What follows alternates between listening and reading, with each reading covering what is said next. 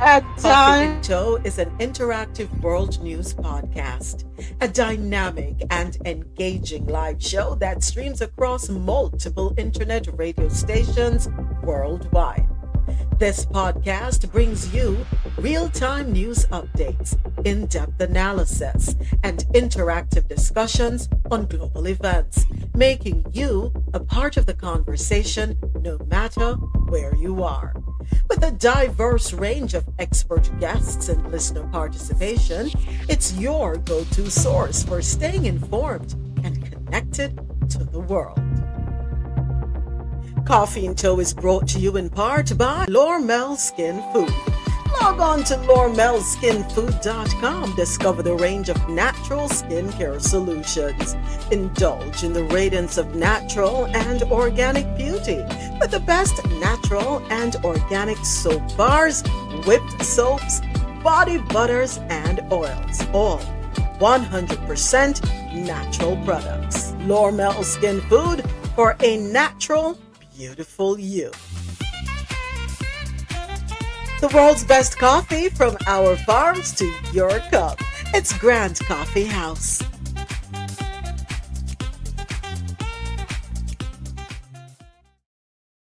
Today. Good morning, YouTube. Good morning, good morning, good morning. Oh, I need to change that. Had the wrong slide up on YouTube. All right, gotta change that, gotta change that, gotta change that. RoSolo, one of my co-mods is here. Good morning, Ro. She's getting in, she's getting in. Ro, good morning. Good morning, good morning. How we doing? Good How morning. you doing? How you doing? You're capping it up today. I sure am. I'm home and capping it. Loving it, loving it. What's You good? look beautiful. You're glowing. I see you glowing with your Thanks. Lormel My skin. lormelskinfood.com products. Girl. Yes. Mhm. Lormel. She keeps me in check. Glowing. Yes. I have an eczema flare up this morning, so I'm glad the light. This is one time I'm glad for the light. So, it's hiding the light. So I'm you glad. can't see it all. You can't Good. see it all. But So you're TikToking again today? huh? You're TikToking again today? We TikToking again today. Yeah. We How's it TikTok. feeling? It's feeling good. This is what, day 3 of TikTok? Yeah. But I pressed the wrong thing. Z, I forgot you at work listening. I clicked the wrong thing. I meant to click on hi. Good So morning. Yeah, good morning, good morning, good morning. Good morning, TikTok. Good morning, Internet Radio. Good morning, YouTube. Good morning. I need some folks to check in on YouTube. Good morning, AT. Oh, by the way, good morning. Okay. Yeah, I have to bring her up. So, okay. For some reason, hold on a second. Yes. Where is okay, why are you giving me so much trouble this morning, Ja? There must be some because she's already modded, right? And yesterday you brought her up at the end because she was talking, wasn't she? Or no? No, she wasn't talking. Hi TikTok. Look at patience with me. Hi YouTube. We're trying to I'm trying to multitask here, right? So Ja, how do we get you up? Comments in this live were filtered to protect it. All we have says good morning TikTok. Hold on. No. They just no. That's okay. I'm okay with that because we don't want any offensive comments. It's a warning. It's the warning. Which they do because we protect everyone here. It's a safe space, right? We welcome everyone. We welcome diversity. Diversity is important. Okay, Ja, send me an invite. You can send a request. How? Oh, she can send the request. You should be able to send a request as well. Click on. Hold on. Let me see. Tell Ja what to do. Hi, Brandy. Good morning. Thank you. You've been here since I went live on YouTube, on TikTok. Sorry. Thank you. Good morning, AT. Good morning on YouTube. Good morning. Welcome. Listen, we're still ironing out some kinks on TikTok. Getting familiar with the whole TikTok, balancing the scales, Takes balancing, time. It balancing. takes time. Yeah. Yeah. It's a new Okay. platform. All right. So it looks like, Got it. okay, here we go. Accept. Yeah, Lord, she can go Lord, up and come Lord, down. have There mercy, mercy, mercy. The girl, I'm not a party, party, party. We girls holding it down. What's up, Ja? What's up? Good morning. Good morning. You Good home today? morning. I am home today So why you sound like that? because I didn't leave my job till 9 o'clock last night. Audits? The reporting. Yeah, I figured. Oh my Yeah. God. I am beat. Yeah, I heard it. But I'm happy to hear Oh, you. I see. I don't have to put the camera on. Okay, because I got to throw on something before I do that. No, no. No, I just wanted you up here because I'm coming off camera now, and I I can't speak. Hold it down for me 1 second, Ro. Hold it down for me 1 second. Let me go. Because I'm getting the signal, weak signal. So let me go adjust the Everyone, what's so that? hold it down for Carnival. me. Soon come there. Me soon come. All right. I'll be right back. I'll be Jai, right tell us, back. So are you? Jai said she's home. You said you're home today or no? Yeah, I'm home today. How you doing, RoSolo? I'm good. I'm good. Thank you. Blessed. No complaints. No complaints. It's what? Tuesday? What day is it? Tuesday? Tuesday morning. It is Tuesday, March 4th. It's March 4th already? Yeah. Listen, we better get ready. Okay. Yeah, this year is going by pretty fast. Yeah, I think it's going by pretty fast. I'm trying to change the camera. Hold on. I was supposed to log in at 8:30. I'm just getting out my bed. I don't blame you. Well, you got in at 9. You said you worked till 9? Mm-hmm. So yeah, get some rest. Yeah. As you said, it's Tuesday. It's Tuesday. Choose. We're gonna chew on what? What are we chewing on today? What are we chewing on, Azzy? But listen. Your new music? I miss you guys. I've been going for like a week and a half. Yeah, gone too long. Yeah, I miss you guys. I'm glad you're back. Moments, you look good. Thank you. You're used to being a star. Listen, girl, sister girl trying. I'm trying. It's Tuesday. Choose to be great. I love that. Thank you. We choose to be great. I love that, Ozzy. Yeah, and we are great. We're all great. Individually, we're all great. Together, we're even greater, right? Definitely.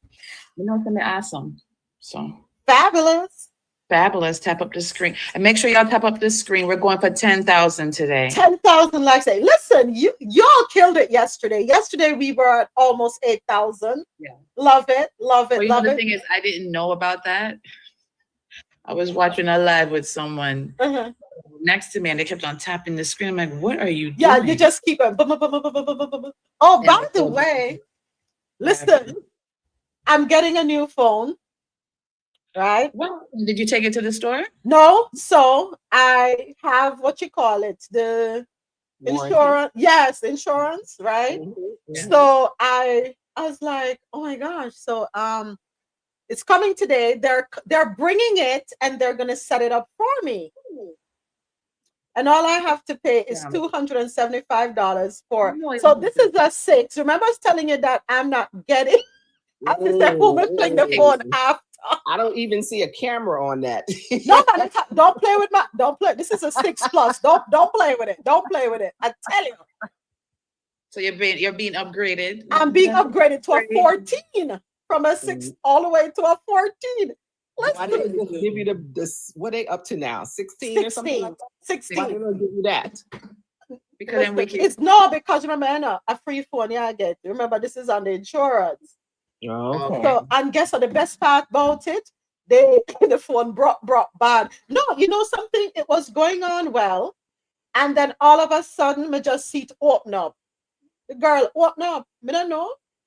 Me don't know why she open up, but thank you, AT&T. Getting a brand new phone for $275. And guess what? I have 2 months to pay that $275. So I'm all good. Oh, sounds good. As he said, your phone made a split decision. Hey, Empress on YouTube. Thank you so much. Thank you, thank you, thank you. All right, so we have a few stories this morning, but I'm happy to have you ladies here with me. Happy to be coming off camera, and yes, good luck with your new phone. I had to curse T-Mobile out the other day, but good luck with your new phone. You know what I don't like with T-Mobile? So I called someone and they were like calling out my name. I said, oh, you know my name? The person has a T-Mobile phone. I don't like that. The name where you know me by the name I want you know me by. I don't want you know me by my government name. But anyway. I understand that. Yes, I understand that. But they were charging me for a fourth phone that mysteriously appeared on my account. And why didn't you find it? Why didn't you see it? Become a payment bill. I'm not looking paying attention. Yeah, I'm not looking for a fourth phone, but they don't have to worry about it no more. I will look from now on. And I will never recommend them. See, I'm saying it here loud. Never recommend them, because they said we could only give you, they were doing it for a year. They could only give me back 3 months. I said, okay, don't worry about it. No problem. Everybody's scamming us, and they're able to get away with scamming us. And if me try to go scam somebody now. And listen, all when the dispute is going on and they're supposed to freeze the account, they're steady sending me, your bill is due, your bill is due, your bill is due, and drawing out money. So no, T-Mobile. Oh, you have it on auto pay. Ain't nobody gonna be dipping in. That's what someone told me. That's what someone told me. Don't, unless you're putting it on a credit card.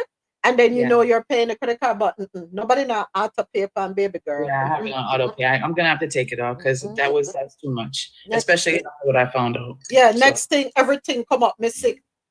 I'm messing up my clothes early in the morning. I was gonna say, what happened for you? Yeah. That's a coffee. No rum this morning. No rum this morning. Yeah, no rum for me today. This morning. I won't say today. Oh, for this morning. Yeah. I won't exaggerate and say today. That's just a bit too much. I take it 1 hour at a time. 1 hour at a time. Yeah. I'm not promoting anything, but I absolutely love the rum, the Tortuga rum, the coconut rum. It tastes good, really tastes good. And when you drop a little bit in the coffee, oh, it have a little taste. Yeah, but I don't put it in my. I don't put it in my rum. Huh? The Bayesian rum? No, man, Tortuga. Is Barbados. Hold on a second. It's Bayesian. It's Bayesian. The torch and they make the rum cake then. And they make the rum cake. It's Bayesian. It's a Bayesian company. I thought it was. I don't know if it's a Bayesian company, but I thought Tortuga was Bahamas. Help me out, people. Hold on there.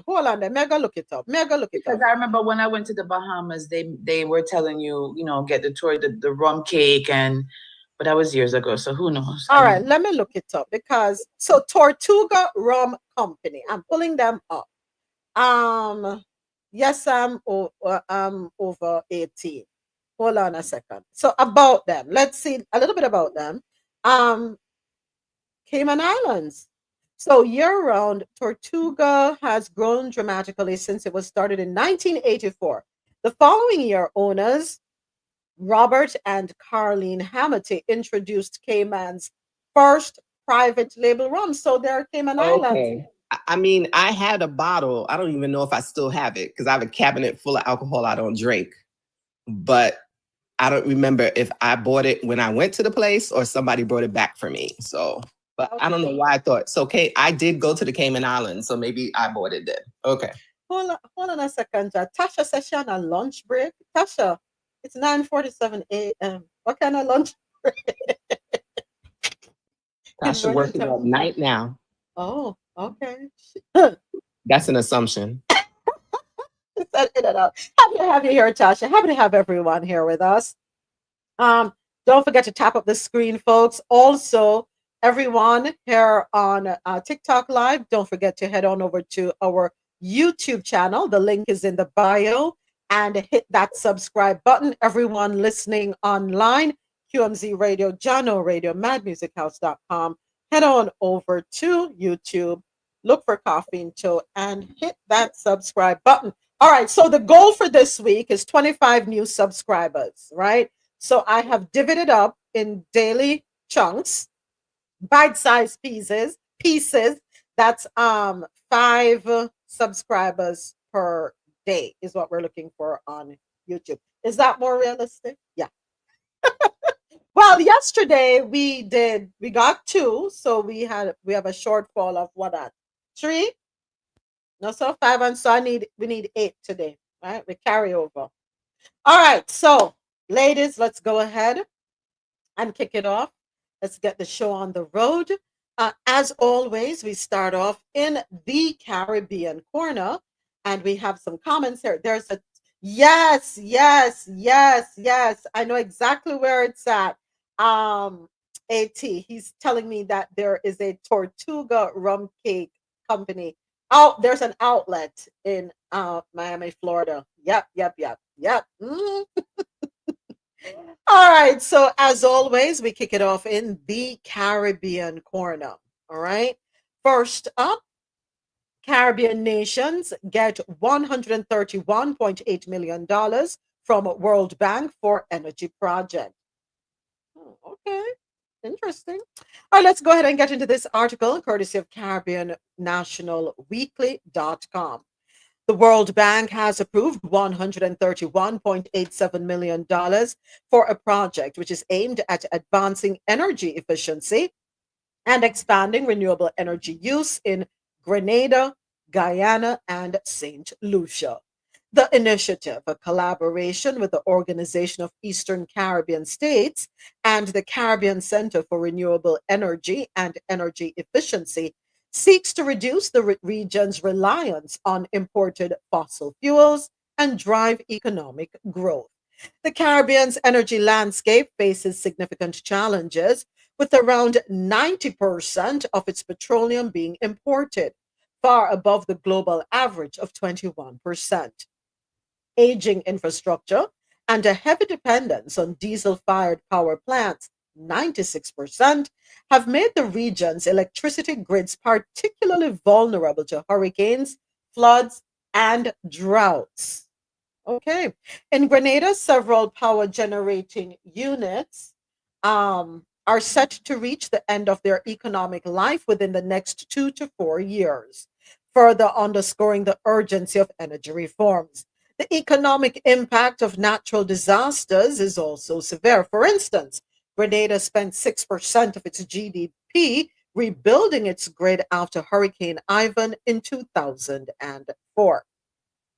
I'm happy for the Caribbean that they're getting this injection of funding so that they can work on their energy situation. Um, Yesterday came across a video and it stirred my spirit. It rubbed me the wrong way. And I have a message for FPNL. Not last December, not December 2024. December 2023, we were put in a chokehold here in Florida.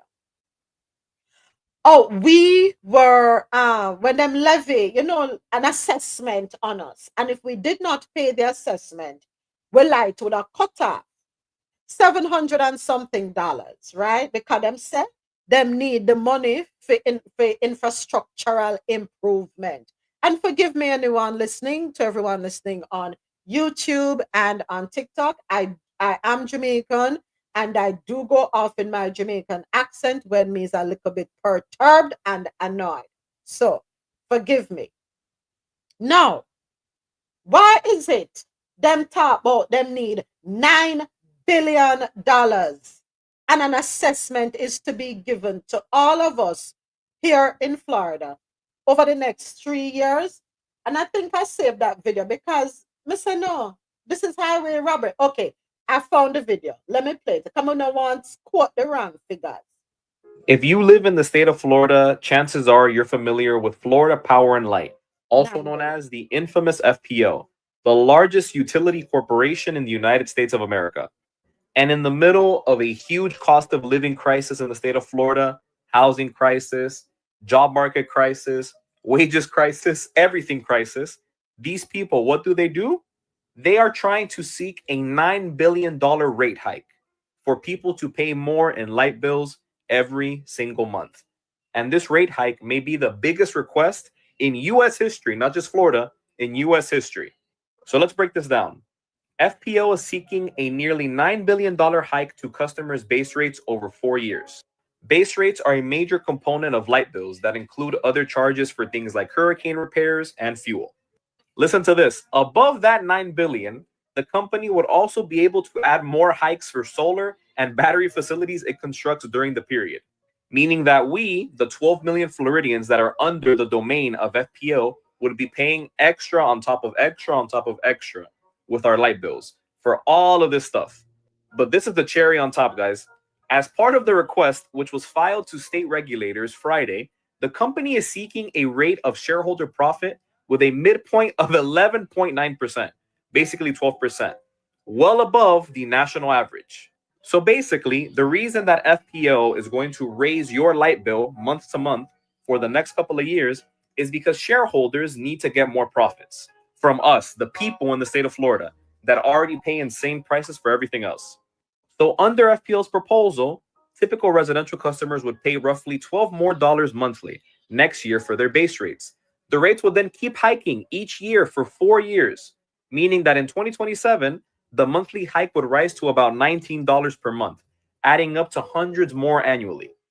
And the FPL CEO, Armando Pimentel, says, de una manera descarada, that the rate hike request was necessary and responsible. Because yes, it is so necessary and so responsible to charge people in the state of Florida, 12 million people, by the way, more money every single month for their light bills to be able to power their homes, because it's so cheap to live in Florida right now. It's so easy. It's so easy on the working class and on the middle class. Oh, and fun fact, the people that FPL are basically showing this proposal to for them to approve, the regulators, they are all appointed by Ron DeSantis. And those regulators just finished approving base rate hikes for Tampa Electric and Duke Energy last year, 2 other utility companies here in the state of Florida. So you can probably guess what's going to happen with FPL's proposal. I really don't get what the point is of pricing people out of existence. You want to charge people? Even for that, you need to have a brain. Because how are you going to keep charging people more and more and more? Eventually, you're going to bleed them dry. But I guess that's the Florida way. Let me know. Listen, I don't know what more than want out of us. Bills are going up, but your pay frozen. As a matter of fact, your pay decreasing because a lot of people who used to benefit from being able to work overtime don't have that anymore. Companies are scaling back. So if $1,000 you get for the week, that $1,000 has to stretch. We're bursting at the seams. I'm not sure where we're headed. I don't see why it is we are increasing the bank accounts of investors. You're putting us, the consumers. And in Florida, you need electricity. You need electricity here in Florida. No ifs, ands, or buts about it. You're putting us in a chokehold to fatten the calf. You ever see when a puppy, or you ever watch some puppies gather around a bowl of food or milk, and you always have that one, the one or two, and them try to take over, and them belly swells until them are go look like them going burst open, and then them can't even walk, them turn over upon them back. I don't know. Where do we draw the line? When do our political leaders or political representatives start working for us, the people, advocating for us, the people? I'm really hoping that there will be some pushback. Say, no. Not right now. Not when, as a nation, we're facing roughly a 25% increase in everything. Yeah, everything. No matter goes fool you. Everything. Effective today. Cheap. Where? In the swamps? Not even. The swamps here in Florida, AT, very soon, even the alligators going to start charging us to move about the streets. Yeah, two words, solar generators, but the initial cost to set up the solar generators, that's the problem, AT. And I'm responding to comments on YouTube live. That's the issue. We want solar generators, or solar powered generators or solar panels, but it's the initial cost to set them up. And then something that I worry about too, and I always that I not that I want to know, Lord forgive me for what I was just thinking. When you have solar panels on your roof and you live in a hurricane zone, God forbid there is a hurricane, them not tear off of your roof. I'm just wondering. And you know how insurance go, excuse me, how insurance go already here in the state of Florida. You're gonna pay that anyway in the coming years. I feel you, AT. I feel you. I feel you. I feel you. We're gonna pay it anyway. Oh, before I forget, I have to say a special hello to the mother of DJ Naturalist, who I learned yesterday by speaking to DJ Naturalist, who is the owner of QMZRadio.com, that his mother um, watches on YouTube Live. So I want to say good morning and thank you so much. I appreciate you, appreciate your support. So thank you, thank you, thank you. Thank you, thank you, thank you. Yes, RoSolo, thank you, thank you, thank you for tapping up the screen. All right, so yeah, we're in a chokehold. And the funny thing is, not too far from where we live, because we're almost in the farmlands. FPNL has a huge solar farm, acres and acres and acres of solar panels. And that is supposed to help to alleviate the cost of our electricity. So I don't understand it. I don't understand. What is it alleviating? Anyway, let us keep it moving, because I'm not going to make them perplex my tranquility. In our next article, we head on over to Jamaica. Go ahead, Ja. Go right ahead. No, go ahead. Okay, all right.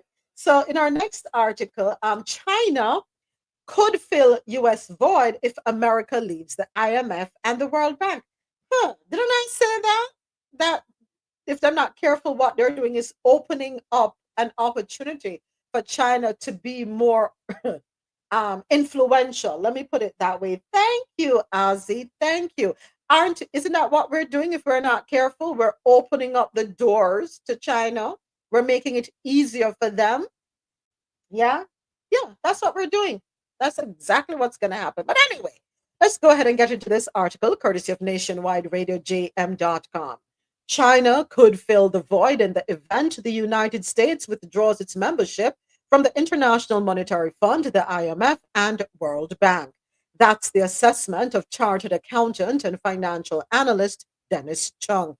He was speaking on Nationwide this morning on Monday. Let's go ahead and take a listen to what he had to say. All right, soundbite, load up. There would be an immediate reduction in fund to the countries that need it. Personally, I don't think long term it will have a major effect, because I think people step into the breach. If you look at what's happening with the Ukraine situation, Europe, for example, is saying, okay, we are going to fund the war in Ukraine, and we are going to go and provide support. And remember, always we have China waiting in the wings. If you think about it, China has been providing directly a lot of funding to various countries in terms of how they're building stadium and roads and all of those things. There is growing alarm over Washington's potential withdrawal from the global institutions, with the no-show of U.S. Treasury Secretary Scott Bessent at G20 meetings, which is now adding to anxiety. But according to Chung, it's sensible for the U.S., who puts more money into both organizations than any other single member, to maintain the status quo. The U.S. has a 24% shareholding in the IMF and a 16% shareholding in the World Bank. What might happen is that you might find that the World Bank and the IMF, as the organizations themselves, that they might lose their influence, because it easily could be that other countries form a different grouping. So it's a significant shift, not just in financing, but geopolitics, politics globally is going to shift to this. Because remember, the World Bank and the IMF is one of the more significant ways that the U.S. has influence throughout the world. If you were to pull the U.S. out of the World Bank and the IMF, right, and it's replaced otherwise, and they're cutting down on U.S. aid also, how is the U.S. going to have its tentacles all over the world? Mm-hmm. And that, I think, is a bigger question. That was Dennis Chung, chartered accountant and financial analyst.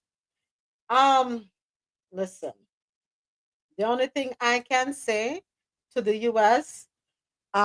Is don't be in a haste. Don't make these quick decisions, right? The decisions to me seem to be coming from, I don't know if I should use the word petty. So we're being petty and we're being spiteful. We're going to make these quick decisions and hurt ourselves in the long run, if I'm making sense, right? And that's not what we want to do. We don't want to do that. So let us think carefully, strategically, because we can't complain about China and be concerned about China's influence here in the Western Hemisphere. But then, because of our careless decisions or miscalculated decisions, we end up hurting ourselves. I got to be careful with the lingo that I use so I don't get flagged. We end up hurting ourselves in the long run, right? Because let me tell you something, China not playing, them not playing. It's not quick. Them's plans been laid out from long ago. Okay, interesting. Thank you for that, Ozzy. Thank you for that. So on okay, so it looks as though that how do we, are you gonna have to send me the request again, Ja? You're gonna have to send me the request again. So on YouTube, yes, AT and China could fill in with IMF, but they will not have the power of the US. There will be no time to dig in. After Trump's time is up, the US will rejoin the status quo. Oh, by the way, you see what's coming up in 2028? Behave myself. Calm down, girl. Calm down. Have y'all seen or heard the announcement for 2028? Morning, morning, morning. Morning, 81 tax prep. Miss Donna.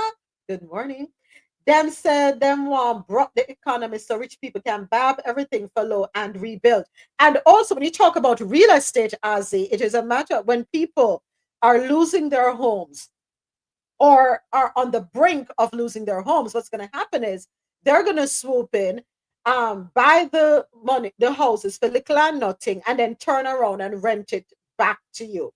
Folks, let me tell you something. This is when you have to work together. Families are going to have to work together so that you can ride the storm. You have to ride it out. Do not be so quick to cave. Me I beg you no do. Tighten up. Make sacrifices where you must so that you can hold on to your homes. Yeah, so that you can hold on to your homes. Please. If families support each other, please. Me I beg you no do. Okay, here it is. Yeah, got it, Ja. No, it's not you, Ja. It's not you. I didn't see the thing at the bottom. I'm so sorry. Yeah, so it's going to be a bumpy ride for the next. And as a matter of fact, we have, what are you doing in 2 years, folks? Remember, it's important to show up in 2 years. So next year is when everybody needs to head back out to the polls and make sure you vote. Make sure you vote. But yeah, we're gonna have to ride it out for the next 4 years at minimum. That's it. 4 years, no more. Moments. You Yeah. guys have a special election coming up. Yes. I think it's Florida and New York has a special election. Yes. Whomever you vote for can actually turn the tide. Yep. As far as the numbers are concerned on either side. Yes. And it's important that they pay attention to the dates and the deadlines, John. So important. You know, we get worked up and everything for the primary, right? For the presidential elections, and then we forget about the midterms. The midterms are important. All right. So yeah, hopefully they do what needs to be done. Exactly. So, Ro, I am trying to pin your comment. I want to pin your comment, and I'm not sure. Okay, let me see. Okay, I don't know. I'll figure it out. If anybody know how we can pin the comment, tell me how to pin the comment. Yes, AT says, put down the star B cups and save. Folks, go to the supermarket, your mom and pop store, and buy that can of coffee, or head on over to grandcoffeehouse.com where you can get 20% off of all your coffee items right now if you use the code coffee into 20. Head on over there, stock up, make your coffee at home. It now take 15 minutes out of your time. If you have a coffee pot, you know, you can brew your coffee, whatever, turn on your kettle. If you're into instant, we have to cut corners so that we can hold on to what we have worked very hard for. Right? Remember, now, them coming like piranhas. They're like piranhas waiting. Just waiting for you to slip, and then you slide right into their mouth. We cannot do that. We have to put up a fight, put up a good fight, and hold on. You remember, your homes were your dreams. You dreamt about home ownership. You dreamt about having something that you can pass on to your children, your grandchildren. For you, for all of us, owning a home, it's a way of having some type of generational wealth. Do not give it up. I think Ja, where are you? I'm trying to put the TikTok on my iPad so when my phone ring, I don't get interrupted and Okay. it's not working now. So that's what I was trying to do. Okay. But what I was getting ready to say is, I think that when you want something, you'll do the sacrifice. We all know that maybe going to Starbucks and whatever, that's just something you're doing for yourself because you work hard. So you want a special treat. But you have to decide whether that Starbucks cup of coffee is better than saving that money and putting it for a down payment for a home. Yeah. I yield. Yep, great point. This is when we have to put our priorities in order. Listen, we all make sacrifices, right, Ja? When you want that degree, you shut out everything for at least 2 years if you're going for an associate. 4 years if you're going for bachelor's. When you're going back for your master's, you're shut out again for another 2 years. When you're going for that doctorate, you're shut out again for another 2 years. It's all about sacrifice. When you have tests, don't you sacrifice the time and study? Anything you want, folks, you have to sacrifice in some way, shape, or form. Right? We can do this. We got this. We got this. All right. Hey, Lenky, what's up? What's up? What's up? Yeah, so we make our sacrifices. All right. Okay, so moving right along in our next article, DHS revises the Haiti TPS extension, accelerates the registration period. Let's get into this one because I didn't get a chance to read this article, but I definitely pinned it because, you know, we're all concerned about I think it's 500 Haitians here in the US who are right now in the TPS program and are at risk of being repatriated come August. And it concerns all of us. It concerns, thank you, Lenky. It concerns all of us. That's Jano Radio family right there. Concerns all of us. And we have to be concerned about our brothers and sisters, right? We are aware of what's going on in Haiti. If you're not aware, once you remain a part of Coffee in Tow, you will be aware. You will be 100% aware. Thank you, thank you, thank you, thank you. You'll be 100% aware of what's going on. Okay. There is unrest. I don't know if you want to call. I want to call it geopolitical unrest, and I'm going to leave it at that. Argue with your mama, don't argue with me. That's what I'm calling it, because what's going on there is orchestrated, calculated, right? And until we are ready to come to terms and be honest about the situation and hold ourselves accountable, there will be the continuation in Port-au-Prince. And not just in Port-au-Prince, but extending outward, right?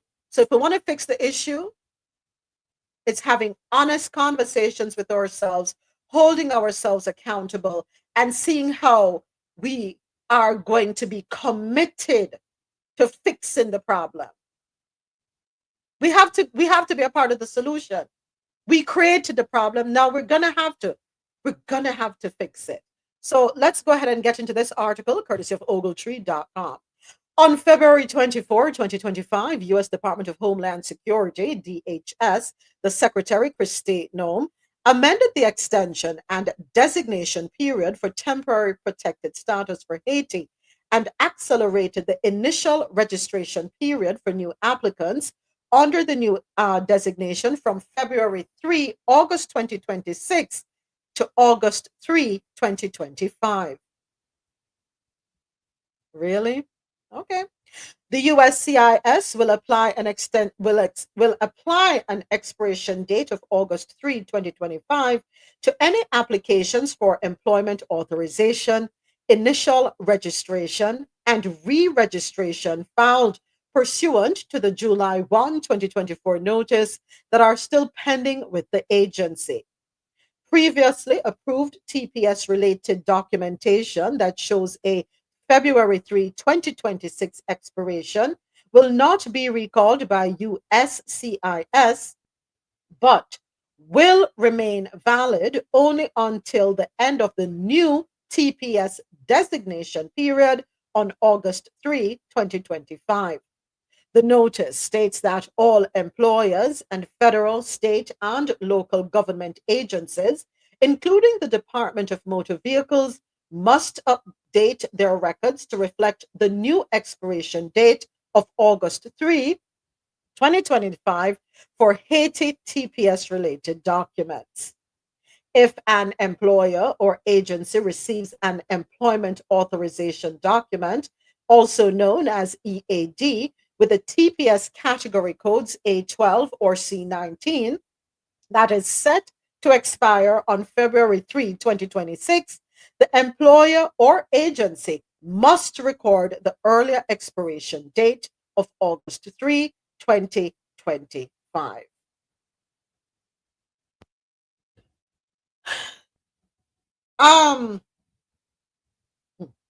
So we are accelerating the expiration of their TPS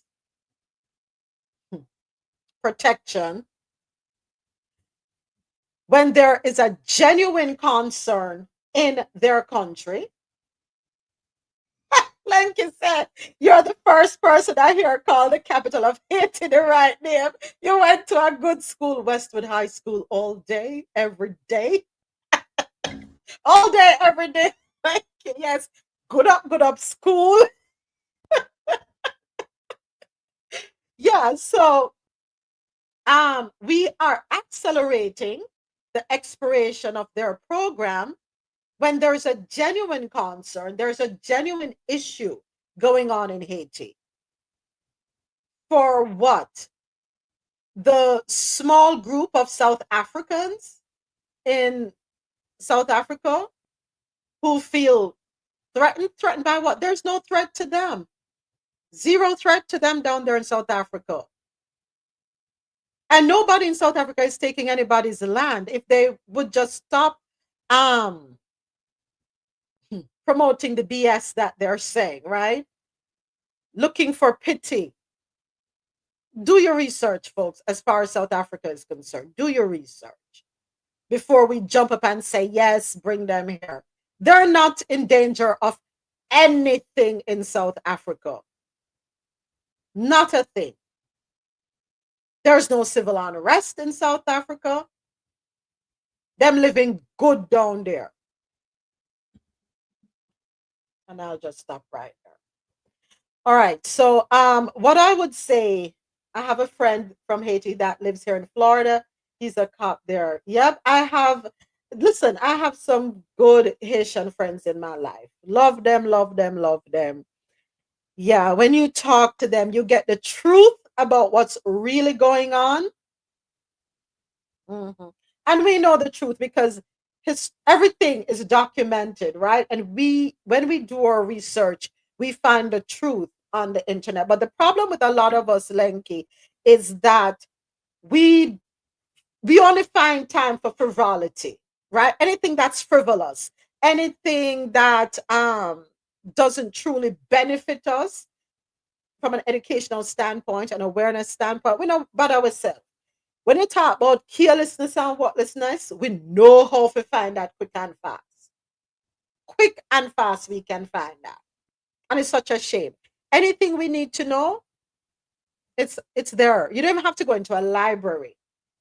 You don't even have to go into a library. Just everybody have a phone, a smartphone. Just Google. It's there. I'm just wondering if the gold that was taken out of Haiti, if it's at Fort Knox or if it's up in New York. That's all I want to know. Where is their gold? That needs to be returned to them. Jamaican national dies at U.S. Embassy in Kingston. Saw this when I was like, oh my gosh, this is so sad. But before I read this one, all these companies are already calling you every day, begging you to sell your home. Don't do it. It has value. You sell, you may not be able to buy later. Yes, Empress, we get so many flyers in the mail and them quick to tell you how many homes them sell already. Ignore them. Real estate can't rotten. Let me just say that. Oh, all right. Let me just say that. All right, back to this article. This one comes to us courtesy of CaribbeanNationalWeekly.com.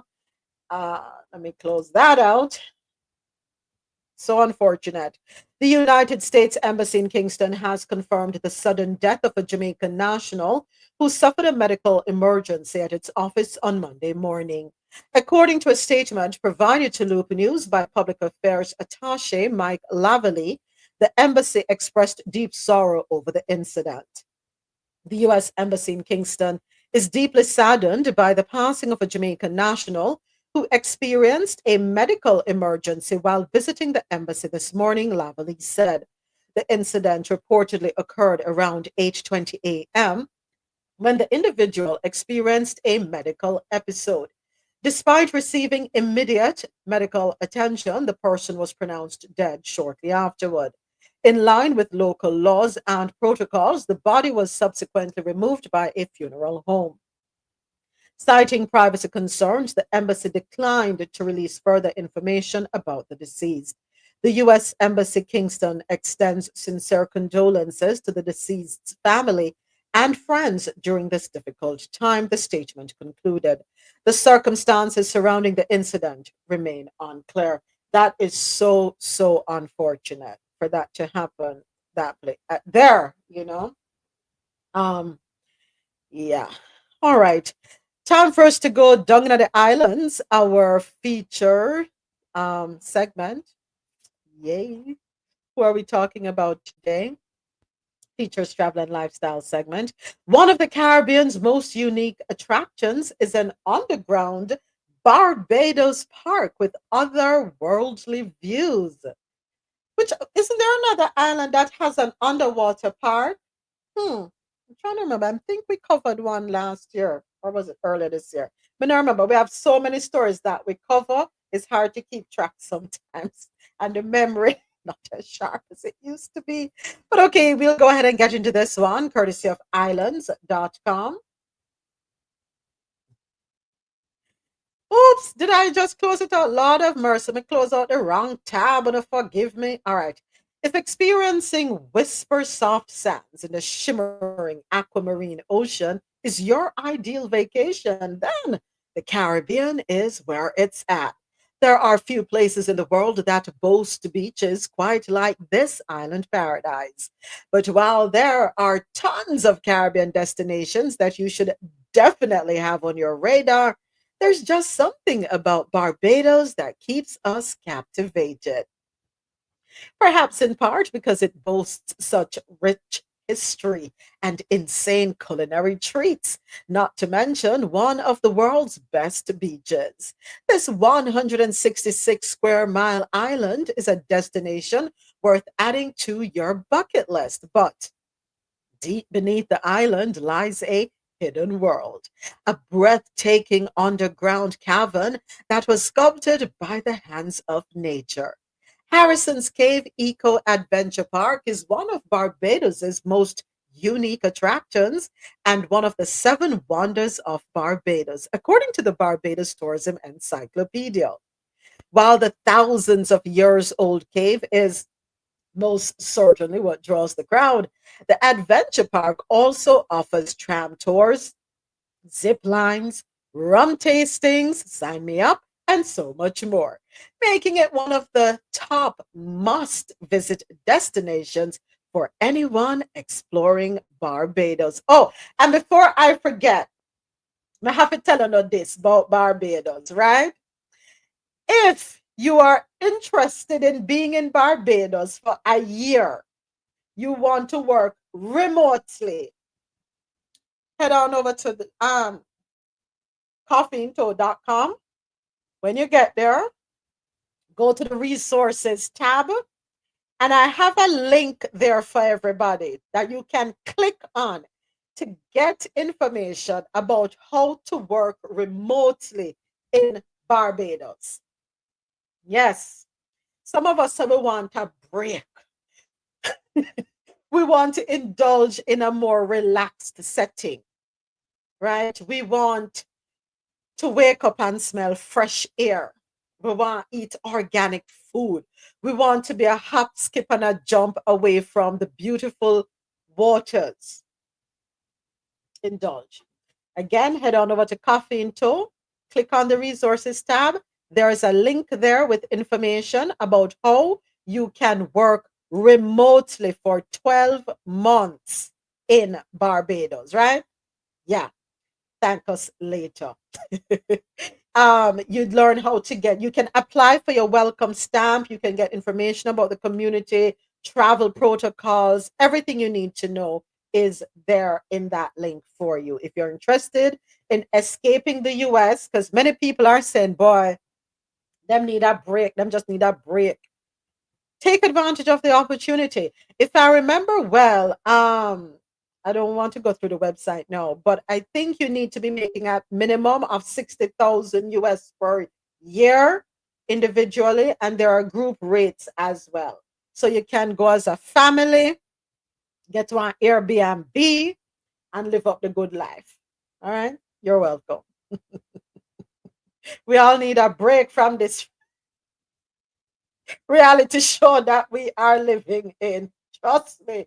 We need a break. We need a break. Yes, AT, the pics of the cave are definitely inviting. All right, so stepping foot into Harrison's Cave Eco Adventure Park is like walking to another world. It's an impressive 1.5-mile cavern, and it's a system that's filled with stalactites and stalagmites. And remember that from school? Which one go up and which one come down? I don't remember now. Crystal clear streams and dramatic rock formations unlike anything you've ever seen. Here, visitors can take the signature tram tour, which will take you deep inside the subterranean world of wonder. Or, if you're hungry for more adventure, the Early Explorers tour will take you through the cave's crooks and crevices with a guide. There's a little something for everyone here. In addition to the cave activities, the park also offers zip lines and challenge courses, nature trails for bird watching, and our favorite Mount Gay rum tasting experience where you can sample the island's most famous spirit. One can easily spend an entire afternoon exploring the grounds. Yeah, you know what? We Caribbean folk especially need to, if we're in the US, we really need to start to do some island hopping. Hey, Dr. Keisha, how are you? How are you? Yeah, we need to do some island hopping, right? Take a break. Take a break. Take a break. Hey, niece, how are you? All right. So, niece and I go way, way back from picnic days. Niece is with me on TikTok Live. From Yida Winnie, niece, am I right in saying that? Yida Winnie? Years and years and years. No, take off my government. Years and years and years. It's almost like family. What can I say? Hey, Dr. Keisha, you found me. Yeah, look. Oh my gosh. You found I me. found it. Yes, it's good to see you. How have you been? Oh, I'm excited. I can't complain. I'm excited. Sharon told me you were over here. I was like, she's on TikTok? Oh, it's on.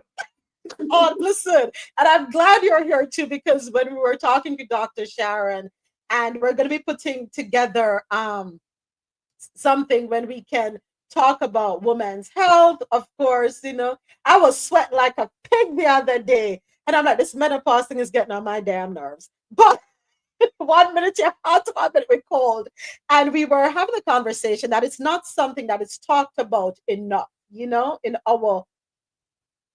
I don't know if it's a cultural thing for us, but it's definitely not something we talk about enough. We don't. And it was funny because we had a talk on here in an evening time, and the number of women that came in asking the same questions about the same things. And it was just like, they felt like, oh, finally we can talk about this. So yeah, it definitely is something that needs to be discussed. And since I have it, because I know you're very busy, real quick, what's the situation with the measles over there in Texas? Woo. So I'm actually in West Texas right now.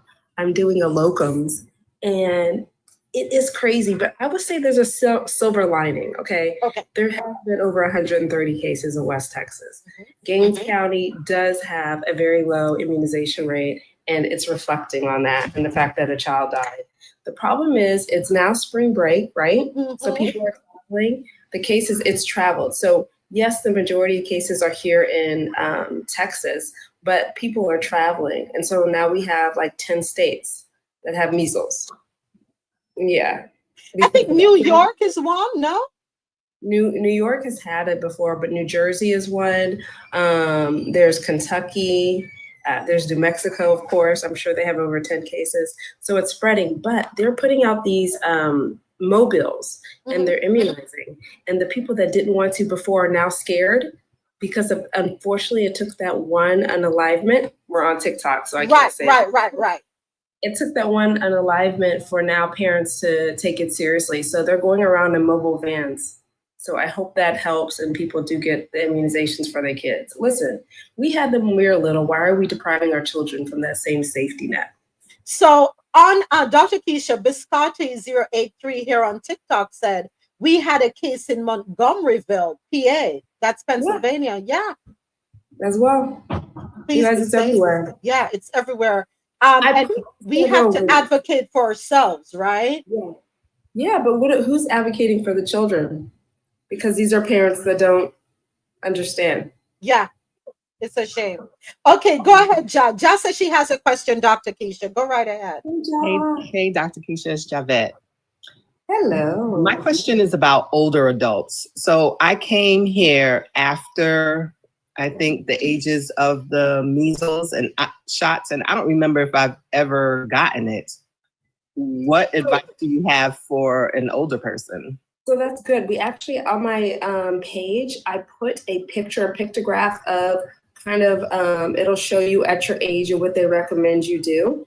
So the most important thing is if you remember you had it, then you're good. But if you don't have evidence or you don't remember if you had it, the best thing to do is to go to your physician or get a titer, an antibody titer, which will be able to tell you what your immune level is, or B, just to go ahead and get the booster. It's not like it hurts anyone, but sometimes they may ask you for your titer first. But if you don't have evidence, they're probably going to say, okay, it's probably best just to go ahead and get you immunized. Thank you, Dr. Keisha. That's a great question, Ja, because I'm sure there are many people who can relate to that, right? They're not sure if they got the protection, right? The vaccine. And it's important for you to know. So thank you for that question, Ja. And thank you for the answer, Dr. Keisha. And one more thing, and I'm to infringe on your time. So I have an article coming up in our health and science segment. And since I have you here, when I saw this, I was like, and I saw it on NPR, right? To solve for doctor shortages, states are easing licensing for foreign trained physicians. So for everyone, let me bring everyone up to speed. Let me just read this quickly, right? So, according to NPR.org, a growing number of states have made it easier for doctors who trained in other countries to get medical licenses. A shift supporters say could ease physician shortages in rural areas. The changes involve residency programs, the supervised hands-on training experience that doctors must complete after graduating medical school. Until recently, every state required physicians who completed a residency or similar training abroad to repeat the process in the US before obtaining a full medical license. Since 2023, at least 9 states have dropped this requirement for some doctors with international training, according to the Federation of State Medical Boards. More than a dozen other states are considering similar legislation. About 26% of doctors who practice in the US were born elsewhere, according to the Migration Policy Institute. They need federal visas to live in the US, plus state licenses to practice medicine. All right, how do we feel about that, Dr. Keisha? Is that a good thing? Is that questionable? Do we need to proceed with caution? Are they making them take a test or just go straight? They're able to straight practice. I think there's like a test, right? We hope, because, okay, so one of our doctors here, she's Colombian. And when she came here, she had to do a test. She had to do her state boards and everything to get her license to practice here in Florida. But my concern with this is when I read the headline, easing the licensing.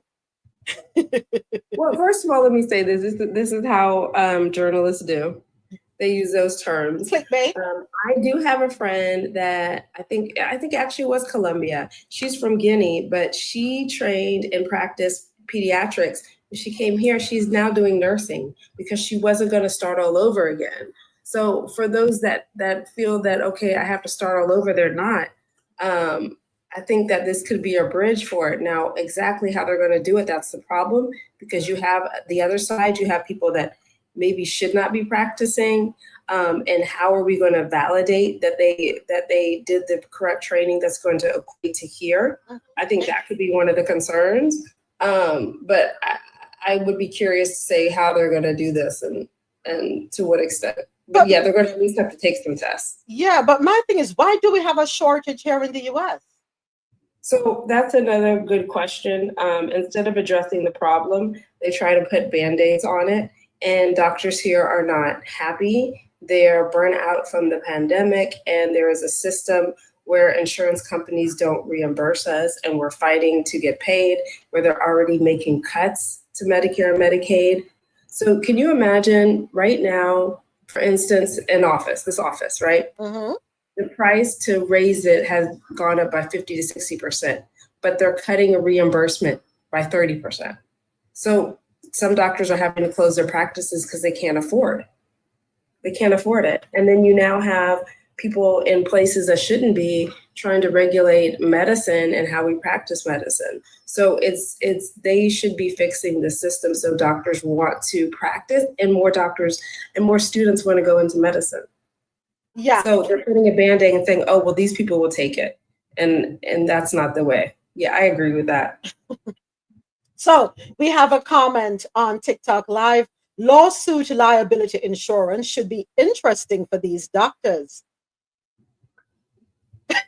I'm telling you, it's going to require also, can you imagine trying to get recommendations and stuff from somebody abroad? And verifying that? Let's see. I think we're stepping into a landmine. Mm-hmm. You don't know, you hope that there are no tripwires. I agree. And who's vetting the doctors? Yep. Yeah. And we're not saying that doctors from another country aren't qualified. That's not what we're saying at all.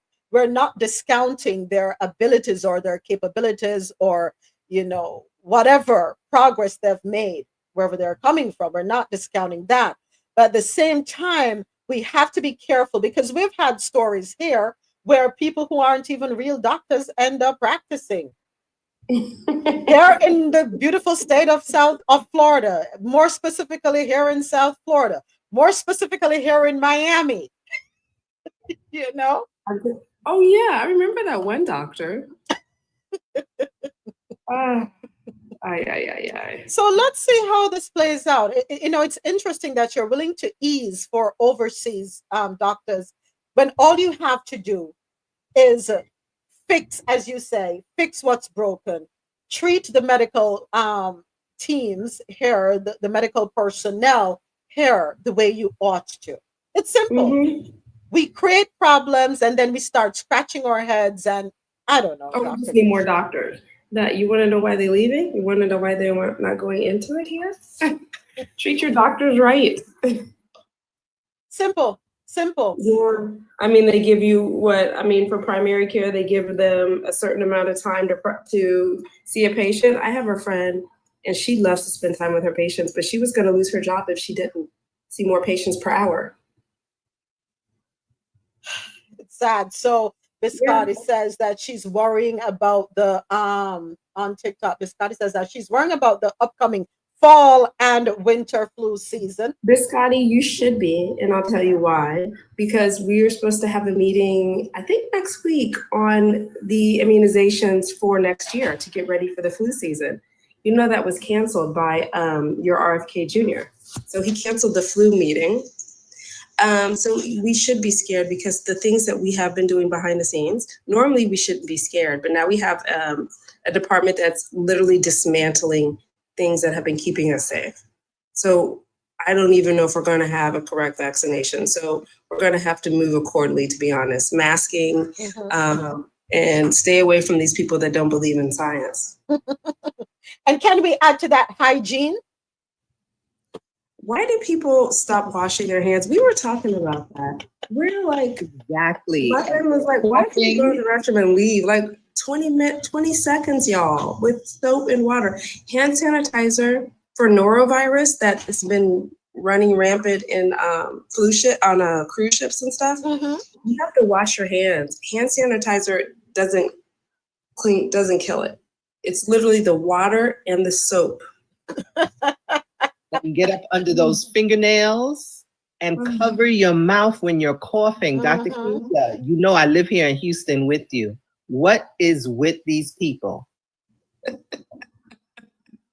and I'm sorry, putting a little elbow up to your mouth and you're really not putting the elbow in the little, pocket thing right there. Your germs are still flying around. It's ridiculous. It's ridiculous. It's beyond ridiculous. Okay, so Biscotti has a question. Will they still make them but not be as effective? And prior to that, her question is, how are they going to know how to make the vaccine effective? Because they need these meetings. Exactly. Exactly. Now, the thing they don't understand is that the reason why we start now in March, first of all, flu doesn't go anywhere. Mhm. All my friends in the ER or work pediatrics or family, they've been seeing flu all year round. All year round. It doesn't stop and it's extended. So flu hasn't gone anywhere. And it takes time to be able to go through the studies and the testing to be able to prepare for the immunizations for next fall. Yeah. Yeah. Listen, folks, we have to do our due diligence, right? We have to look out for ourselves. We have to look out for our children. We have to look out for our elderly, Yeah. especially our elderly. And listen, if you have elderly that are susceptible, protect them.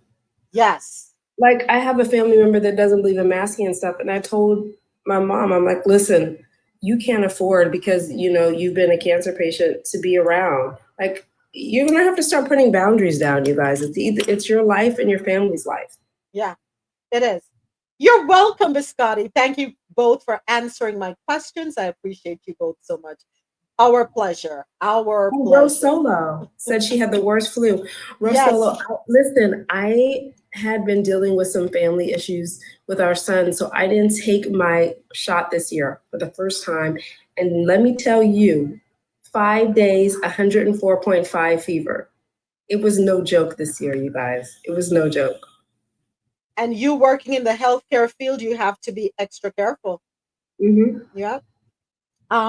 My son, number one, he works at a hospital and he has to have all his shots, everything.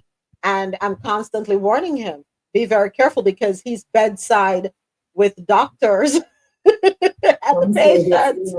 And I'm like, be careful, protect yourselves as much as you can. Yeah, they don't understand that when you're in the hospital, you're on the front lines.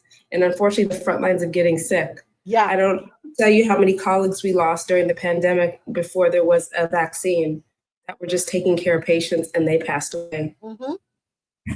Yeah. Had it here in Florida too. So, folks, thank you so much, Dr. Keisha, for allowing me to question you. Thank you. And it's so good seeing you. And of course, this is where we are. We start the live at 9:15. Of course, we get to play our little music before we go live on YouTube. Because we can't do the music on YouTube. No copyright infringement issues over there.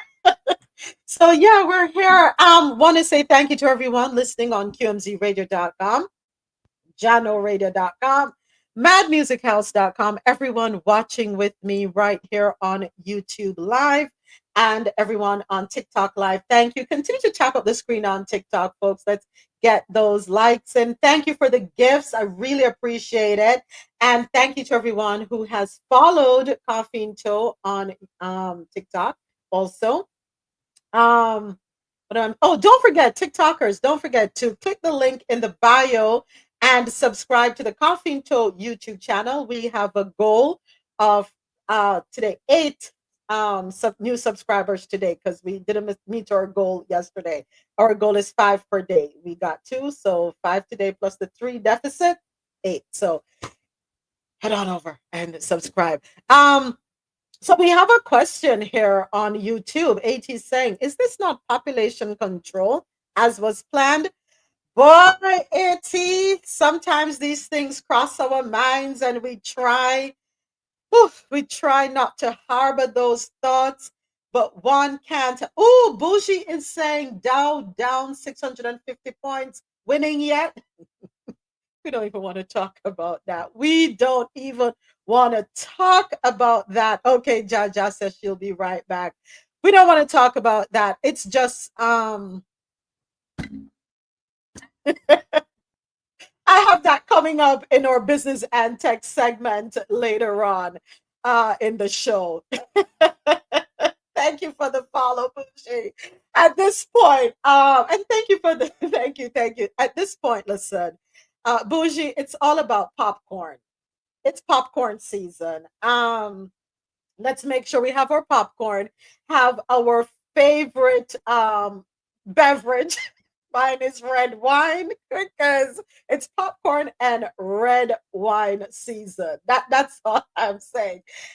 Niece, let's not talk about that. Niece is saying maybe AI will soon replace these doctors. OMG. Thank you for the follow, Bianca. Thank you, thank you, thank you.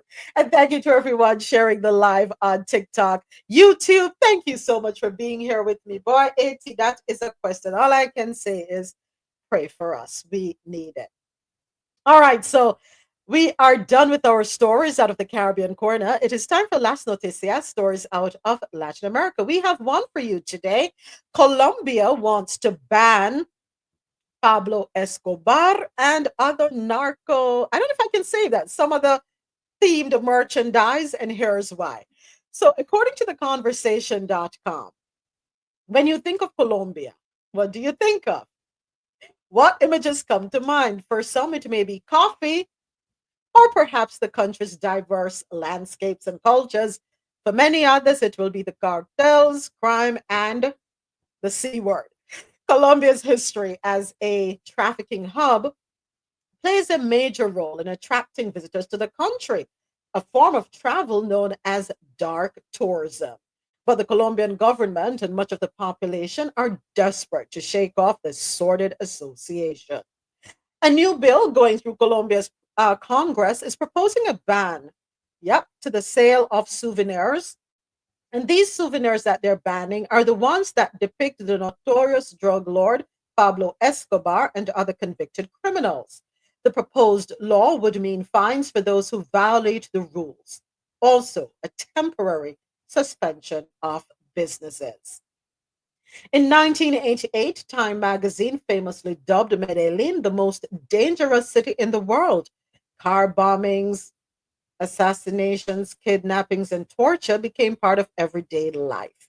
In a failed attempt to get rid of him, presidential hopeful Cesar Gaviria in 1989, Escobar was even behind the elimination of a commercial flight that had done away with all 107 passengers and crew on board.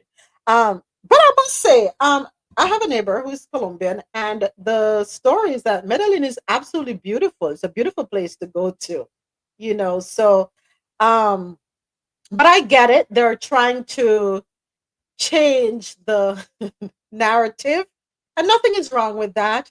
We all want to change our reputation. I think that's the right word to use, our reputation. We want to protect our reputation, protect our image. We don't want to be perceived as we once were. So you're welcome, Boxer Mom. You're welcome. My pleasure. Thank you for coming to TikTok Live. We have to change the way we're perceived. That is so important, right? So important. All right, so moving right along, it is time for stories on the international scene. And first up, see, I went down to health and science because we were talking about so many things with Dr. Keisha. Let me scroll back up here and get the articles. All right, so first up, President Trump pauses Ukraine military aid. Wow. And we have a soundbite for this article, courtesy of NPR as well. Let's go ahead and take a listen to this. Pausing its aid to Ukraine. That's according to a White House official. The U.S. is pausing its aid to Ukraine. That's according to a White House official who was not authorized to speak on the record. This news comes just days after a disastrous Oval Office meeting between President Trump and Ukrainian President Volodymyr Zelensky. The White House's tone on the war has also changed, sounding more in line with Russia than with Ukraine. NPR Pentagon correspondent Tom Bowman is covering the story. Hi, Tom. Hey, Ari. So what's the White House saying about the aid? Well, a senior White House official tells NPR that President Trump is pausing and reviewing Ukrainian military aid to, quote, ensure that it is contributing to a solution, saying that the president wants a peaceful solution. Now, of course, Ari, this all follows a contentious White House meeting between Zelensky and Trump and Vice President J.D. Vance about signing a deal that would give the U.S. the rights to critical minerals in Ukraine to basically pay back for the tens of billions in U.S. aid, even though much of that money has been spent in the U.S. on defense industries, such as building artillery shells for Ukraine. Zelensky kept asking at that meeting whether he would get security guarantees from the US and whether they can trust Russia. And that seemed to anger Trump and Vance. Tell us more about the nature of the security assistance and what pausing it would mean for the war. Well, now we're talking about tens of billions of dollars again from late in the Biden administration, the latest tranche of aid that includes defensive missiles and munitions. Now, Ari, those missiles are key in preventing Russian missiles and drones from striking targets in Kyiv and elsewhere. And this war, let's face it, has been a stalemate for some time. Russia has been bloody, but so too has Ukraine. Neither side can win. But Ukraine supporters say, listen, if you put more pressure on Russia, whose economy is hurting and they have lost 700,000 casualties, you get a better deal for Ukraine at the negotiating table. That's always been the case. But it appears the Trump administration wants to end all this quickly and, frankly, more in Russia's favor. Well, what about the role of Europe? Can they step into the void? Well, British Prime Minister Keir Starmer has talked about Europe pulling together to help Ukraine with weapons and money. He met over the weekend with Zelensky in a more positive setting. He talked about Great Britain, France, and other countries stepping up their efforts in a coalition of the willing, as he calls it, to involve hopefully involve the U.S. in their support for Ukraine. But what's uncertain tonight is, will the U.S. provide any security guarantees, even if Zelensky signs off on that critical minerals deal with the U.S.? That was what gave Zelensky pause. Now, Keir Starmer said, quote, "We are at a crossroads in history today," he said after the summit with Zelensky. And he said, we have to give strong support to Zelensky, and that European unity in an extremely high level we have not seen in quite some time. So this was a surprise, I guess, pulling the plug on U.S. aid to Ukraine. There was a number of months left in U.S. aid before the U.S. would have to decide whether more aid was going forward. But this is a surprise, and it's basically putting a lot more pressure on Zelensky. NPR Pentagon correspondent Tom Bowman, thank you. You're welcome. Yeah. So we have a comment on TikTok Live. Kiel Institute has an amazing breakdown on each country's contribution, and we're 17th.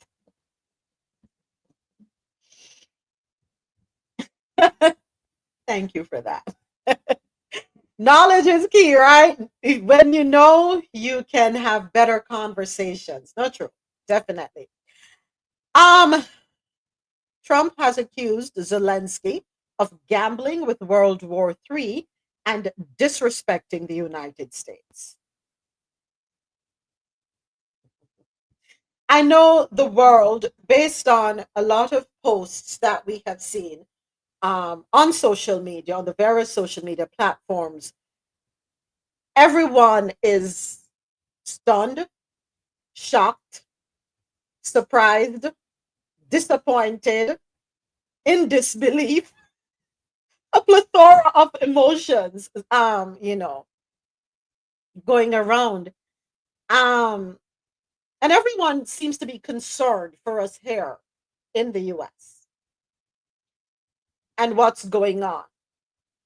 And we're seeing people wondering if we understand the importance of having allies. And right now, it seems as though we're alienating. Yeah, that's how it seems. I have seen comments, and people are of the opinion that if Zelensky had accepted the deal, the terms of the deal, there would be a handing over to their neighbor. Let me just put it that way. We got to read between the lines here, right? And can you blame someone for fighting for what's theirs? Because let's be real. If I showed up at your doorstep and said to you, I want your house, you're going to tell me, no. Are you mad? Are you crazy? Delusional? And I'm going to keep bombarding you, showing up at your door, harassing you, expecting you that you're just going to hand it over to me. Can't do that. But bigger than that, I think it was yesterday we highlighted a headline that we saw that Musk is pretty much saying we need to remove ourselves from NATO.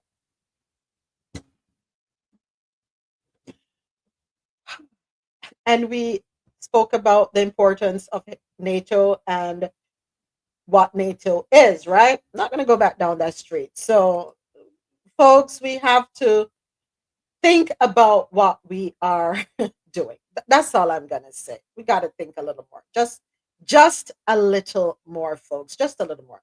All right, our next story in news on the international scene. Africa's incredible £4 billion mega dam built to transform country. This article courtesy of express.co.uk.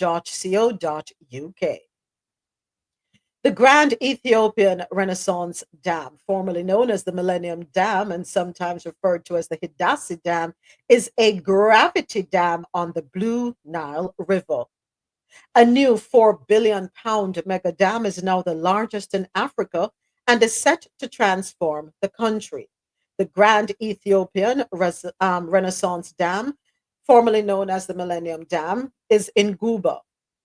It is in the Gumuz region of Ethiopia, about 9 miles east of the border with Sudan. Constructed between 2011 and 2023, the dam's primary purpose is electricity production to relieve acute energy shortages and export electricity to neighboring countries. With an installed capacity of 5.15 gigawatts, the dam is the largest hydroelectric power plant in the continent and among the 20th largest in the world. Thank you, Boxer Mom. Thank you. Thank you. All right. So good going, Ethiopia. And what I like is the fact that other countries will be able to benefit from its being there. By the way, I'm kind of concerned about what may possibly happen in New York as retaliation, because not only New York, what are the other states who may be impacted if Canada decides to go off with the electricity? We're picking fights with the wrong people. We're picking fights with the wrong people. That's what I'm going to say. We got to think carefully. All right. Also, on the continent of Africa, courtesy of express.co.uk, Africa's brand new 4-runway airport will be the continent's largest and cost $6 billion. No, pounds. Let me get that right. £6 billion to build. So a new 4-runway airport is being built in an East African country that is expected to have the capacity to serve a whopping 110 million passengers per year. The airport, dubbed a mega airport city, is being built near the town of Bishoftu, and I hope I said that right, and that's in the country of Ethiopia. And this is located 25 miles from the capital, Addis Ababa. It's planned to be constructed in 2 phases, with the second completed in 2029 as per Times Aerospace. Let me say this. The Western world has done or Western countries have done a phenomenal job, right, of painting Africa, the entire continent, north to south, east to west, in a negative light. But let me tell you something. I am so grateful for social media. I'm grateful for the various platforms. I'm grateful that people are traveling and they're seeing the truth for themselves, the beauty that is out there, the beauty about Africa. Last year, I have a cousin who lives in Australia. He went to Ethiopia. The Ethiopia that he put up images of is not the Ethiopia that the Western world shows us. There are a few content creators on YouTube. Some live in Ghana, some are in South Africa, who have moved there. Some are in Nigeria, some are in Rwanda. The images that you see from there, it's not what Western media shows us. Not at all. So I'm saying this to say, I'm saying that to say this rather. Let us not be closed minded. Let us do research, right? Let's jump on YouTube where people are doing videos and showing you, right? Nowhere is perfect, absolutely nowhere in this world. But I have said that we here in the US, or I should say the US, over the decades, and it's nothing new, it's over the decades, has done a phenomenal job when it comes to marketing.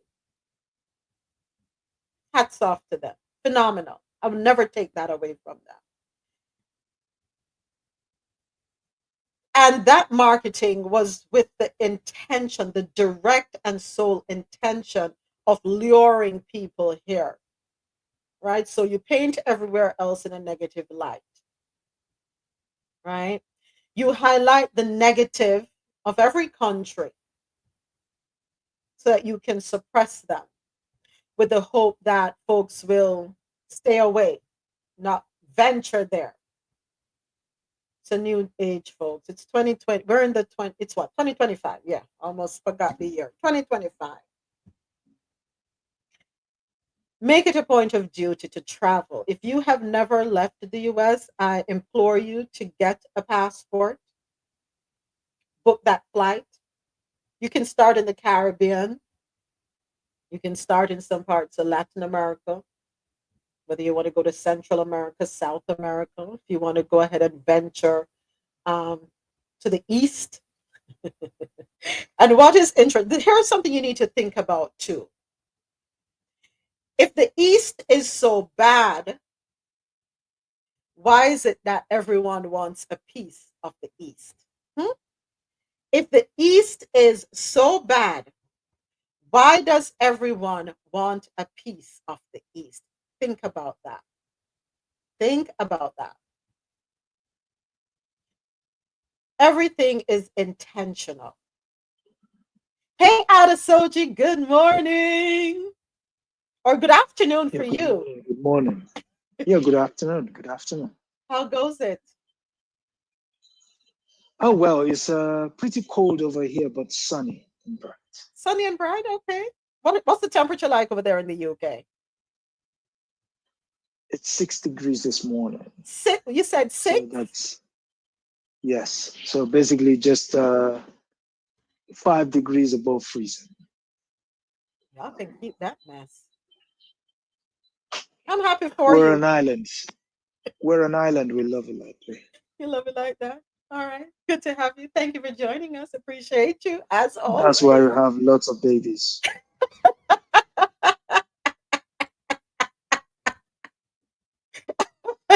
Okay, if you say so. Yes, folks. As I was saying, I would implore everyone in the US, get yourself a passport and travel. Explore the world, please. And if you're not able to travel, tap in with content creators who are, thank you, Claire. Thank you. Tap in with content creators who are able to show you the world at large. And I'll leave it right there. All right. So next up, thank you for the follow. Thank you. Nee says planes are falling from the sky. It's interesting you said that because my friend whose mom I recognized earlier, DJ Naturalist, who is the owner of QMZ Radio, which is one of the stations that I live stream on, he said flying from up north down to Florida, the flight was empty, half empty. Nobody is traveling. I saw a video yesterday on TikTok where the gentleman is about to board the plane And he turns to the pilot and he says, have you prayed? Did you say your prayers? Because we have to pray before we take off. Let me tell you something. Um, it's scary thinking about it, but you know what? We cannot live in fear. We cannot live in fear. And I think that's what they want us to do. Live in fear. Not a good place to be. Not a good place to be at all, you know? But I feel you, niece. I feel you. We're supposed to be going up to Atlanta and we're thinking about taking the 10-hour drive versus a 1.5-hour flight. Trust me. But yeah, it is my hope that things are going to change quickly when they recognize not living in fear. We're just wise. I agree. I agree. We have to make wise choices. Totally agree with you. But we drive to where we can drive to. All right, folks. Next up, rebels in Eastern Congo abducted 130 hospital patients, the UN says. This article, courtesy of apnews.com. Rwanda-backed M23 rebels abducted at least 130 sick and wounded men from 2 hospitals in a major city in Eastern Congo, the United Nations said on Monday. On February 28, M23 fighters raided the CBCA hospital and Heal Africa Hospital in Goma, a strategic city they seized earlier this year. The rebels took 116 patients from CBCA and 15 others from Heal Africa they suspected of being Congolese army soldiers or members of the pro-government Wazalendo militia.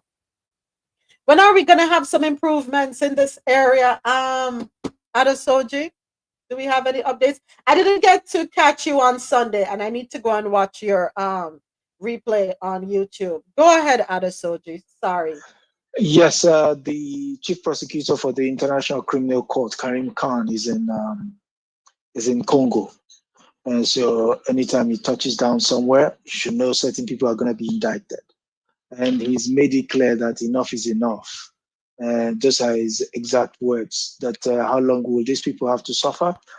And no matter the country, no matter who you are, and he qualified it and said, if the people of Ukraine and the people of Palestine can get legal justice, why not extend the same thing to the people of Congo? So I suppose in a couple of weeks or months, you will see people start getting indicted, not least the president of Rwanda. But Adesoji, how effective is that the International Court of Justice when you think about what happened when South Africa took Netanyahu to court, right? Mm-hmm. What came of that? Was that a success, would you say? Because nothing stopped. Yeah, it was a success. Legally, it was a success. Legally, in a sense. okay. So because you put them on notice that the world is watching, the world still operates on international rules. Mm-hmm. Those rules have to be respected. If you don't respect them, you can't expect as a country or as a leader to be respected. So my question is for the layman watching and listening and probably feeling, well, what was the purpose? What was really gained? Yes, they, legally speaking, there was a win, but we need to see something happening in the physical realm. What do we say to the layman? How impactful this was, that move was, rather, because people have questions, and I get it, legitimate questions, because it was in the International Court of Justice, the whole situation with Netanyahu as it relates to Israel and Palestine. But after that session ended, we saw the continuation of, and even to date, there's still the looming threat that more could happen. Yeah, sorry, I got cut off. No. Yes, okay. So essentially what it means is there is legal rules to be respected. And the more you have those rules, put them on the table and let the world face its own hypocrisy. So if you've got rules and you're not abiding them, what's the point of the rules? So you're essentially calling their bluff. And so if Congo is going to go out on a limb to prove its own innocence, Okay, he subscribe okay. to getting their materials, know that this stuff you're getting is illegal. So anybody that partakes in the plunder is also a criminal. That's it. Simple. So leave the rest to them. Don't worry about whether it's impactful or no. The world can clearly see you guys are crooks. That's it. Which is what has not been done before. Okay. So who's going to jail? Nobody. Anybody? Gonna serve time? Not yet. Not No, yet. not yet. Not yet. Because here's the thing. In as much as these guys want to pretend that the world is on a crazy tilt, i.e., the guy in the Oval Office, you cannot. There is so much you can do with that kind of mindset, right? Or that kind of process. You can't operate the world like that. Shocked, there's shot that. Okay. A classic example, he issued out tariffs to Canada and Mexico, right? The newly elected Prime Minister of Canada has already said you're going to face equal amount of sanctions. Simple, and that's it. And the more you see it, the more you start feeling the pain, the more you realize this guy is a clown and he's got no plans for you. He's just there to line his body's pocket. So back to the Congo. Essentially, Congo just needs a different page. And this page is, we've never gone down the legal route before. Let's go down the legal route and see what comes out of it. I yield. Okay, fair enough. Thank you for explaining that, Adesoji. So hopefully that makes sense to many of us listening, right? And trying to gain an understanding as to what is going on in Congo with the M23 rebels. And let us also remember that wherever there is chaos and confusion, wherever there's the upending of lives, it's because there is something resourceful there. Let's not forget that. Am I wrong? I don't think I'm wrong. No, you're spot on. Go ahead, Ja. Go ahead. Go right ahead. Good morning, Adesoji. She wouldn't feel good unless she said good morning. Yeah, good morning. Good morning. You need to get your time zone right, Ja. It's afternoon for Adesoji. Have you missed me, Adesoji? Why is the room so hot at the moment? I don't know. Why are you stuttering? Adesoji? All right, let's keep it moving. So, Dr. Keisha said the DR Congo is also going through severe illness. Yep. That's so true. All right, next up, gold for oil.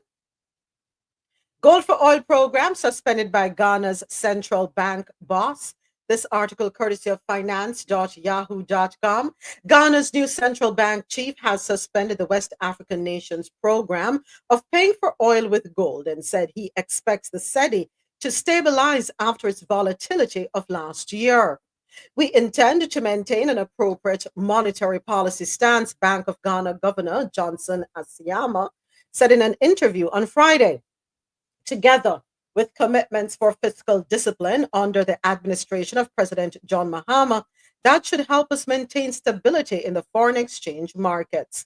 With interest rates at 27% and inflation easing to 23.5% in January, Asiyama said better monetary and fiscal policy coordination should help cool price pressures as the country puts the economic trauma of its 2022 debt default behind it.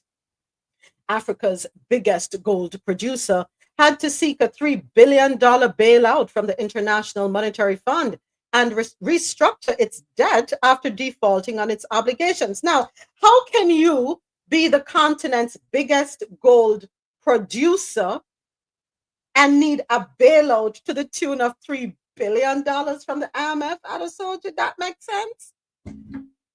Yeah, it does make sense. It makes sense because you have leaders who clearly have not understood the value of whatever it is they have, and have basically been giving it away for toffees. And so you saw what's happened in Burkina Faso when some of these lax tax laws have been in operation for a very long time. One of these gold companies had to pay about $434 million in back taxes. Mm-hmm. That goes to tell you that the same kind of thing would have been applying in Ghana.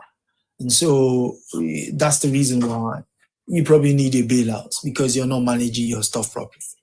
But now you've gotten a guy who is aware of what the value of whatever it is their land holds, and is willing to ensure that they get a fair value for it. So kudos to them. Kudos to them. Yeah.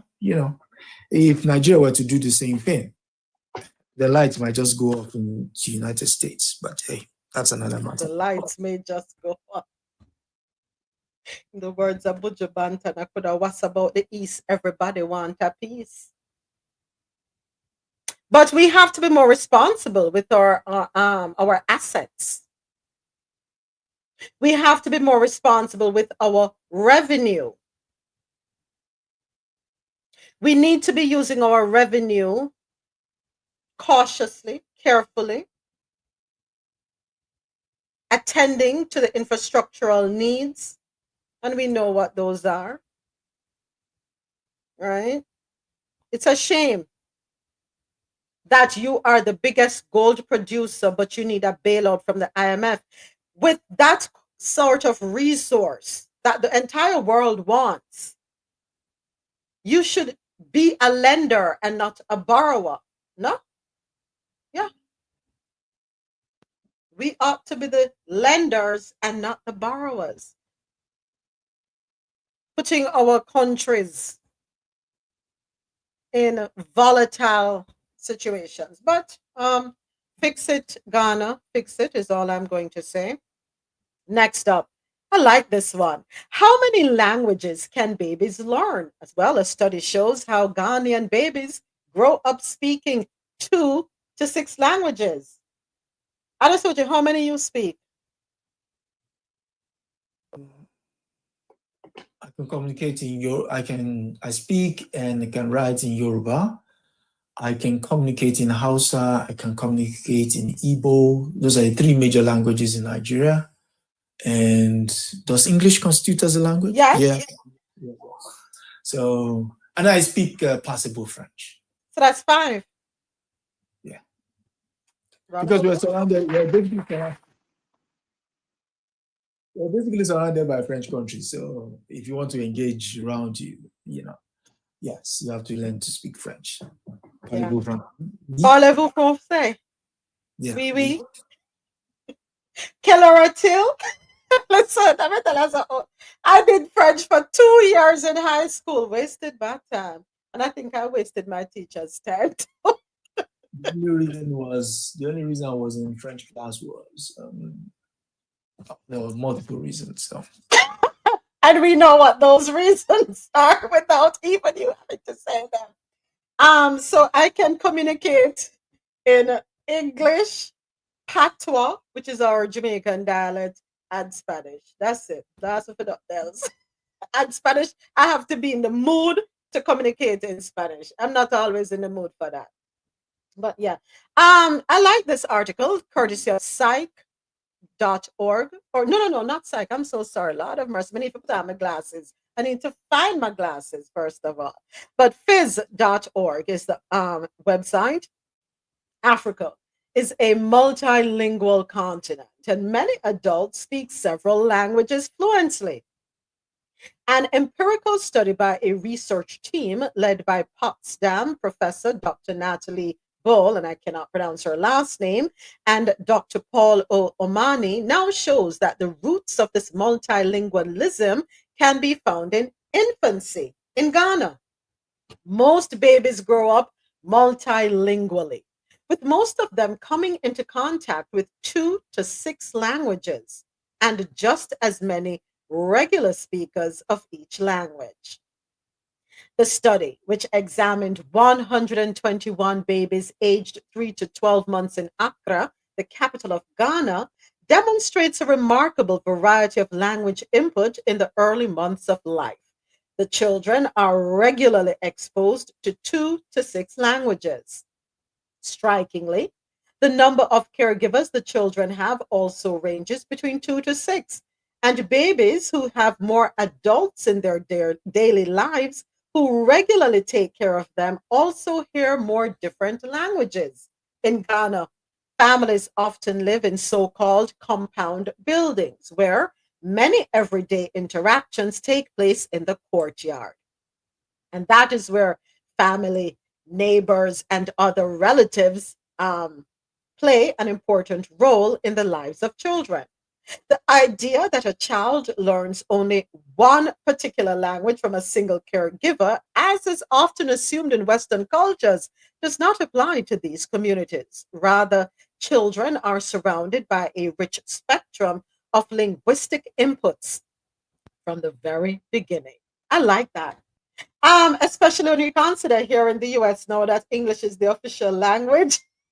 Yeah, but we will have to check the constitution for that. I don't think it's written in there that it's an official language. And yes, the notion that you are surrounded by languages. I grew up in Lagos. Mhm. As cosmopolitan as it is, you're in contact with multiple languages from all over. Mhm. Even some ones that are somewhat we'll consider them exotic in the sense that you probably struggle to find lots of them speaking it, Right. but still they're there. So in the course of their mom calling them to come home and stuff like that, or you hear one language and you see the context in which it's used, you understand, and that's how you pick it up.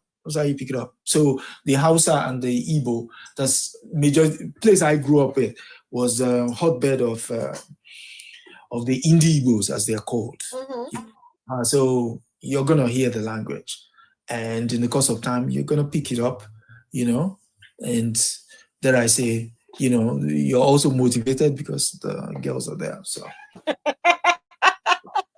Boy, I'm telling you, can't find a man's weakness, huh? Boy, boy, boy. What am I gonna do with you?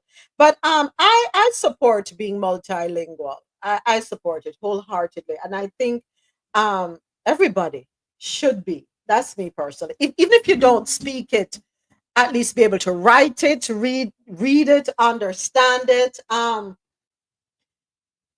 exist. you know, and I know we have said this before that people here in the West tend to, scoff at those who are multilingual, and discrimination comes into play. And I don't think that's good. That's not a good thing. Go ahead, Ja. For me, I think this is the reason why they offer these classes in school. But if you don't have the people around you so you can continue it, you just lose it. So how do we change that bridge so it can stay within? Yeah. So, all right, give you a little backstory for me. My mom, for those of you who don't know, is a retired teacher. She used to teach Spanish. And what she would do, I remember growing up, and that was my early introduction to the language too.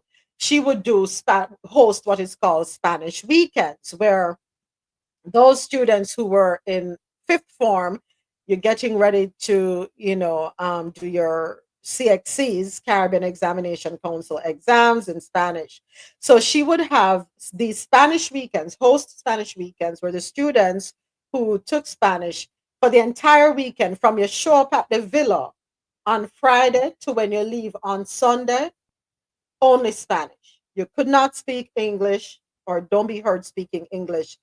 Yeah, so we need to create those environments, so to speak, if it's possible, that we can. And for example, your daughter, Ja, you say your daughter speaks Mandarin. Does she have friends that she speaks to in Mandarin on a regular basis? Now, here's the funny thing to that.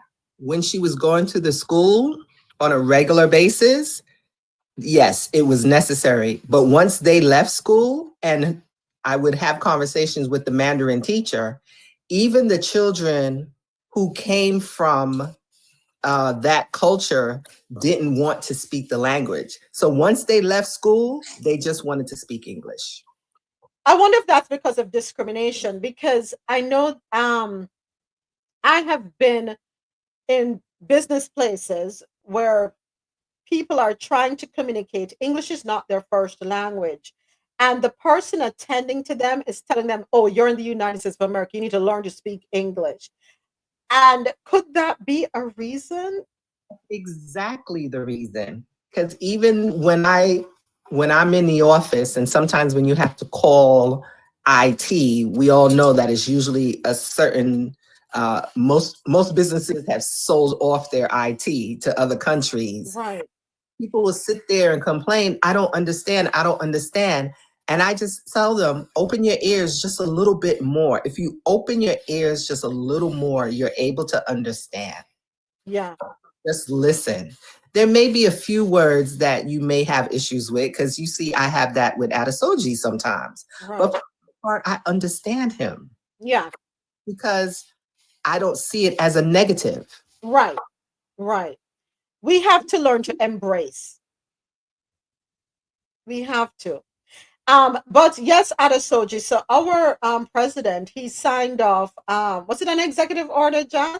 Making executive order. Yeah, making English the official language of the US. And what was disturbing for me is seeing stories where people are going about their business and are being interfered with because they're speaking another language. They're being questioned about their status here in the country. People who are born here. But because they're speaking another language, you're going to question them, and you have to prove to them that you're born here. And it's not even that. You're now wanting to take or not be able to give documents in another language. I don't like it. So what? Okay. Let me see. I'm trying to choose my words carefully now. I'm with you. Okay, so the country that changes how words are pronounced. English-speaking words are pronounced. And spelled. And spelled, yeah. Want to make it illegal for people to speak another language. What if we were to turn up and say, you're not speaking proper English? How would that go down with the natives? As you're saying that, Adesoji saw a video yesterday where the person said, a young lady, she said on TikTok, well, now that we have an executive order making English the official language of the US, hopefully Americans will know the difference between Y-O-U-R and Y-O-U apostrophe R. They say one has to lead from the front. And I would find it remiss if your number one, the chappie in the Oval Office, uses such words. Which like, one? Yeah. Please clarify. No, I'm not saying the mascara wearing one. The one who turns his face and whatever else. Which one? Remember, no, we have 3 of them up there, so you need to. Okay, no. Okay, so the cap wearing one. Okay, so the one who loves ketamine, not that one. The one who wears mascara, not that one. The one who uses words like huge, bigly, like never before. Like never before. Okay. The best ever, phrases like that. Yes, that one. You guys might have to, put him on detention. Words that are not in the dictionary. In fact, I will make that my call of duty now. I'm going to sign up to his Truth Social. Mr. Whatever it is you're called, you're not speaking proper English. You don't use capital letters in, except you want to make a firm point. She's so Using all caps is considered shouting, yes. bad man. Mm-hmm. And yes, and you have to write in paragraphs. Just writing it in block letters like that is. What about complete sentences? Well, that's beyond his. That's beyond his. What's the word I'm looking for? That's beyond his IQ level. So no, I'm sorry. You are awful. You are awful. Imagine if he comes over to King Charles and King Charles is speaking. It's like, yes. What's your name again? Oh, Donald Trump. Oh, okay. I do believe we've not met before, but since you've chosen to speak properly English, we might give you a dictionary. So yeah, interesting. Adesoji, stick up in right there. Oh, hold on a second. Naturalist, go ahead. And morning, naturalist. Go ahead, and then I want to ask Adesoji a question. Good morning. Good morning. Morning. I don't really think, making quote unquote the English the language of the country is a big deal. I know the documents not being available in other languages is a big deal. But my frustration with, I think it was with companies where you're called to do some business, and whether it's Indian or whatever it is, and they just cannot understand you. And you are here trying to, okay, I'm a Jamaican, okay, they say I have an accent. You're here putting on your best English that you can conjure up. And it's such a struggle. And I think that is what frustrates people. And that's why they always say like, oh yeah, let's do this, because those kind of experiences are the ones that drives me crazy, man. And I coach them a lot. And there are times where I hang the phone up and then they have a nerve to call me back. I'm like, I don't want to talk to you. I'm going to call and talk to somebody else. So I think that's the biggest thing. I think if companies think that we are in a quote unquote dominant English speaking country, and when our folk deal with the customers, they should be able to converse in English. And although they can converse in Spanish when there's someone that speaks Spanish, but so on and so forth, my experience has been very negative, especially with T-Mobile lately. I don't know if it's been outsourced or what. Naturalist, I understand what you're saying. Niece is saying we grew up on the European English. Absolutely, niece. Yes, we did. So no, the Queen's English, not European English. The Queen's English. I remember spelling color, COLOUR, and being told by Americans that that's not the correct way to spell English, and getting in an argument, literally. What are you talking about? That is the correct spelling. Yes, these we can relate. We are from the British system. Or aluminium is not illuminum. Sorry. There's another word. Oh my gosh, and it was right on the tip of my tongue with the spelling. Color is one. There's another one with the OUR, and they're like, no, you don't use the U. And I'm like, listen, we are the originators of English, so we know. Got into some heated conversations about that. Colonization is not Z, it's S. That's another one too.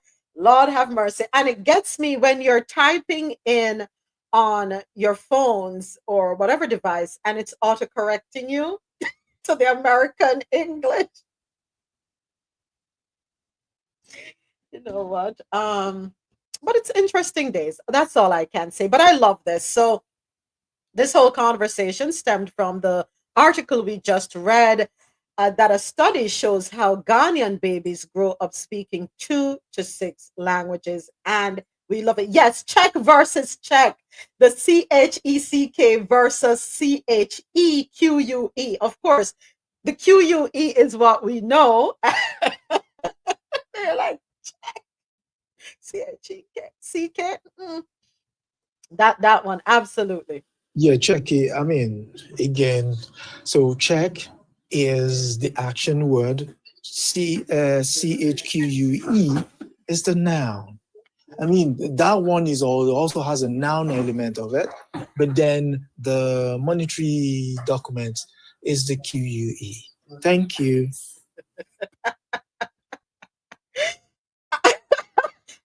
Ja, you're making fun of Jamaicans now when we say old timers. There was an American doctor on TV the other day, and he called it with a T. A who doctor? An American doctor. And he said old timers. I thought that was us Jamaicans who call it old timers or Alzheimer's because we mispronounce everything. We don't say orange, we say orange. We don't say tree, we say tree. And it's specific, not specific. That drives me crazy too. Specific, not specific. Listen to look at what these put in the chat. He has Jamaican friends. Has to. And if not, you know what, niece? If not Jamaican, probably African friends, because I hear similarities with Africans and Jamaicans when it comes to the pronunciation of some words, right?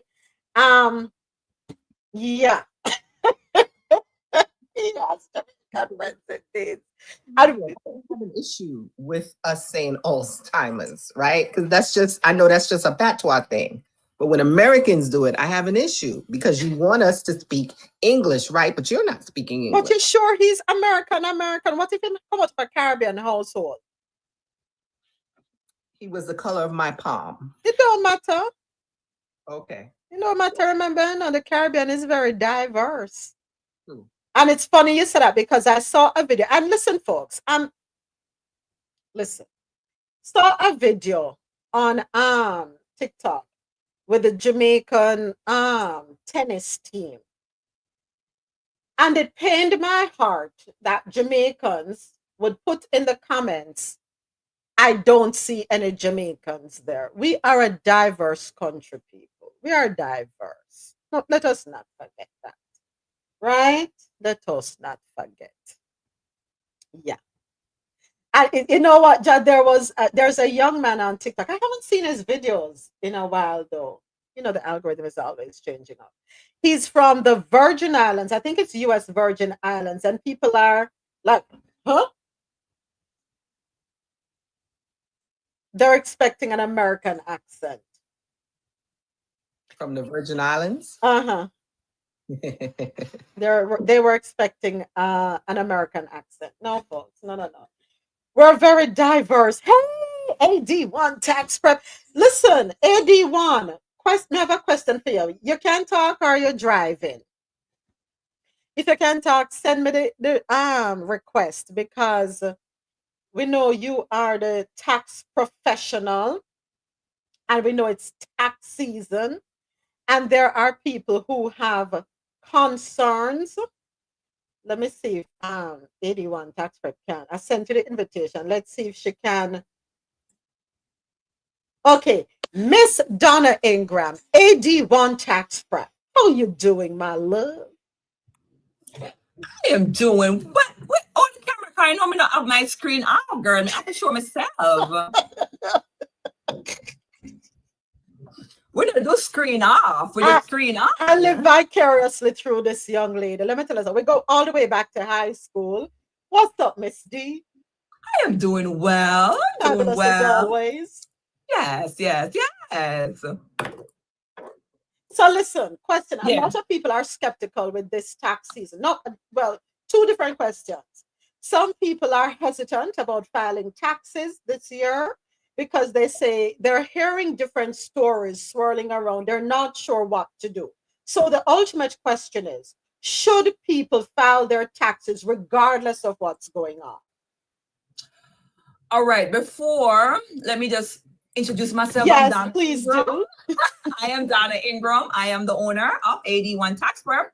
We do ITIN taxes, passport renewals, and we do LLCs. All right. So let's talk about our undocumented community. It's really a shaky time. It's really a crazy time. And I just want to touch base on the whole tax topic because it has been trending. But yesterday we got good news. So the IRS has rejected DHS from pulling people info.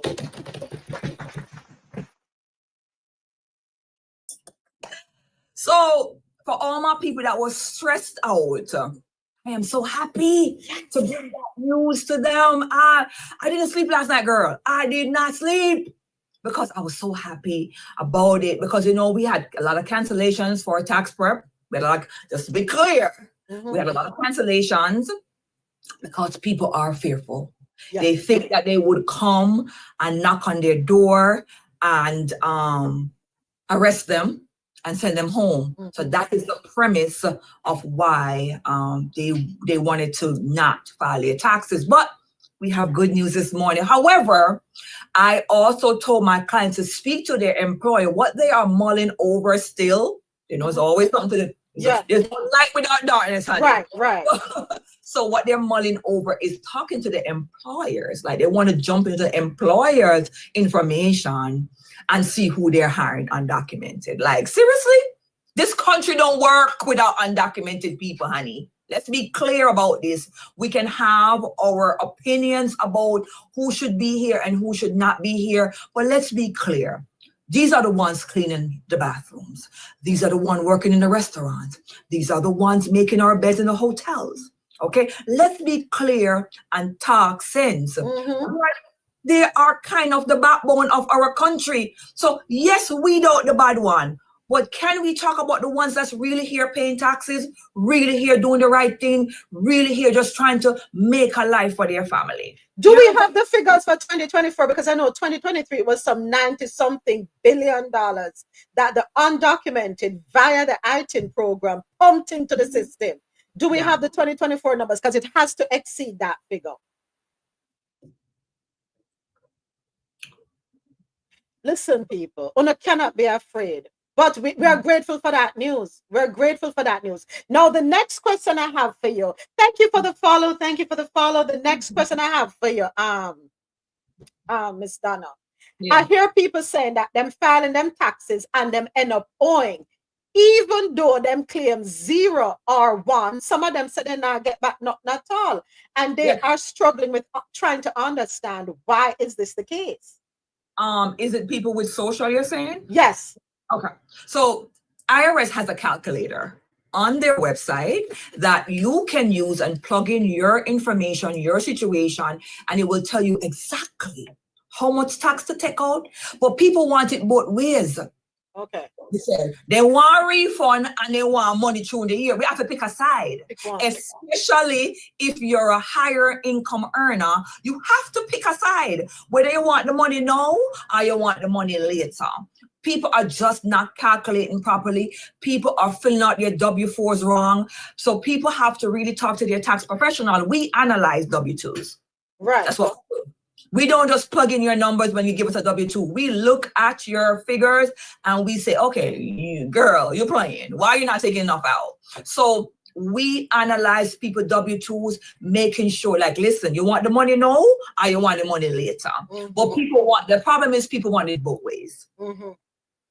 And I don't know who filed their taxes, but some people are just not, it's just, because it's a rat race during tax season, just want to get through it. But for me, it just serves my clients better when I look at their W-2s and I notice discrepancies and I tell them, listen, you want me to help you with the IRS calculator online? Because IRS has one. A lot of people don't know that. If you want to know exactly what to take out of your check, the IRS has a calculator online that you can utilize and take out the right amount of money. Yeah, absolutely. Thank you for that, Miss Donna. And when is the deadline for taxes to file your taxes? April 15th? April 15th. I believe it's March already. April 15th is the time to file your taxes, guys. Get it in. And listen, same thing every year. We just work to pay taxes. All right, folks. So you heard it. You can't have your cake and eat it too. If you want your money up front, no, because you say you need more money on your paycheck to go home, understand. So when you file your taxes, you run the risk of not getting anything back or getting very little back, right? Okay. And if you want more back, then pay up more now. By the way, are people still able to have an additional amount deducted from their salaries when they're Absolutely. So you can elect that. Most people don't because they need the money. Life hard. People now really deduct unless you're a 100K person, a 150K person, and you don't really have write-offs like the average business owner like myself and you. We can write off everything except air. So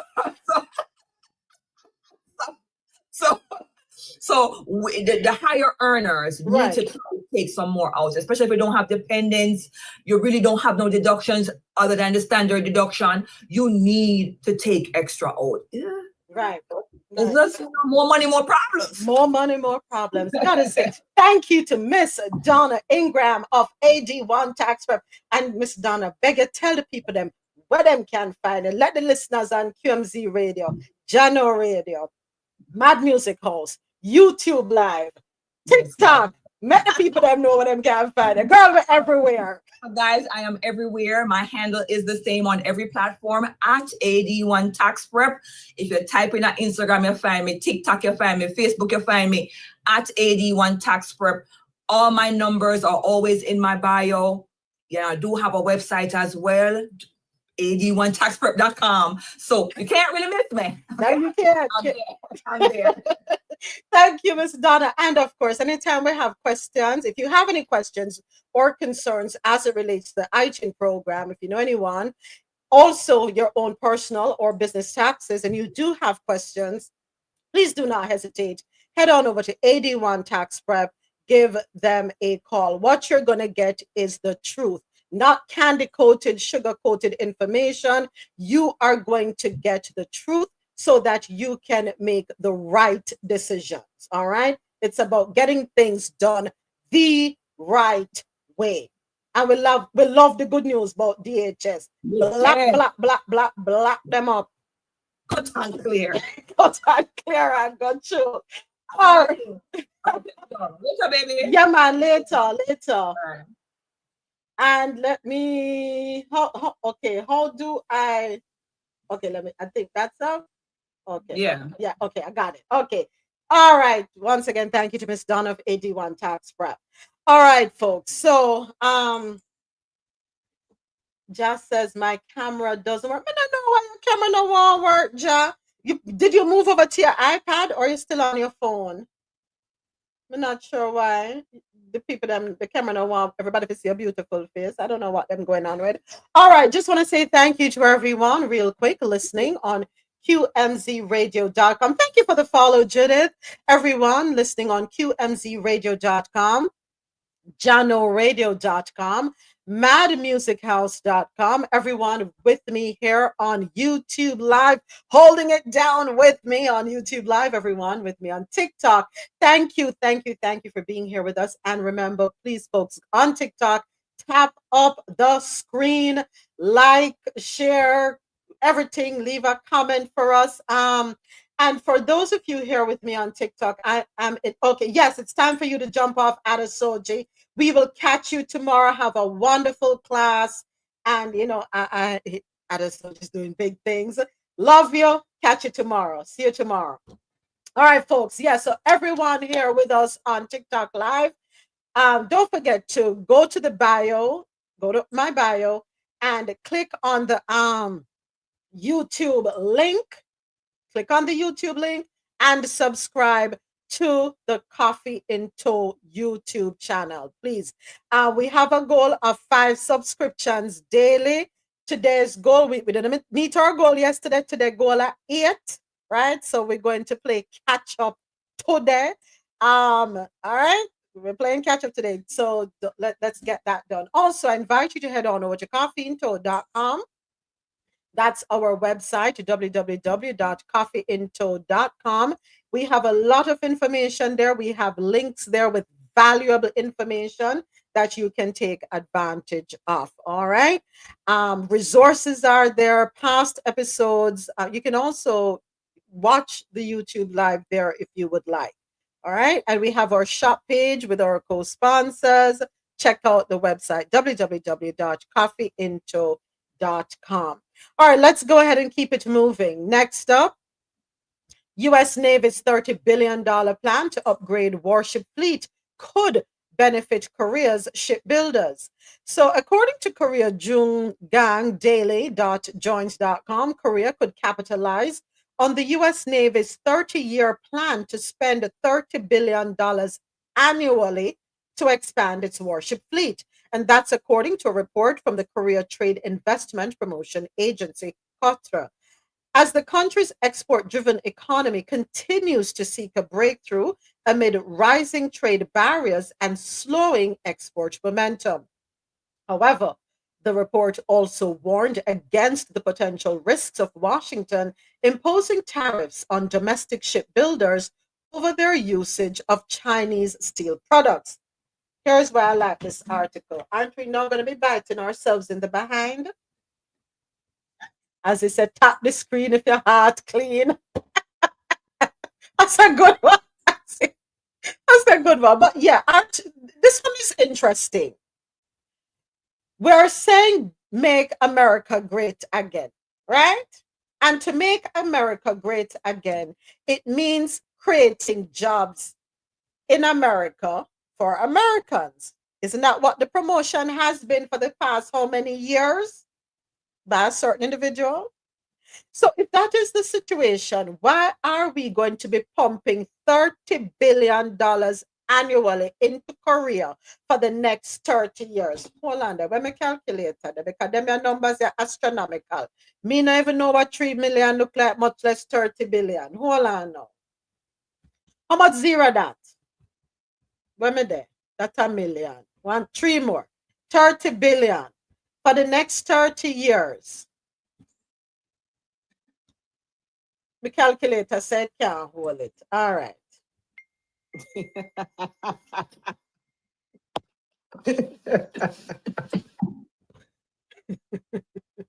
Why you laughing, Ja?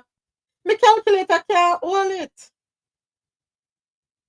Cannot hold it at all.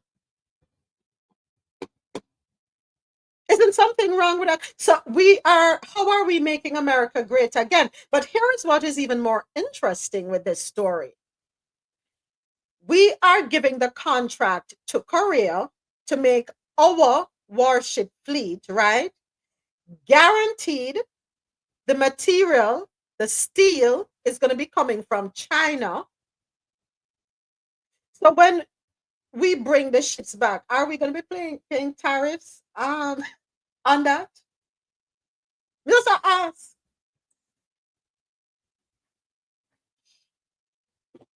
So you can't escape China any which way you cut it.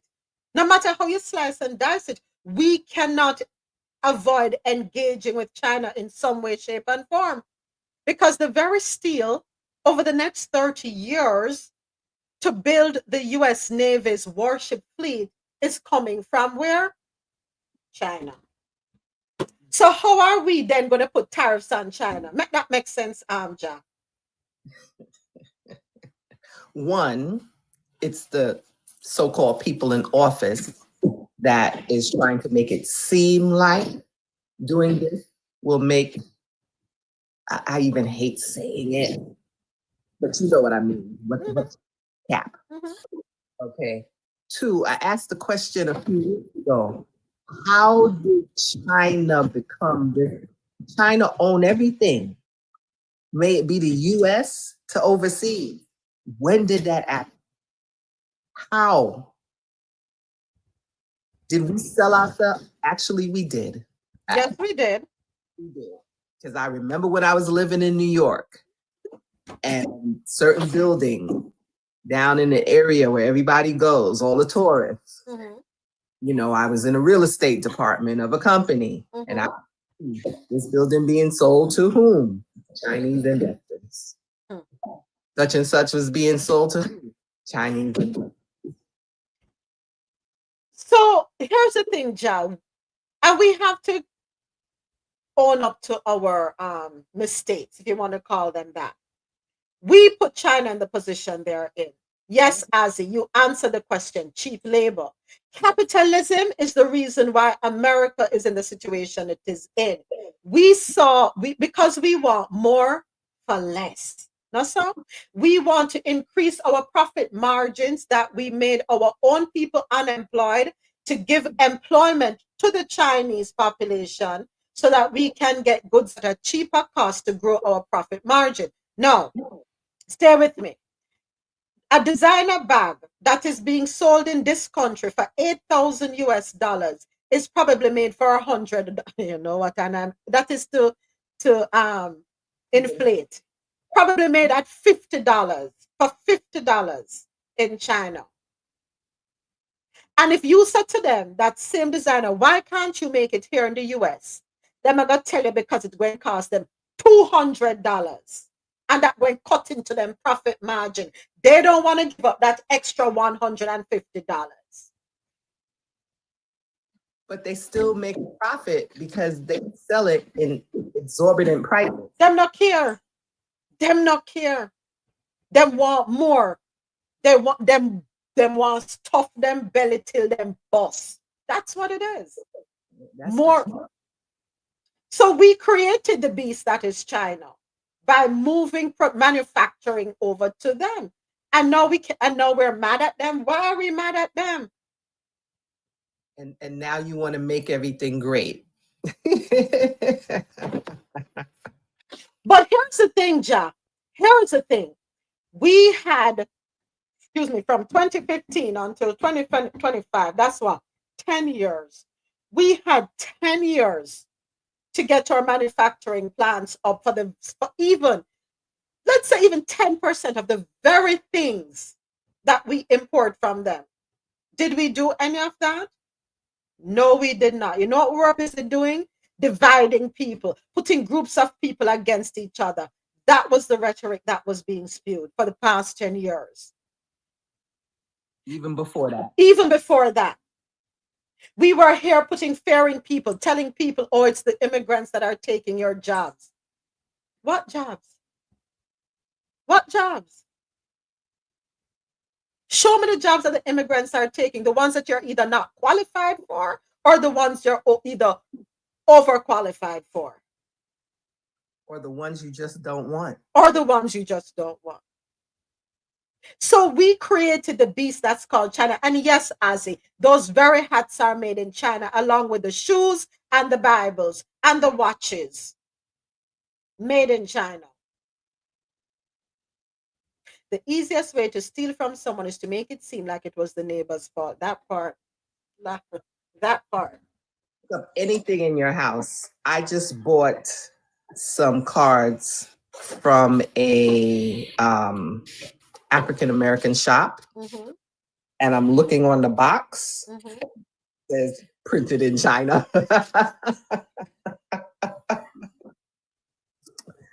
Okay. I told you I'd pick up that Antiguan flag one year for Carnival and looked at it. Made in China. Ja, let us look at this remote, for example. It may say assembled in the US. You know where the components come from? China. China. Okay. From a pin to an anchor, even if something is labeled made in America, the factory that it's made in, I said this yesterday, the factory that it's made in, there are components from China. But we had 10 years, I'm going to say 10 years, Ja, to get ourselves ready, and we did not do that. There should have been meetings with CEOs to say, let us see how we can set up shop. I'm sorry, Moments. No. Why are you 10 years to get ourselves together? The reason I said 10 years, because it was in 2015 that our current president, remember, started campaigning when he won in 2016. He was in office for 4 years and America was not great again. But, and then when he came out of office in 2020, while he was busy going around for those 4 years, he had 4 years there to try to cut deals that would be beneficial to the American people, but that was not done. That wasn't done. It was just talking and talking and drumming up division and hatred. We don't stand to gain, and the world is trying to tell us here, but we're not paying attention that we stand to gain nothing. We're not going to move forward if that is what we're focused on. Dividing people. We're not going to conquer anything by dividing people. And as he says, India, Indonesia, textiles, Mexico, produce, China, electronics, and everything else. Exactly. We have to get it together, people. We're paying attention to the wrong things. You know, they don't like the term WOKE. Well, if that's probably what they want us to do, stay asleep. Because if we're sleeping, we're not going to recognize what's being done. Facts. 4 people have been, oh, hold on a second. Hold on. I think we have this next article here. We're having so much good conversation. We're still yeah, we're finished there. We're finished with that one. So another story in our news out of North America: 4 people charged with operating one of the largest human smuggling rings in the nation. And this article comes to us courtesy of CNN. In the chat here, oh, thank you for putting this over here on YouTube Live. AT saying, no U.S. war machine should be made in another country unless it's something we don't have and is needed. Can we agree? Can we agree? Of course. Yeah, wholeheartedly. As he says, we getting played, not paid. Ah, boy. Well, 4 people charged with operating the largest human smuggling, or one of the largest human smuggling rings in the nation. According to CNN.com, 4 men are facing federal charges, accused of smuggling thousands of people into the U.S. from Guatemala in what officials call one of the largest human smuggling rings in the nation. Federal agents are still pursuing one of the 4 men who they say threatened to kill an investigative agent and his family as officials served search warrants on Friday. Acting U.S. Attorney for the Central District of California, Joseph T. McNally, announced the charges at a Monday news conference in Los Angeles. The organization smuggled around 20,000 people into the country from 2019 to 2024, the indictment states. The offenses alleged in the indictment show a criminal group that acted with callous disregard for a nation's immigration laws and no regard for the immigrants that they smuggled. They held individuals smuggled hostage for months, threatened them and their family members with violence. The 4 defendants are all undocumented immigrants from Guatemala, the indictment states. They face charges of conspiracy to bring aliens to the United States, transport aliens in the United States, and harbor aliens in the United States for private financial gain and resulting in death.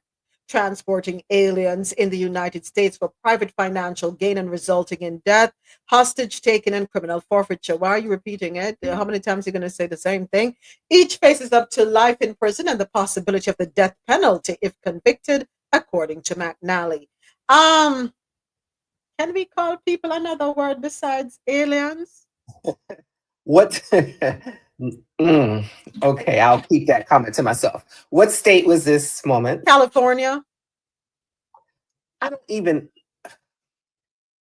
think we've said it here before. There's so many people fighting to come to this country. I don't even know why. Didn't I say it earlier, Jeff? Marketing. And remember, too, a conversation that we have had several times on Coffee and Toe over the years. It's a lot of havoc was wreaked in certain countries, right? And what do you expect people to do? People want to survive. A lot of people coming here, it's not because they want to be here, it's because of survival. It's better than where they're at now. And things would have been okay had there been no interference. Mm-hmm. You see? Had there been no interference, nobody would leave their country. They would come, visit, and go back home. And it's a reality. Because those same countries that people are leaving from in droves do have people who will never leave their countries. They go on vacations, they come visit family and go back home because wherever they are, whatever their station is in said countries, they're okay. They're okay. But there are some people who are at great disadvantage, unfortunately, who see no other way out but to come here. Exactly, Ozzy. Exactly. You know. Oh boy. And I'm not condoning any form of traffic activity, right? Not condoning that at all, because we've heard about some really sad stories. We've heard some sad stories. I don't condone it. I don't endorse it. I don't believe in the taking advantage of people in no way, shape, or form. I denounce that. We should not be taking advantage of people, especially people who are in dire straits, disadvantaged. I don't like it. We should not be preying upon anyone. Everyone ought to live like a decent human being with their pride intact. We should not be dehumanizing anyone at all by turning them into cattle. And that's what I'm calling it. And back to you, the article, CNN. Can we find another name? Alien? I don't like the name alien. These are human beings. Next up, U.S. Securities and Exchange Commission offers staff $50,000 to resign or retire, the memo is saying. This one is courtesy of usatoday.com. The U.S. Securities and Exchange Commission is offering some employees $50,000 if they choose to resign or retire under an early retirement program, according to an agency memo seen by Reuters. The SEC and other federal agencies have been looking at ways to cut staff and costs to meet demands from President Donald Trump's administration. SEC employees have until March 21 to decide, according to a February 28 all-staff memo from the SEC's Chief Operating Officer, Ken Johnson. The SEC declined to comment. The memo was first reported by Bloomberg News. Trump's Republican administration and senior advisor and billionaire Elon Musk are seeking to remake a federal workforce they call bloated and wasteful. The administration and the Department of Government Efficiency have removed more than 100,000 of the federal government's 2.3 million civilian workers. And this has been done through a combination of layoffs and buyouts.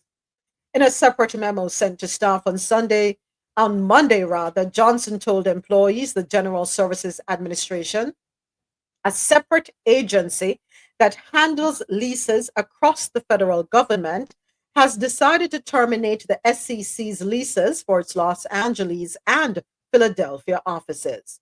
GSA has also notified the agency of a plan to cancel the Chicago office's lease, but SEC said terms of that agreement do not allow for a unilateral move without significant financial penalties. Talking about shutting down offices, Judd, or dismantling the weather, the people that are responsible for making us know when we have weather issues, when hurricane are going to come, when blizzard are going to come, when a tornado might touch down, when your roof are going to blow off, when your house are going to drop down. Didn't we? What's up? So, Moment. So what's going to happen now when the unemployment numbers rise? Because isn't that supposed to be a negative toward any president? And the $50,000, is that it? Do I not get any type of retirement or anything? All I'm getting is 50 grand. That's what we want to know. We need the details. We need the details. But I want to see the unemployment numbers in the next couple of months and see what they say about that. Where are all these people supposed to work? As you said, as I just got to pop up, the market is dropping again today. S&P 500 down, dropping fast. The Dow is dropping fast. NASDAQ dropping. The only thing going up is gold. Went up 0.86% so far. I'm upset. We're tanking. We're still not tanking. going. We're tanking, folks, and it's not looking good. What's coming is not even a recession; it's a crash out. Sometimes things have to blow up in order for it to get back. But why at the Good. expense of those of us who are struggling to keep our heads above water? Huh? We are minions.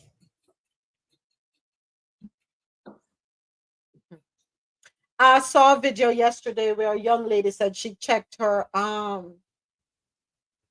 her portfolio and it dropped from $11,000 to $4,000. I feel it fair. Mark Cuban offers to fund government tech unit that was cut in the middle of the night. This article courtesy of TechCrunch. Billionaire investor Mark Cuban waded into the latest government tech shakeup on Saturday, offering support on the social network Blue Sky for newly laid off federal workers whose job it was to make government tech work much better. His message, which quickly gained traction, urged the displaced engineers and designers to turn the upheaval to their advantage. If you worked for 18F and got fired, group together to start a consulting company, wrote Cuban. It's just a matter of time before Doge needs you to fix the mess they inevitably created. I have to give a round of applause for that one. Don't applaud him. Don't applaud him, because wasn't he on the side of the red cap man? Cuban? We have a red cap man and we have a black cap man. I thought he was on the side of the red cap man. The black cap man is on the side of the red cap man. No, Mark Cuban. I thought he was on the side of the red cap man. I wasn't aware of that. I thought he was. We need to look that up. But even so, he's made a valid point. No, he has. As he says, no. He has made a valid point. It is just a matter of time before Doge needs you to fix the mess they inevitably created. They will have to hire your company as a contractor to fix it rather, but on your terms. And he says, I'm happy to invest and or help. Cuban's offer came after the government's General Services Administration, GSA, abruptly gutted its 18F technology unit, which helps other government agencies build, buy, and share tech products. Per Politico, the layoffs affected roughly 70 individuals who learned the news around 1 a.m. What is this thing about doing things in the dead of the night? Okay, see, as he put in the chat, that Cuban has been vocal about Trump not going in. He was backing Kamala. And he always keeps it real, RoSolo said. Yeah, that's what I thought. Mm-hmm. You know, sometimes I confuse them because they all look alike. That's what they say about us, that we all look alike. So them people don't sleep. They can't sleep. That's why they're doing things at 1, 2 o'clock in the morning. Everything is done in the dead of the night or on the weekends when people are trying to catch a break, get a break. You know? But I'll say this, folks. We have to learn to pivot, right? Look for the silver lining in everything. I know it's difficult. I know it's hard. But now is not the time to wallow. We can't. We have to pivot and pivot quickly, because everything that has transpired in the past, how many weeks, has transpired pretty quickly. So we have to find a way to be 10 steps ahead. We have to find a way, right? And this is where being selfish cannot come into play. And this is where we cannot have a crab in a barrel mentality. Go right ahead, Ja. Is it Ja or Ja? Go ahead. It is me. So the one issue I have is you have all these judges trying to block these men that are now in control, but they can just ignore them. They've been ignoring them. So how long are we going to give them that option?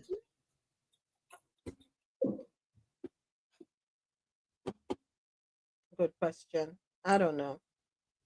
My thing is, why is everybody afraid? Why is nobody calling out everything? You only have a few calling things out. I don't know. But let's see what happens if they will take up Mark Cuban's offer, because yes, we are going to need to have to repair, and they have the expertise and the skill sets, right? Yeah.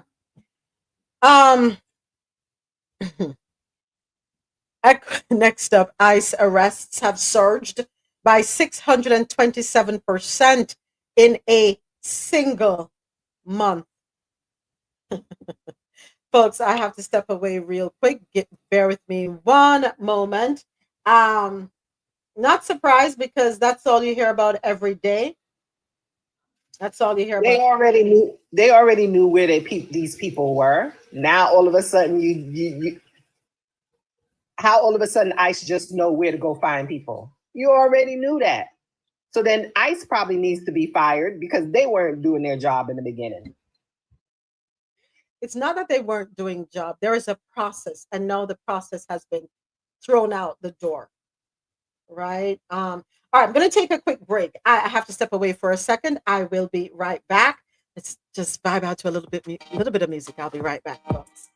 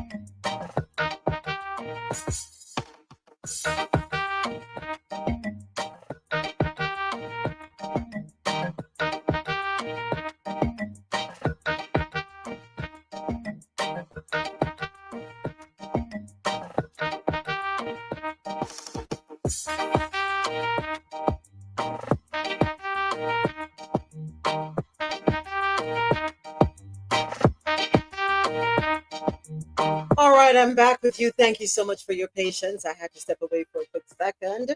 I want to say thank you to everyone listening on QMZRadio.com. For quality music while you work or play, keep it logged on to www.qmzradio.com for that good music to get you through your day. Thank you to everyone listening on JanoRadio.com, the nonstop party vibe station. Download the Jano Radio app. It's available in your Apple and Google Play stores. Jano Radio, take us on the go.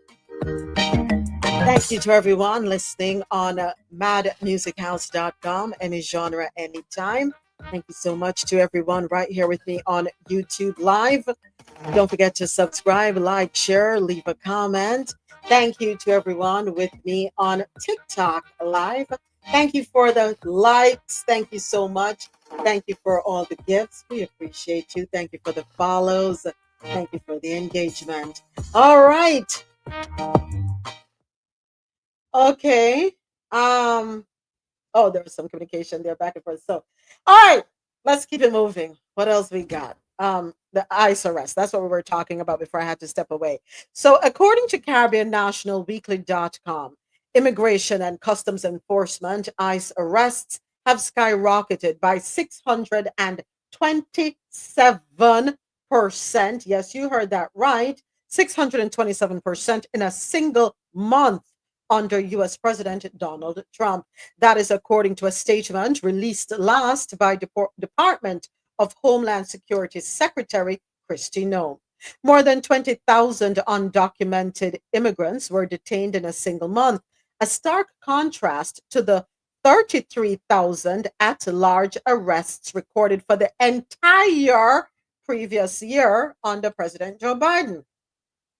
President Trump and this administration are saving lives every day because of the actions we are taking to secure the border and deport illegal alien criminals.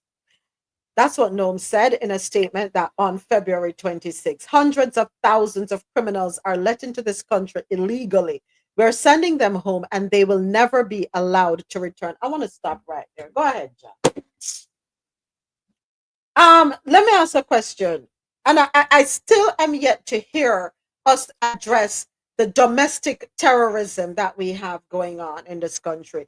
Who is going into the schools and going chitty chitty bang bang? Who is going into the malls, into the churches, into the concerts, into the clubs? Who is the one? Who are the ones?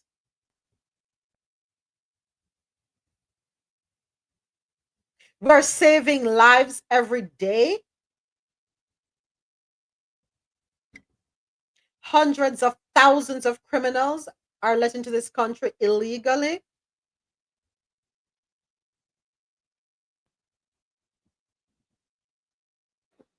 Moments. Let me be careful with what I say because I don't want to be flagged today. Go right ahead, John.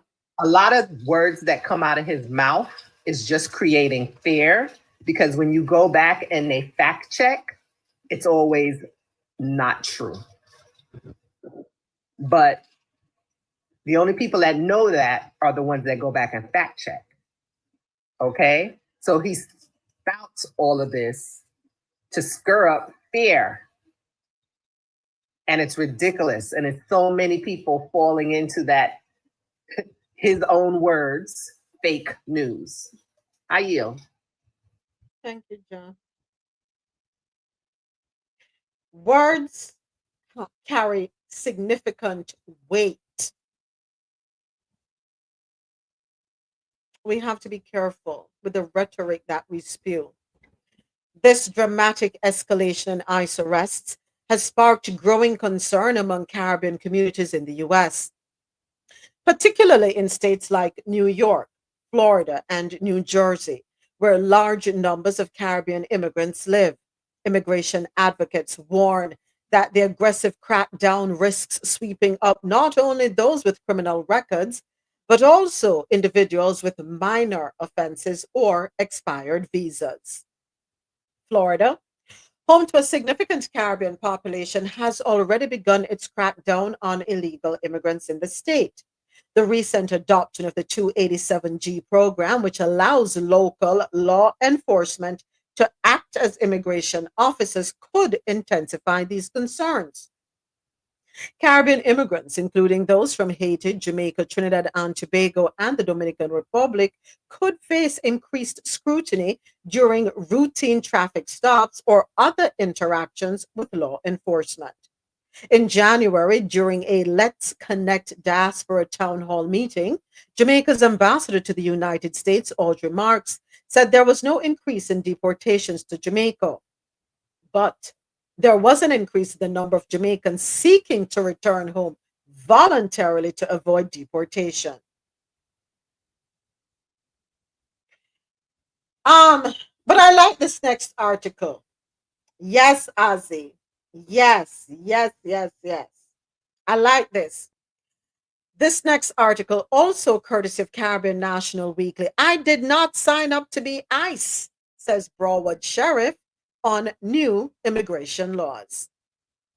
Broward County Sheriff Gregory Toney made it clear that his deputies will not be expanding their role in immigration enforcement, despite Florida Governor Ron DeSantis' new law, which aims to bolster cooperation between local law enforcement and federal immigration authorities. He says, I didn't sign up to be ICE. My patch doesn't say ICE. My patch is Broward County. That's what Tony said during a press conference at the Broward Sheriff's Office headquarters on Thursday.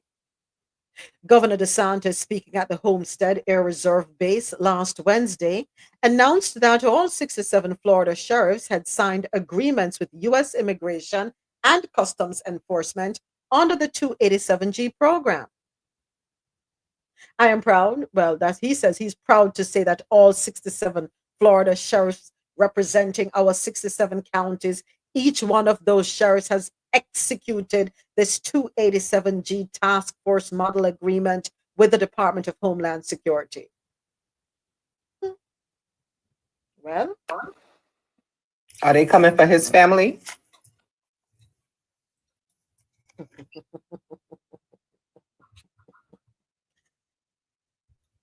right is right, wrong is wrong. What was even, you know what, even Lady Liberty is packing up. She has packed up. She has her suitcase and she's ready to go.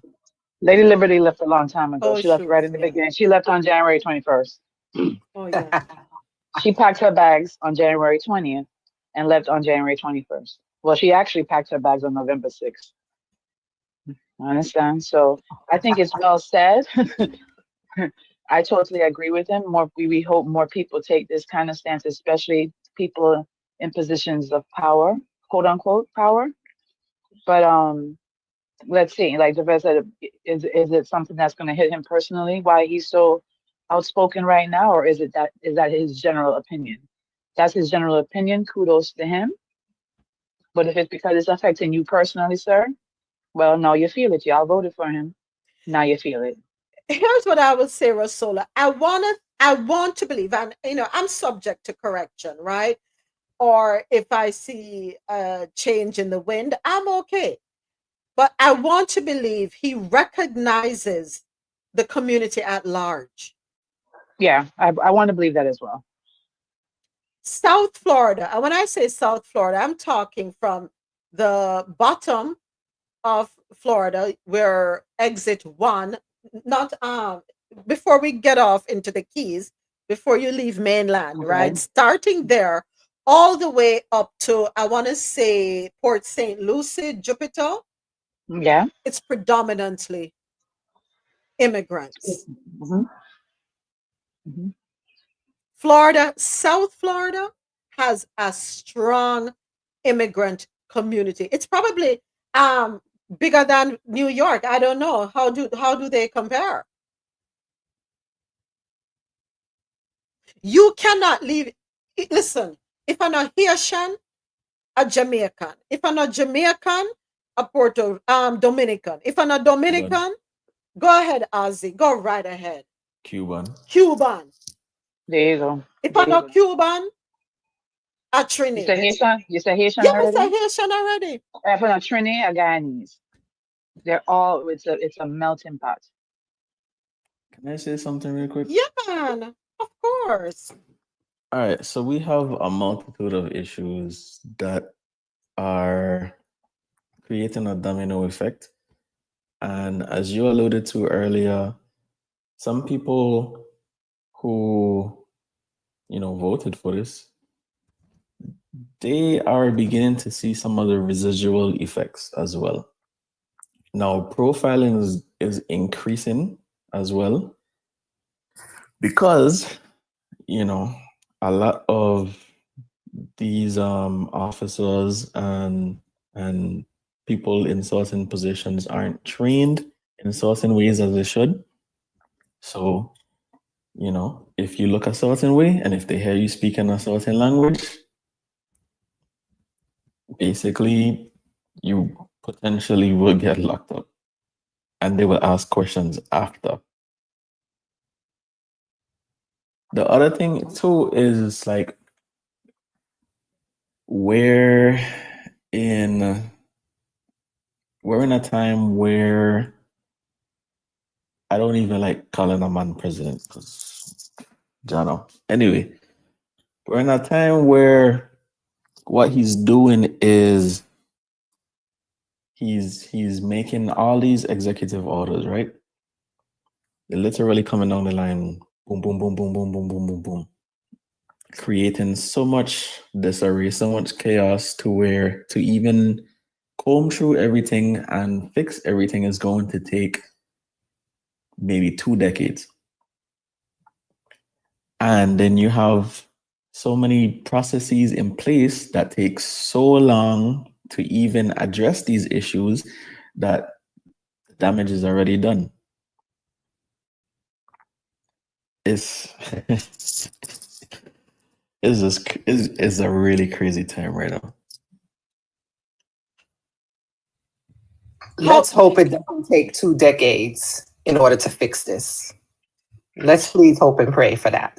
Well, and the craziest thing too is when you hear some of these people who voted for this White House intruder, literally one of the biggest complaints was groceries are too high.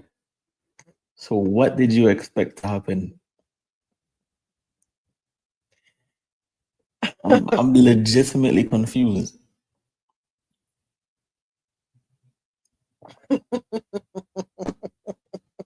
So, all right, watch them ball. It's FAFO season. That's what it's called, Ozzy. FAFO season. And, you know, those of us who did an FA, we're FOing, and it's not fair. As I have said this, I wish there was a way for us to differentiate. We should all have a what you call it, an ID. Coming soon. But you know what though? One of the biggest issues is misinformation. Yes. And so a lot of people actually observe and believe a lot of rhetoric that's being spewed from Republicans, especially. A lot of it is not factual, but most people aren't doing the research to combat it. Then the other side of it, personally, in my opinion, I feel like on the Democratic side of things, they don't do a good job of concisely explaining these issues and how they affect people. The response is usually, well, look into page so and so and so, or this article or this document. And then the average person, you know, working how many hours, have to deal with so many responsibilities. Nobody's really going to do that. Because I've seen the different types of marketing during the election, right? Literally in this area, you will see Kamala Harris signs, and then you will see Trump signs. But like the Trump signs will maybe like 4 words. Trump, closed border or protected border. Harris, open border. That's all the sign would say. So literally, if you're driving, you'll see that. Now, the other thing too is there were a lot of one issue voters that really affected the election as well. And sad to say, a lot of people really cut off their nose to spite their face. You know, is like, especially the ones who are staunchly against certain communities. A lot of people, that was basically the only reason why they voted. And it's like, okay, all right, cool. So groceries gone up as well. Then now they're talking about removing funding from certain schools if they support DEI initiatives. But then also certain people don't realize that DEI includes veterans, includes disabled persons. It's not just Black people, Latinos, and the LGBTQ community. It's not just that. It includes so many other things. And people are, like you said, finding out.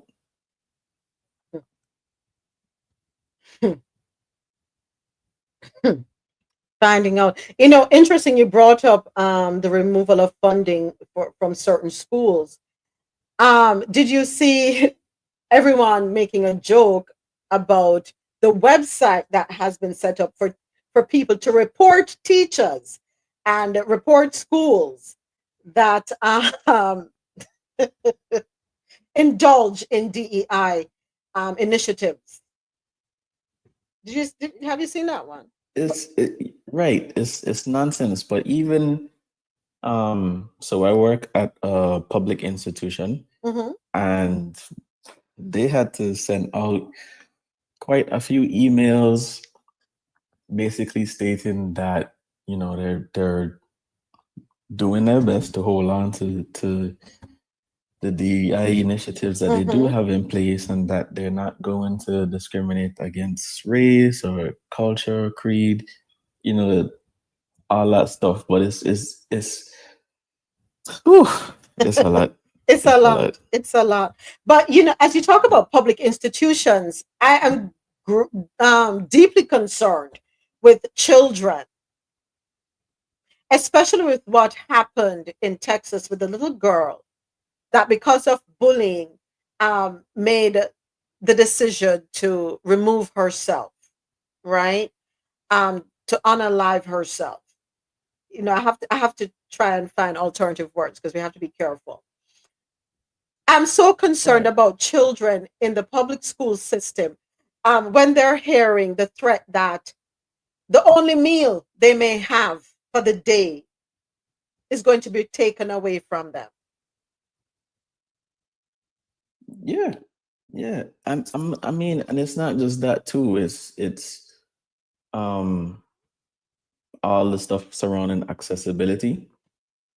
Yeah. So, if you have a child that's blind, there aren't going to be much resources for that child. Handicap. And a disability, right, Ozzy? Any disability. But even not only that too, like school lunch programs, certain extracurricular activities. They're trying to get rid of the Department of Education. So it's too much. It's too much, Ozzy. It's too much. But you know what? We just need, it's all about the money. Welcome, Sony. Welcome to Coffee and Toe. Thank you. Thank you so much. Yeah, it's all about the money. It is all about the money. But you know something? At some point, it's going to come crashing down. And it's just unfortunate that along the way, we're going to lose some people mentally, emotionally, physically. And this is where we really have to create a support system. We have to create a support system for each other. We need, and talking about creating a support system within the whole Medicaid issue there, I think there, telehealth, to be more specific, when you take that access away from people who are not mobile, who are not, who are elderly and don't have somebody to take them or able to, I don't know. How are we catering to them? Is that we just want our elderly to just hurry up and dead? Is that where we're headed? We just want to hurry up and kick the bucket. That's how I'm feeling with the stances that we're taking. And here's the sad part: they worked all their lives and paid into the system, but you want to take away the benefit that they're entitled to from them.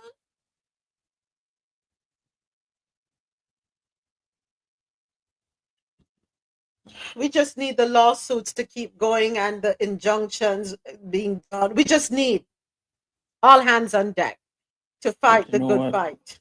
Go ahead, Ozzy. But you know what? At the same time, too, and as you were saying earlier, we have to, build community and make those stronger connections as well. Yeah. And then also do things that make us happy also, because again, it's a lot. So you can't just be consuming this information constantly and not expect certain ramifications of that. So simple things like, let's say you get some friends together and you go to the park. Have a day out, Right. do some painting, go bowling, have like a book reading club. Like, we have to consider our mental health in these moments as well. That's important. That's important. In other words, Ozzy, to add to your point, we have to become safe spaces for each other. I didn't even realize that you got kicked out. Welcome, Sonny. How did that happen? How did you get kicked out? Whoops, hold on. I was texting in our area, and then when I came back, I was gone. So I don't know what happened. No. Do I have to stay on TikTok? I'm not able to do other things.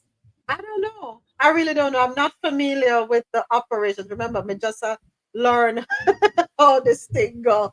So I have never been a guest on someone else's space. So I'm not sure how it works, but we're learning.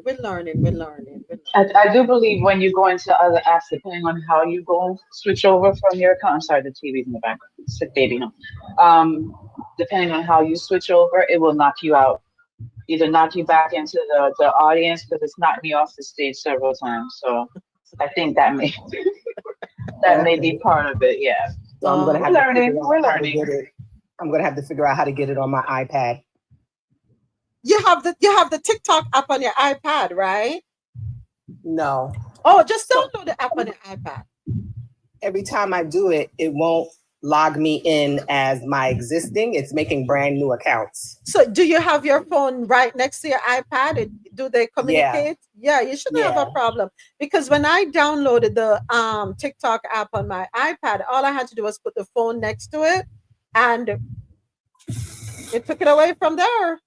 I probably have something turned off. Probably. Thank you, Latoya. Thank you.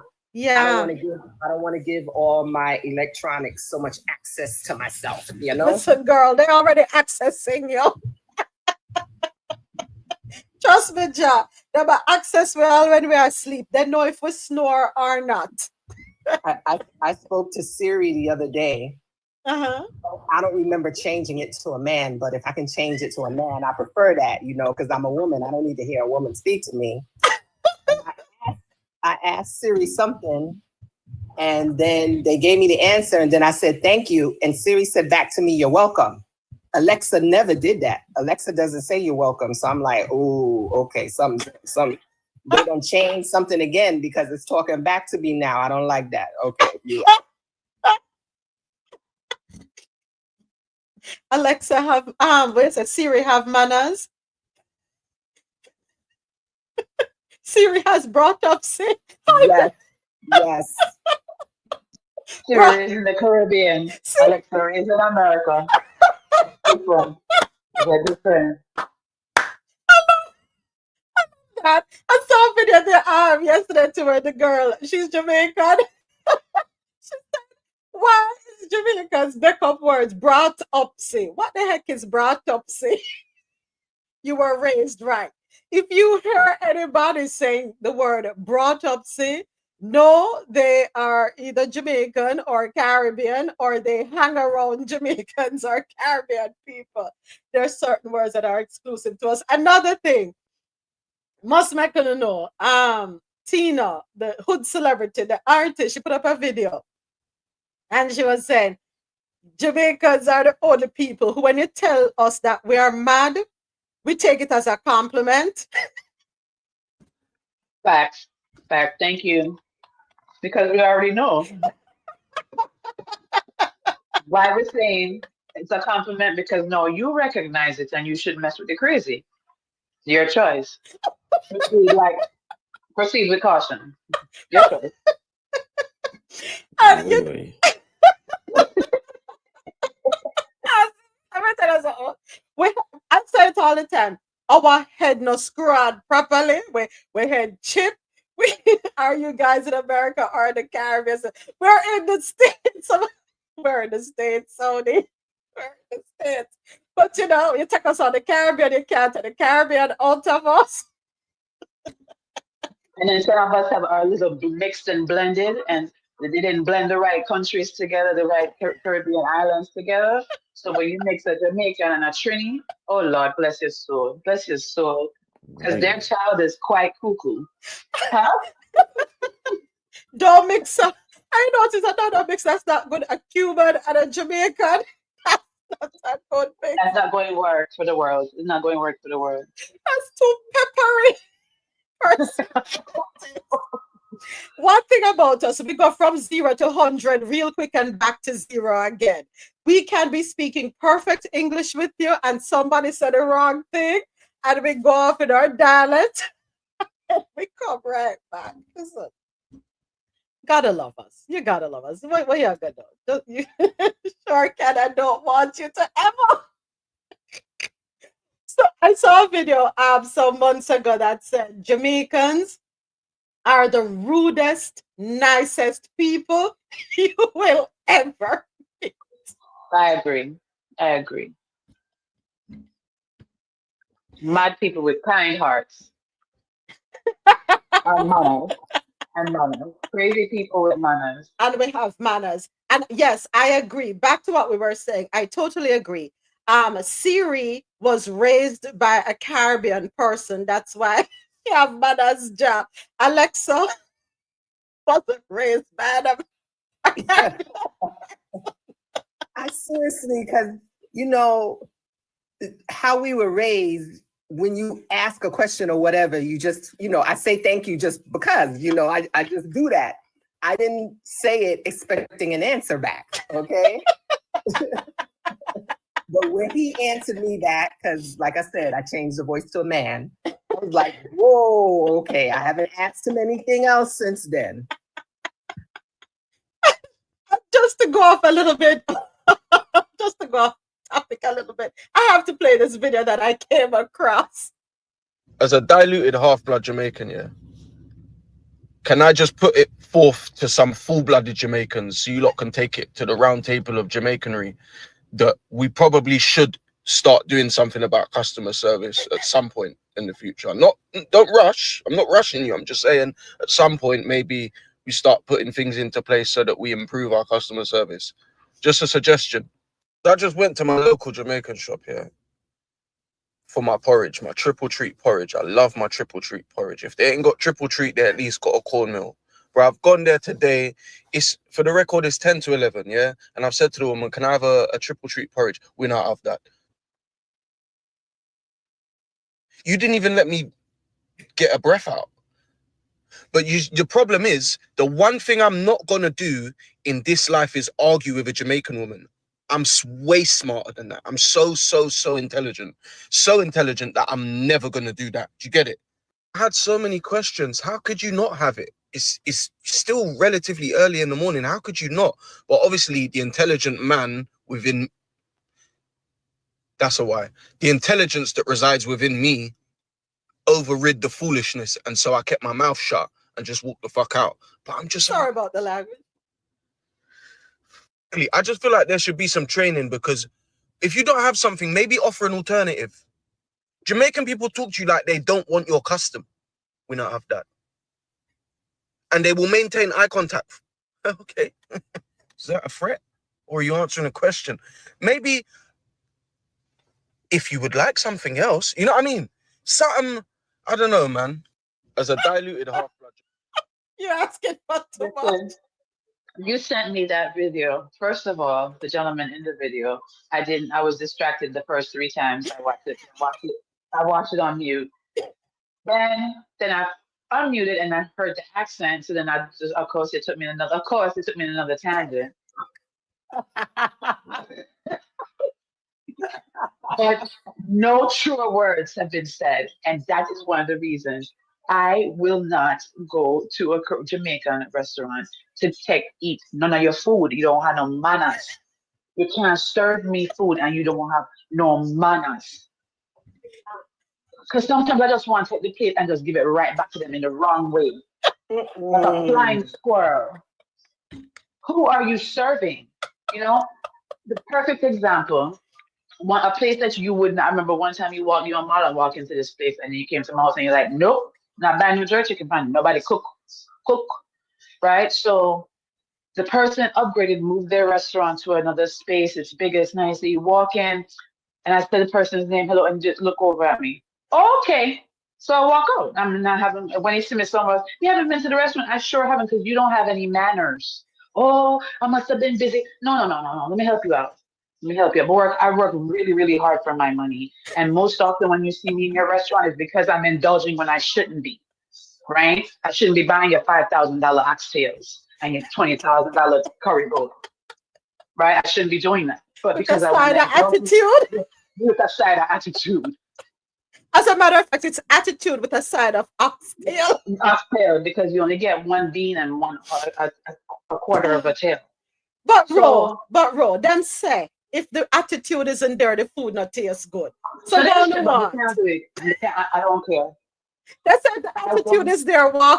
If the attitude is good, walk out. There is a correlation, though. Not gonna lie. There's a correlation, though, because you have to have the confidence to support that attitude. If your food isn't good, you have to beg to keep people. If you know your food is amazing, you don't care.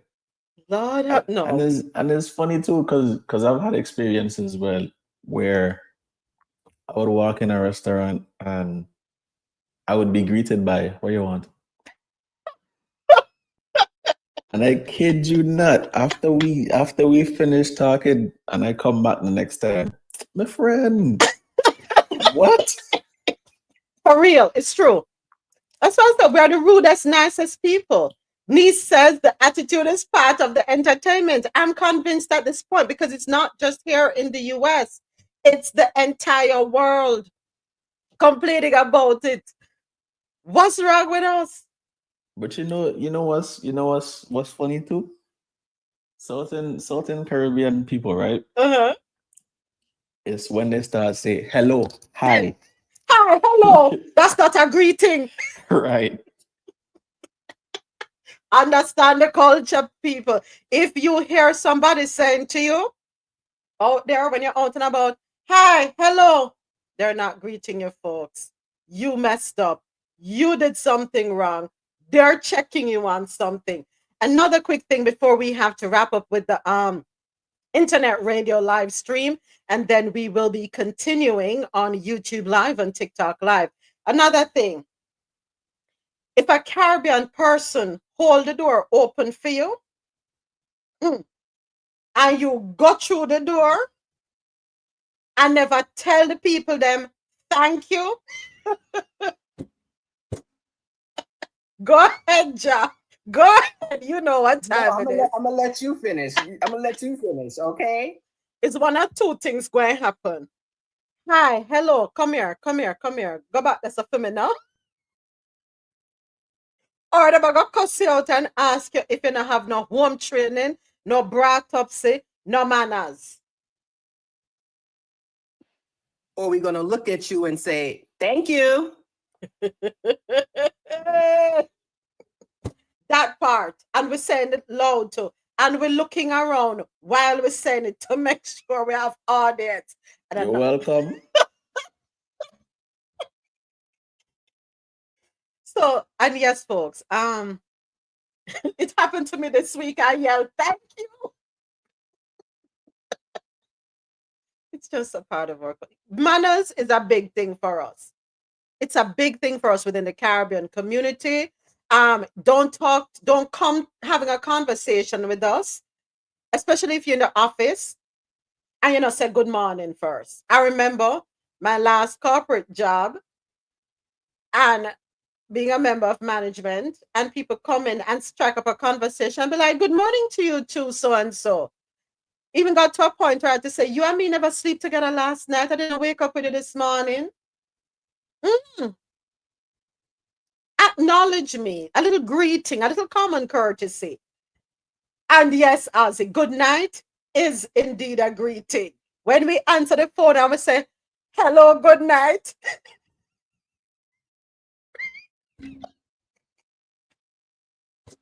I love my Caribbean culture. That's all I can say. Love it. We're not, yes, we are. We're the rudest, nicest people on earth. We're God's favorite channel.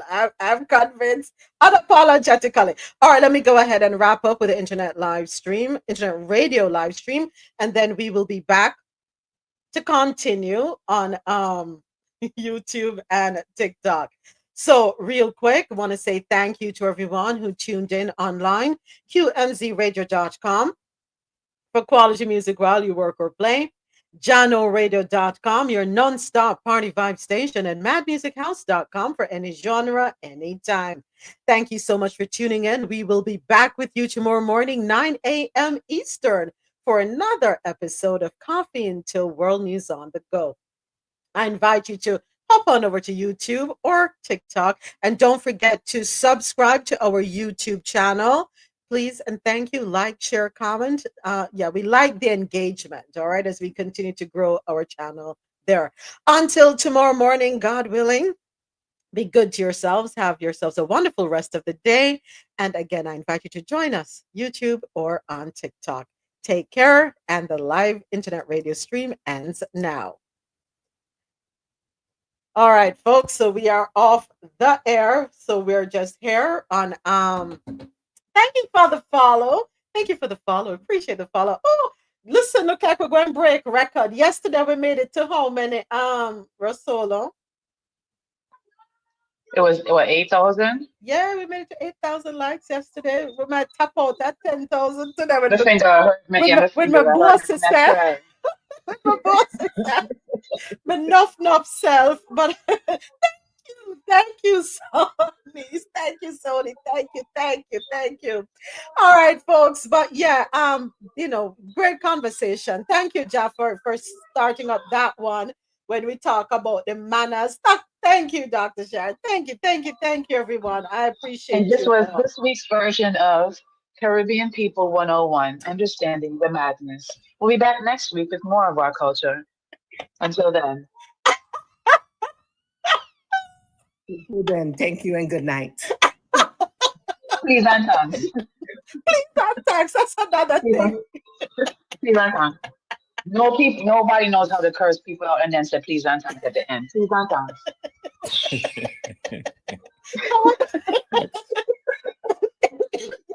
And has mastered the hissing, or what we call kissing our teeth. We can do it the long chups. We can do it the longest, the loudest, and with the most passion. When you understand if it's a or it's a you better get away from me. You understand? I don't think you can top the Nigerians with that though. The hissing of the teeth. You're right. You're right. Them have it down pat. But I always think they want to fight every time. I know the TV is going behind me.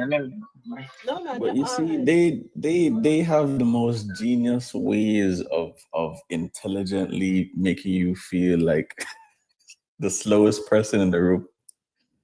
When they start saying when they start saying you have been chasing. Oh, you've been chasing intelligence, but they be escape you. Right. He says stuff like that. Love them. I love them. All right, thank you to everyone who joined us here on YouTube Live. But let me play this video. Since we're not on internet radio, I'm going to play this one since we're just on YouTube and TikTok. This is Tina, Hood Celebrity. Say, I sit down and I think, say, if you really think about it, right, no other culture, you can't call them mad.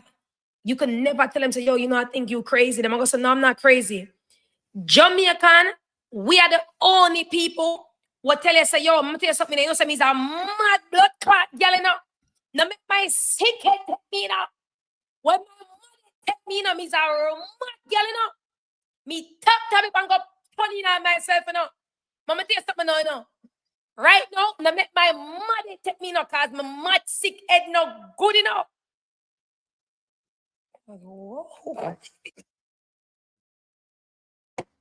No lies told. No No lies lies detected. told. No lies detected. I've used those lines several times in life. When I was younger, much younger. No, me still use them. You know who we use them with? Our children. We use them with our No, children, you know. you use them with your children. My children will look at me and tell me, what is it? Stop speaking that language. That's what they tell me. Wow. Wow. I know I've told my children several times, when I don't know me, my head not stay good and don't Well, I carry said me that. there. I said that. Mm-hmm. I know I've told my children that several times. So here is one more, and then we keep it moving. One more for us. How you call me for? So, I should have introduced this one. Different ways Jamaicans answer their phone. How you call me for? Why you beg? Just tell me why you beg. Come in know something you call me for beg. Water pre, choppy line. Talk quick, me busy. Just hurry up and talk, me busy. Talk quick. Make it snappy. Who this? Yeah. Oh, you finally remember me? Me never know say you still have my number. You still have my number saving on your phone? Hello? Sharon, you have my money? No, there could be nothing else you call me, but I want to know if you have my money. Is what you want. Where you depend? No, man, listen what me and send a brethren, put the chair on top of that. Yeah, man, try with your foolishness, man. Yeah, hello, you still up on the phone? Real rich. Hey, you get rich and switch, you know. Top of the morning, bless the name of Jesus. What you want? What you want? What you want? Me say you gonna live long and dead bad. You know what I mean? Just in I go call you, girl. Shh. Me can't hear your call. Shh. Hey, hello. Yeah, me can't hear your call back. Me can't hear you right now. Me can't hear your call back. Backside.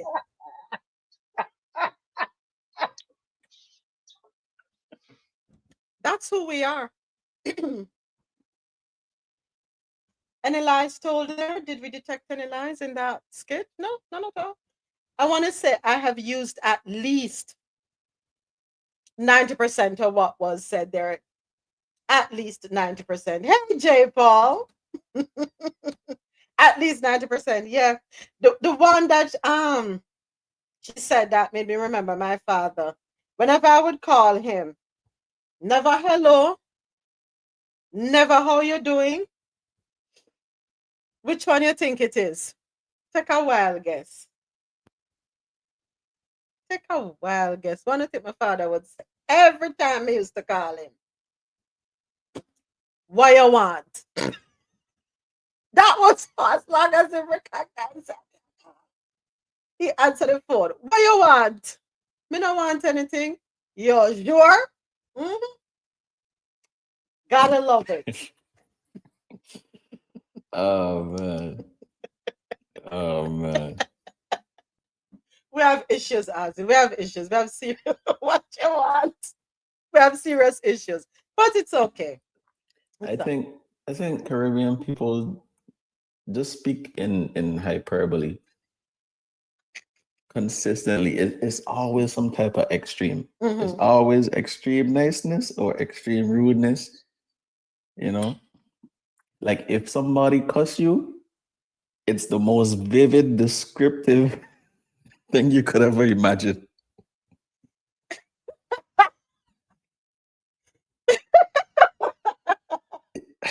To start with it. You know what we do, Ozzy? We look at you from head to toe, and we'll find something, some physical feature to describe you. Oh my God, that is so true. I was standing outside one day with a friend of mine. He was a basketball player, and he kind of had one of those noses that looked like a beak or something like, you know how sometimes they have a little tip? Why my mother walk up to me and say, why are you talking to this bird-looking man right here? Not giraffe. So embarrassed. No, but you're right. Because literally, my mother would be like, "Yeah, I see one of your friend them today," and then I'll be like, "Okay, who? What a one name with a hard face, man." Yes. And I see, you know I'll just be exactly who like, she talking about. Not true. Yes. Or they describing a body part. You Mhm. know, right. the one with the big butt. Don't even talk about nicknames. Like, why do we have nicknames like Brookfoot?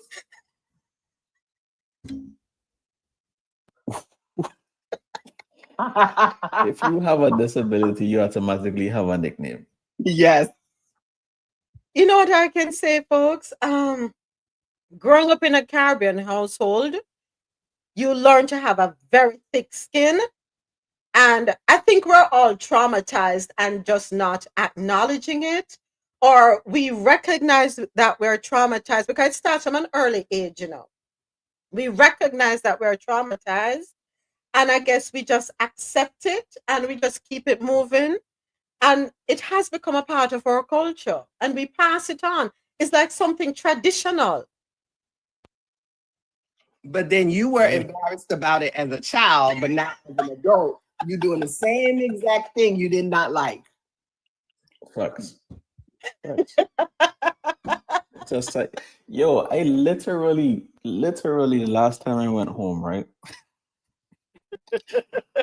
Literally last time I went home, and I'm in a room with my mom and my grandmother, and everything I complained to my mom about herself, she complained about with her mom. And I'm like, Listen, we love being Caribbean. What can I say? We love being Facts. Caribbean. We love it. We love it. We love it. All right. So thank you to everyone here with us on YouTube Live. Appreciate having you here with me. Thank you to everyone with us on TikTok Live. Thank you for tapping up that screen. Thank you so much. Thank you for the new followers. We gained some new followers on YouTube Live. And I want to encourage everyone on YouTube Live to go to the link in the bio for our YouTube channel. I'm sorry, everyone on TikTok Live. Oh my gosh. I invite you to click the link in our bio for our YouTube channel and subscribe to our YouTube channel. Please and thank you. In Caribbean fashion, please and thank you. All right. So in our next article, our final story, as a matter of fact, yeah, this is our final story. News out of North America. An off-duty officer was fatally, he fatally shot a knife-wielding man inside the Chick-fil-A in Boylston Street in Boston. Let's go ahead and take a listen to this one, courtesy of WSVN out of Miami. Their surveillance video, meanwhile, out of Boston, showing some Chick-fil-A customers scrambling to get to safety. Officials say a man with a knife followed two people into the store. An off-duty officer immediately identified himself and told the man to drop the weapon. When he didn't, police say the off-duty officer started shooting. Some girl screamed, and then we heard like four gunshots, 4 to 5 shots, like, and then we were like, oh, and then everyone started panicking. That man with the knife was rushed to the hospital where police say he died. Oh boy. All right. Excuse me. Not sure if he was having an episode, if he was after someone in particular. Not sure at all. Well, billionaires' fortunes plummet. Elon Musk loses $90 billion amid market turmoil. What am I supposed to do? Cry? It's okay. He getting it back on the other end. We're inside our business and tech news segment brought to you by grandcoffeehouse.com. I'm trying to gather my emotions to feel sorry, to have some amount of empathy and compassion. You know what? Let me try. All right, we're inside our business and tech segment brought to you by grandcoffeehouse.com. Shop today and get 20% off all coffee products. Use the code CoffeeInto20 on grandcoffeehouse.com. So, yeah, again, what am I supposed to do? What am I to do? I'm not going to feel bad. I'm not going to feel bad for them. right? So the stock market trend for 2025, billionaires' fortunes plummet. Elon Musk loses $90 billion amid market turmoil. Here's what Jeff Bezos and Mark Zuckerberg lost. You know what? And it's not a good day for Musk globally either, because in Europe, Tesla ain't looking too cute. Did you all see the video with people removing the Tesla sign from their cars and putting Audi signs? Getting the, what you call them? The plaque? Yeah, people are putting Toyota, Honda, Audi. It's But you can tell his cars. yeah, So you even can if you change tell. the plaque, it don't make a big difference. You can tell, but just to think that people are really disgusted. I mean, who is gonna just dump a vehicle that they already purchased, right? But yeah, so the year 2025, okay, they put an ad blocker in me. No, I forgot. I installed an ad blocker. Lord of mercy. I blocked myself. But it's okay. We don't need to get into it because they lost, we losing. Everybody going, if me I go lose, you have to lose too. Okay, I got it another way, folks. Let me see if I can read it real quick. So billionaires were getting $10 billion richer every day in January. Just 1 month later, Elon Musk, Jeff Bezos, Larry Ellison, and Mark Zuckerberg have lost a combined total of $138 billion. This January felt like the honeymoon period for billionaires who saw their wealth surge by $10 billion every day. I can't even get mine to surge by $10. 1 month later, the daydream is over and their net worth is tanking. Okay. You know, somebody needs to put the Lego logo on one of them Cybertrucks, because that's exactly what it looks like, a Lego piece. Like a garbage truck to me. A rubbish bin. Mm-hmm. Any one of them ever pull up next to you, you hear like it going fall apart, like one big tin pan. Yeah. I mean, sorry, not sorry. Greed. Y'all have so much money and y'all want more. And when we talk about Elon Musk losing $90 billion, he's getting it back. What do you think he's up there doing? He's securing contracts.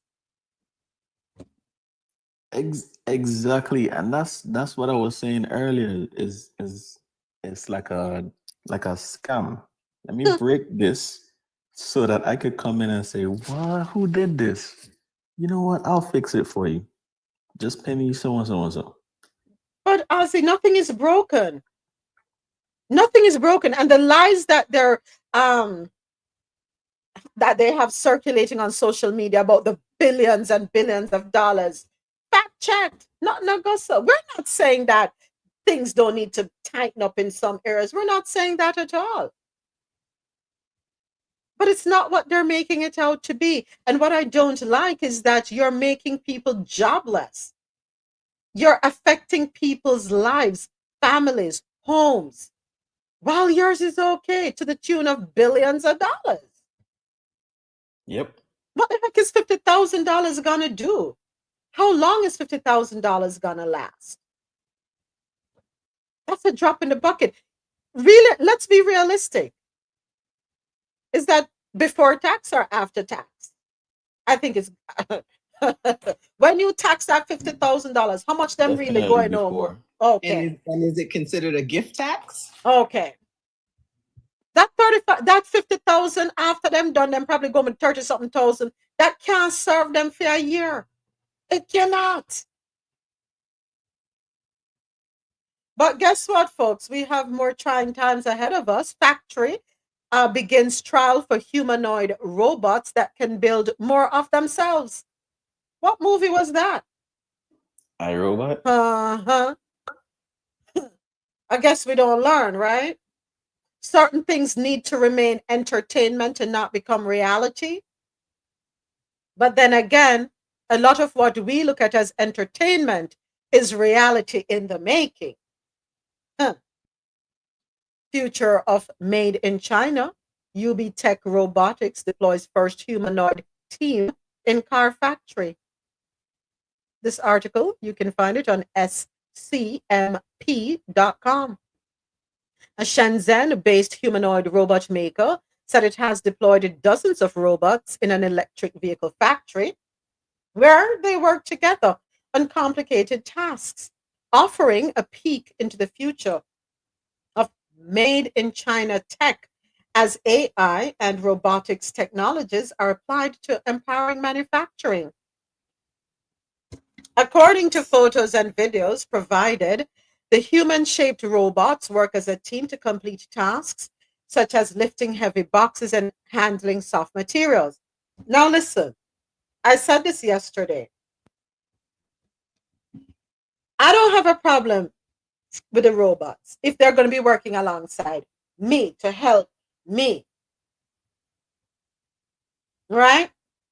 Help me complete my task, but not to replace me. Not at all. Kind of like with surgery, right? Where they can use, doctors are able to use robots to help with surgeries, especially the ones where they don't have to open you up, where it's not super invasive. They, they do the little punctures here and there, and they still have the doctors controlling everything. That I'm okay with. But can you imagine you walk into an operating room and it's nothing but robots in there? Robots that can be programmed.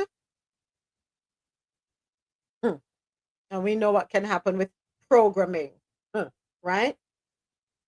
US billionaire Elon Musk said in late January that he aimed to deploy 10,000 Optimus humanoid robots in Tesla factories this year. It is unclear how many humanoid robots Tesla has deployed so far. Go right ahead, Ozzy. Go right ahead. I have concerns.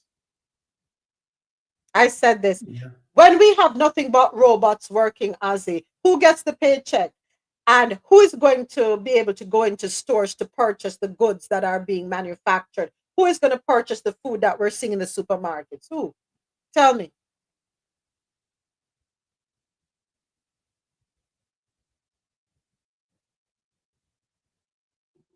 Yeah, I think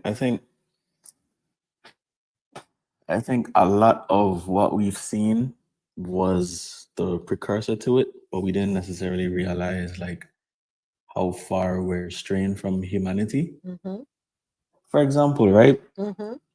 I had a conversation about this some time ago, and I was like, nowadays when you apply to a job, they barely get to have a sense of what your personality is like, or even get to see you until you have your resume and your cover letter scanned by some type of AI Mm-hmm. and uploaded by and some type of algorithms handling the number of emails and the number of documents that's going through. Mm-hmm. And so it doesn't account for different types of personalities. Mm-hmm. It's not like back in the day where, you might know a shop owner or somebody, you walk in, you have a good conversation, they kind of get a sense of your personality, they can see that you're a hardworking person, and then, they offer you a job. You don't get that.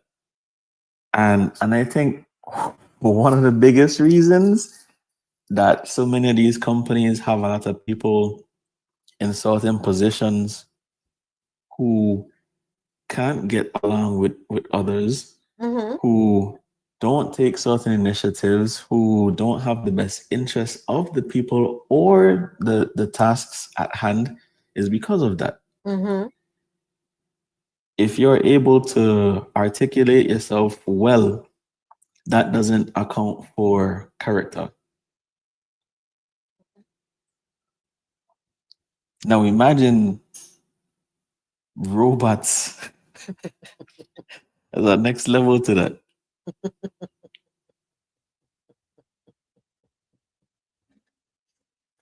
What can I say, Ozzy? What can I say? Who? And they don't need to interview the robots, right?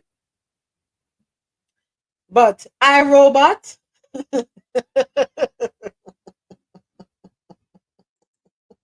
I think they need to go back and watch the movie, no? Go back and watch But that movie. but even still, remember last year there was some computer error that happened and then all flights just messed up.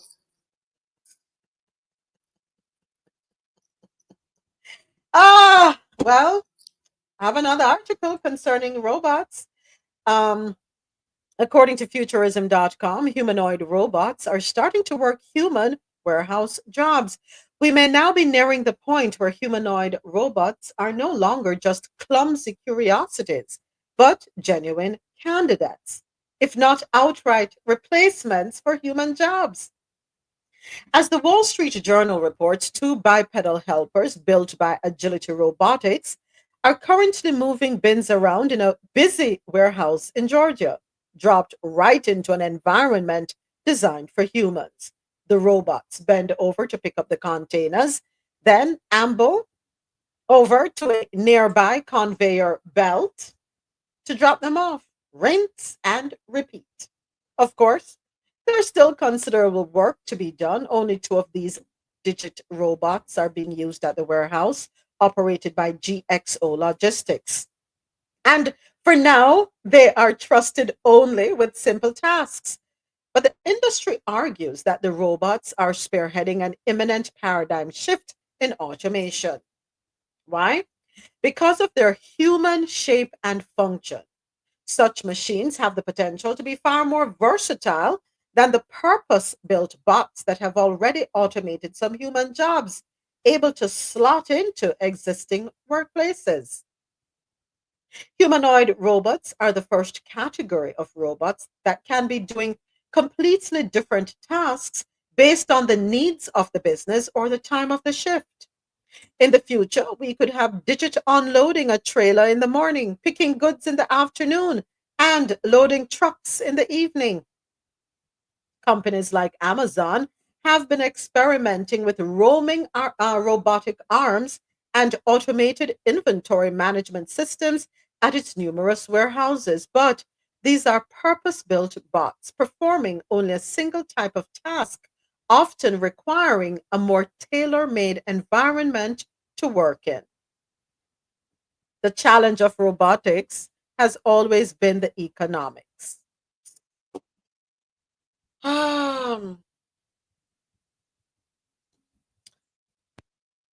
You know what I'm going to say, folks? We talk about pivoting.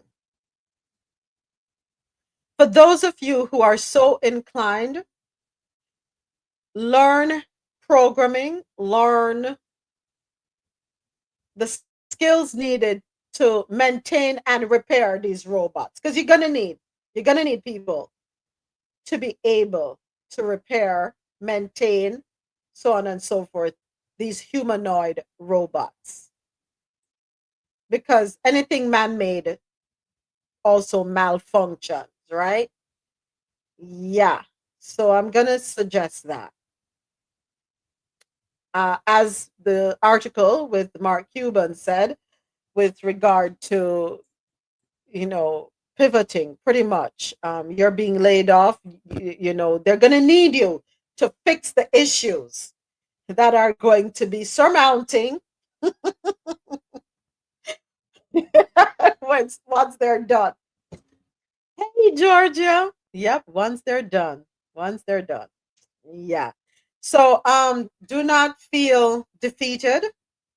Not at all. This is a time when we reshape, rethink, pivot, learn a new skill, folks, and be quick with it. Be quick with it. Be quick with it. All right, that was our business and tech segment, brought to you by grandcoffeehouse.com. Shop today, get 20% off all coffee products. Use the code COFFEEINTO20. That is grandcoffeehouse.com. And now it is time for our Health and Science News segment, brought to you by Lormel Skin Food. Head on over to lormelskinfood.com and indulge or discover the range of natural skincare solutions and indulge in the radiance of natural and organic beauty with the best natural and organic soap bars, whips, soaps, body butters, and oils. All 100% natural products. L'Oreal Skin Food for a natural, beautiful you. Earlier this morning, Dr. Sharon, I was talking to Dr. Keisha. Thank you for letting her know that we're here. So we were interacting with her and we're talking about the article to solve for doctor shortages. States are easing the licensing for foreign trade physicians. So we had a conversation about that. We also spoke about the measles issue that is not only in Texas now, but is also over there in New Jersey. And I think we had Biscotti, who was a supporter this morning, saying also in Pennsylvania. So that is of grave concern, serious. And with the current landscape that we're now navigating as it relates to a certain individual with three initials, whose name we will not call, we are gravely concerned because we don't think enough attention is being drawn to the situation at hand. Also, we are concerned about the CDC. We have serious concerns, valid concerns. So we're not going to revisit that, but here is something else that is we have for you in our Health and Science Corner. And I know I touched on this last year because I too was concerned. Strengthening systems for healthier lives, tackling obesity in the Caribbean. This article, courtesy of nowgrenada.com. March the 4th, today, is recognized as World Obesity Day with the theme Changing Systems, Healthier Lives. This theme is a significant call to action for governments, healthcare institutions, and communities to confront one of our time's most critical health challenges. Obesity has emerged as a global epidemic, and the Caribbean region is not exempt from its impact. Despite positive developments, the region continues to face considerable obstacles in reversing trends that place millions at risk for the development of non communicable diseases, NCDs, including diabetes, hypertension, and cardiovascular disease. To create a meaningful and lasting impact on public health, we must assess where we are today, celebrate our achievements, and strategically reinforce our systems. Obesity has been rising at an alarming rate in the Caribbean, with many countries in the region experiencing a sharp increase in persons living with overweight and obesity across all age groups. According to the Caribbean Public Health Agency, CARPHA, over 50% of adults in the region are categorized as overweight or obese, and childhood obesity has more than doubled in the last 3 decades. As of 2022, 8.6% of children under 5 in Latin America and the Caribbean were overweight, surpassing the global average of 5.6%. This trend has been escalating, with the region experiencing a 1.2 percentage point increase between 2012 and 2022, compared to a 0.1 percentage point rise globally. The burden of obesity related illnesses continues to strain our fragile healthcare systems, reducing productivity and increasing premature mortality.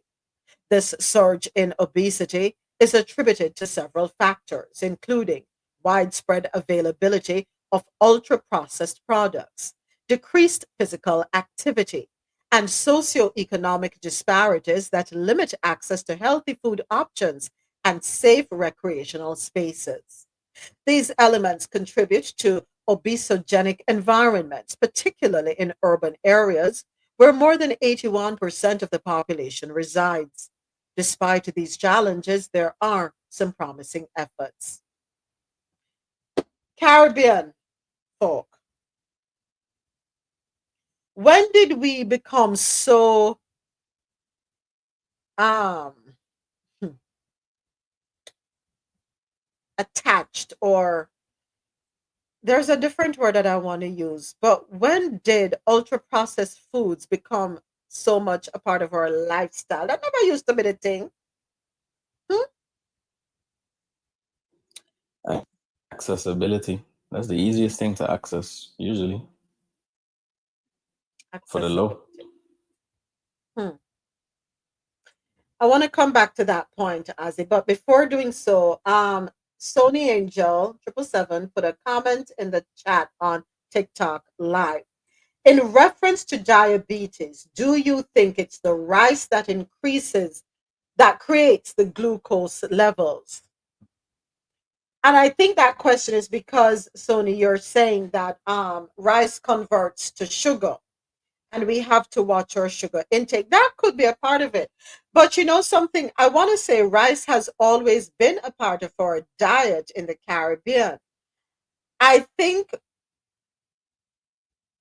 for me personally, and I'm subject to correction, right? I don't think it's so much the rice. I think it's how much of it we're consuming. I'm thinking how it's prepared. What I'm seeing when you go into the supermarkets is the microwavable rice. It's already pre-prepared. And when we read the labels concerning, we have adopted this BK mentality. Want it now, want it right away. Accessibility. Let me come back to what you said now, Ozzy, with accessibility. What was fast food back in our day? What was fast food for us?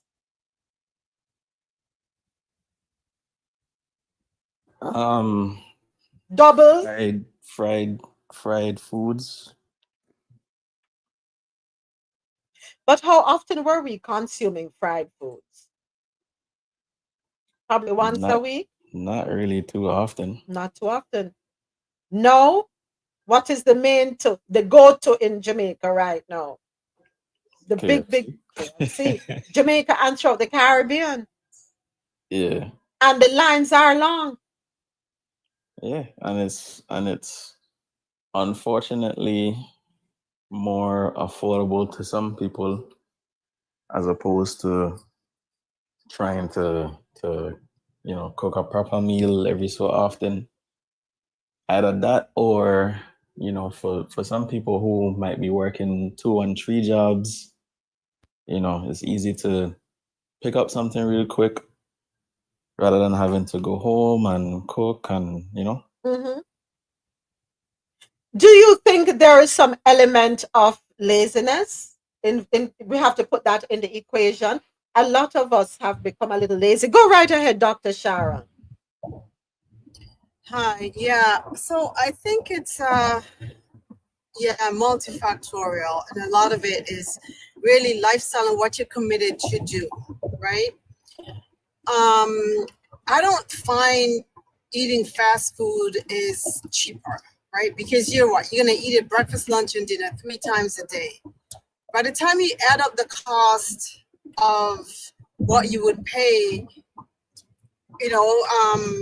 for one fast food meal, you could have cooked. You could have bought yourself some fish, chicken, meat, and gotten 1 or 2 meals out of that. I don't find it's that much cheaper. Now, I do understand that in some communities you may not have access to, like fresh fruits, vegetables. I think that definitely does happen. But I think a lot of it is that we've gotten into this, let's just do this quickly. McDonald's, there's a fast food in every corner. And it just becomes something like really quick that people can eat to the detriment of our health, right? To the complete detriment of our health. So I definitely do think it's it's multifactorial. I'm busy. I'm very busy, but I'm a person who I don't eat fast food. Like I will meal prep on a Sunday, knowing exactly what my week is gonna be like. And I've been eating clean for so long that if I veer off, my body just quiver and I'm just don't feel good. So it's part of it is lifestyle and just kind of, people have to find ways that's gonna help them just reset this. It's basically it's a toxic lifestyle. This is why we rate of obesity increase, diabetes, high blood pressure. You increase your risk of every cancer known to man, early unaliving, and it is a problem. And it's not just in the Caribbean, like here in America, it's crazy too. But in the Caribbean, I see it. But I think part of it also is that growing up in the Caribbean, people used to glorify being overweight. It was glorified. Right, there were a lot of obese people living in the Caribbean, and I just think it is glorified. It was glorified, and now it's kind of out of control, and we've seen the ramification of obesity. Yeah, right, and that's what I'm going to say. We're paying the price for it, Dr. Sharon. Absolutely, and yes, you're absolutely right. There are so many factors that come into play. It's not just one thing. Also, when we talk about inflation and the economy, that plays a huge role. There was a time when one person was home. There was a time when families could survive off of one paycheck. The mother would be home, or the grandmother would be home, or an aunt, depending on the family setup, the family structure. And that person who is home, you're getting a cooked breakfast and a cooked dinner. Monday, we spoke about the menu in the Caribbean the other day. Hey, J. Paul, welcome to this side of, welcome to TikTok. Welcome.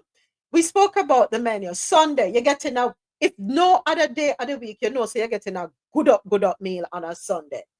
Prepared meal. Beneficial meal. You had your vegetable, whether it was a raw salad or steamed vegetables, but you had a nutritional meal. Monday, you have leftovers. Might stretch over to Tuesday. Come Tuesday, I have white rice and probably some stewed chicken or some curry chicken. Wednesday, some stewed peas or red pea soup. Thursday, we call that Ben Johnson Day. Things lighten up a little bit. You might have ground provision, but there is some meat with it cooked. Friday, some people might eat out, or the eating out in the Caribbean was what? You're going to the jerk man. So I still have cooked meal. You go to the jerk stall and you get your pan chicken, or you might get fish and festival. Whether some people is steamed fish, some people is escovitched fish. If you're in the Eastern Caribbean, you might be going to get doubles. You might go get some roti and have that with some curried goat or curried chicken. You might be going for bacon shark. So it's still a prepared meal. That was our fast food. Last year, I put up a video, fast food, the Caribbean, so I think I'll put it on my TikTok. I don't know if I still have it up there. Fast food for us, that, going up to taking the drive, we bus up shot. We get with bus up shot.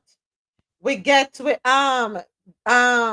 jerked chicken, jerked ribs, and jerked pork. We get some doubles. That is fast food for us.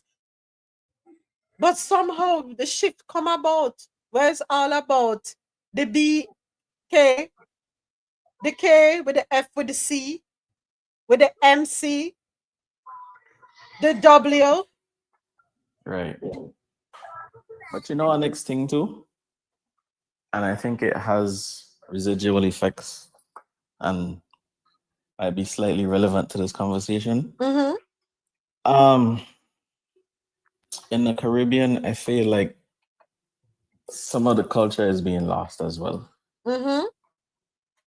And so some of those things that you're naming, unfortunately, some people who don't know how to cook them things now.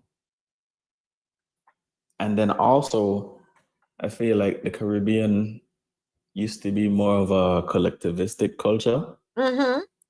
Like there's always some there's always some collection of aunts and uncles who weren't really your aunts and uncles, but out of respect, because they look out for your family. There's family friends, maybe even your neighbors, they looking out for you. Maybe even if your parents don't cook, maybe they bring food. It's more community oriented. Maybe some organization or somebody's having a fish fry or something, But yeah, it's a lot different now.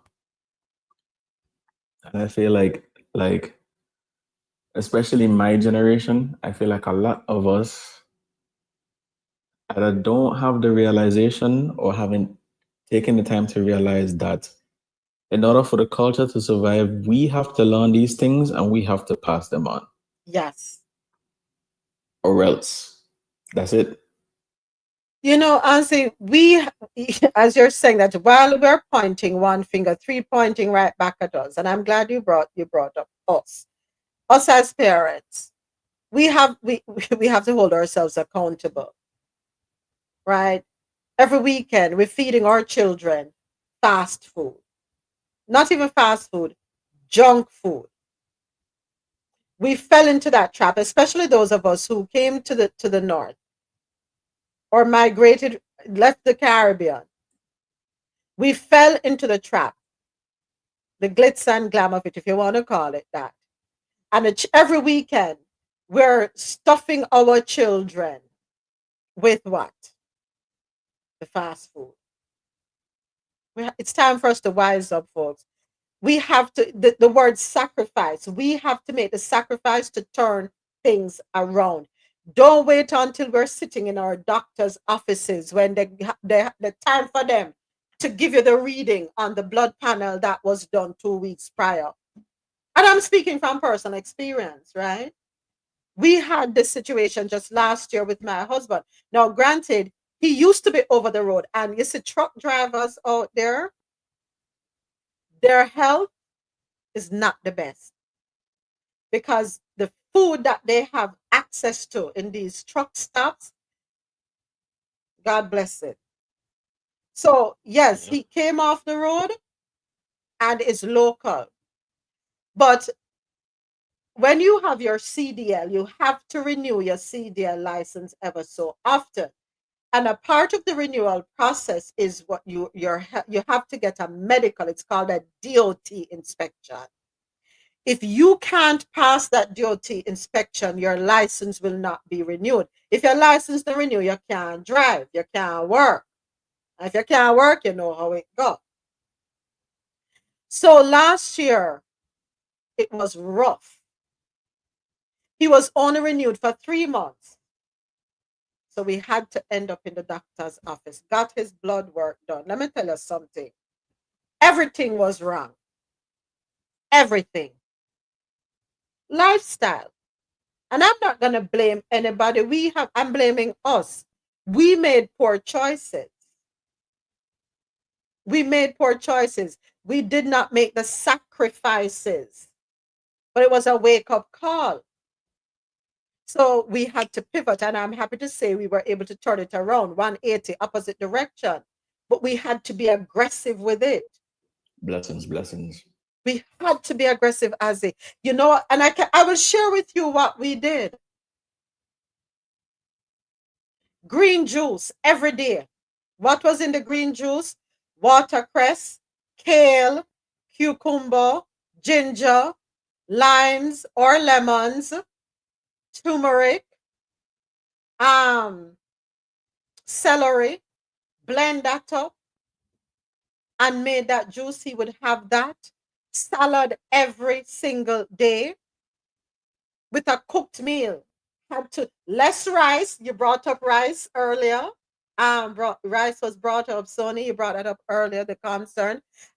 Less rice, less pasta, more quinoa,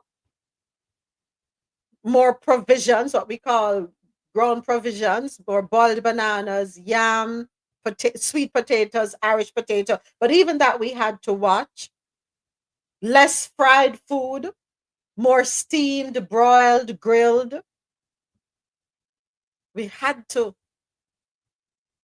Fruit bowl every morning. What was a part of it? I can tell you at the base, oatmeal. We did rolled oatmeal. Then we put flaxseed, ground flaxseed, cinnamon powder.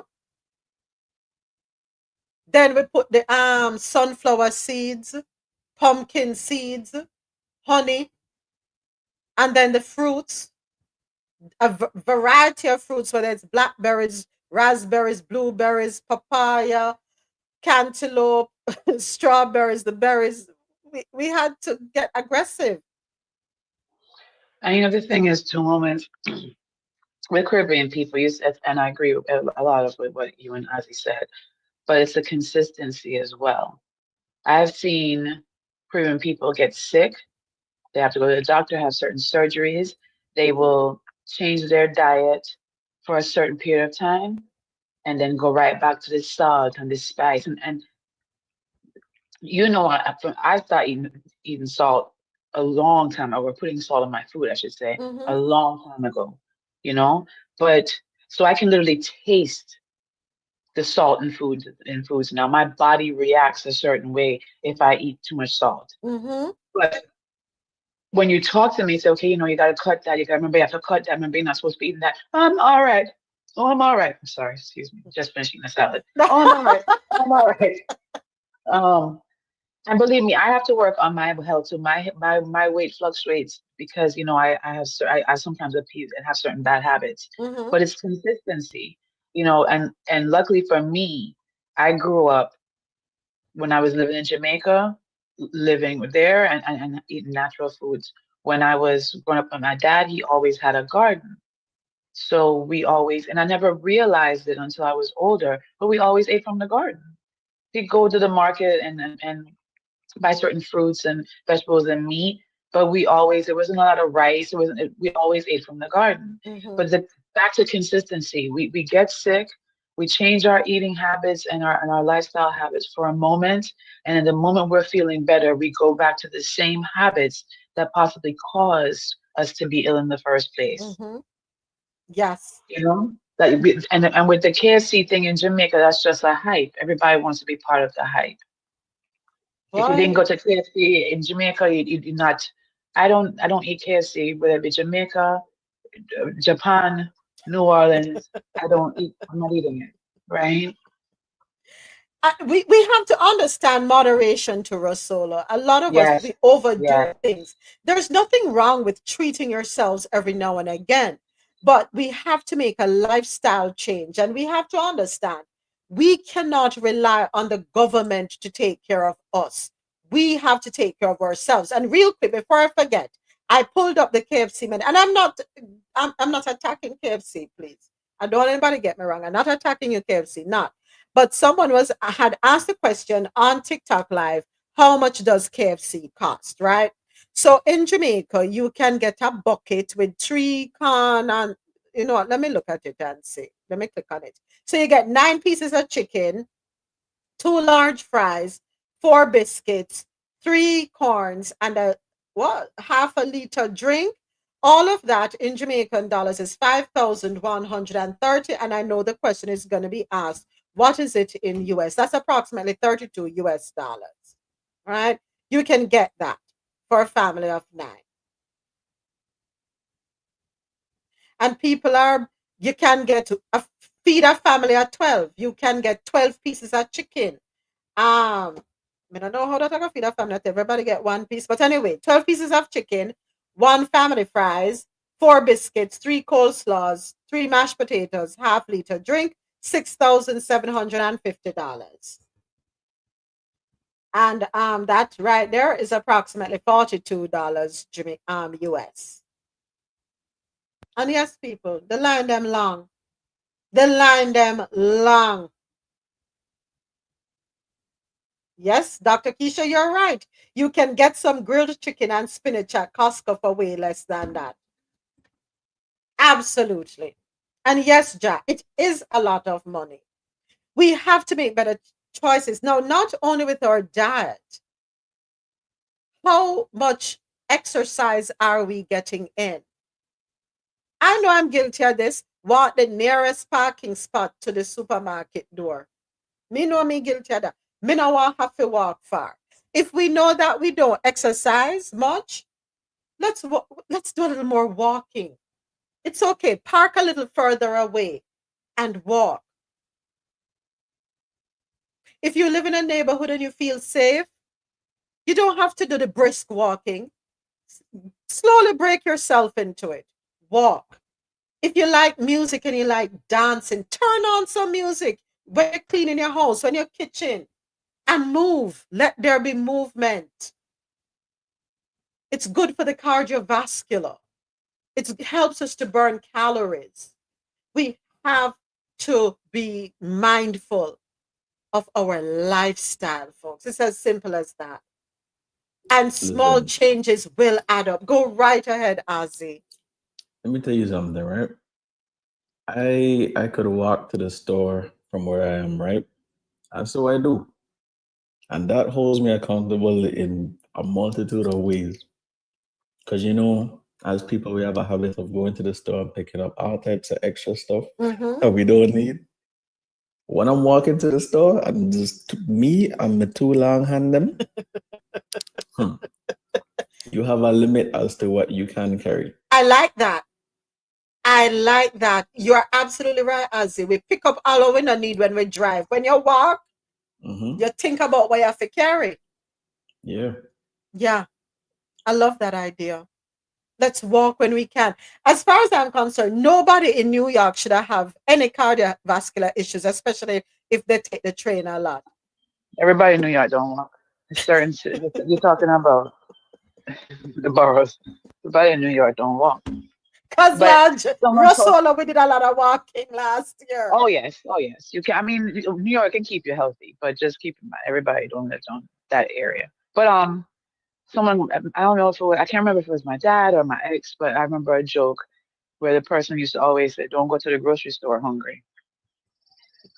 And truer facts have never been said. Yeah. Because if you go to, I mean, it's little things, and as silly as it sounds, when I thought about it one time, I was in the grocery, and I remember everything looked good to me. Everything looked like something I wanted to cook that evening, right?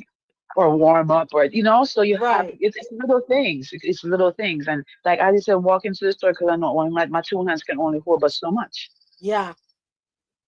They can only hold but so much. But here's the bigger question, RoSolo. Are we prepared to make the necessary changes? Even before that, are we ready to be honest with ourselves? Are we ready to go into our kitchens, look in our pantries, look in our refrigerators, and take stock of what we And have throw there? stuff away. You have to. You have to. If you want to change, if you're saying that you're going to do, like I'm on a 31-day plan, certain things I'm not putting in my system because I feel quite fluffy now. I told y'all, I go to bed a supermodel, I wake up a sumo wrestler. It's a lot.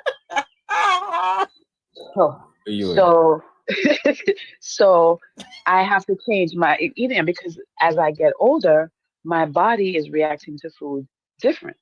Different foods cause different reactions. I can't eat certain things anymore. Like I said, I can hardly eat peanuts. Whether they're unsalted, I can hardly eat peanuts. And that's one of my favorite things. So I have to throw them up. My kids will come, you eat them, or I don't.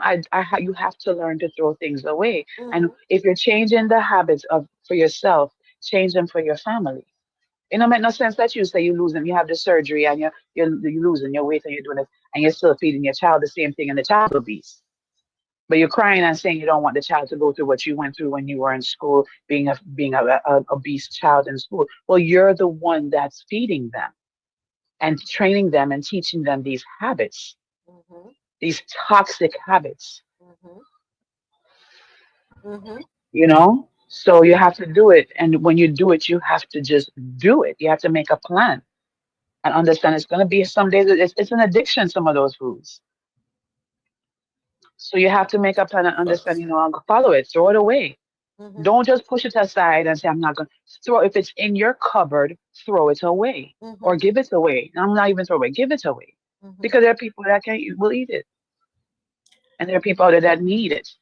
Yeah. You don't if you're not supposed to have a bunch of carbs and you're still eating white bread and carrying on white rice and white.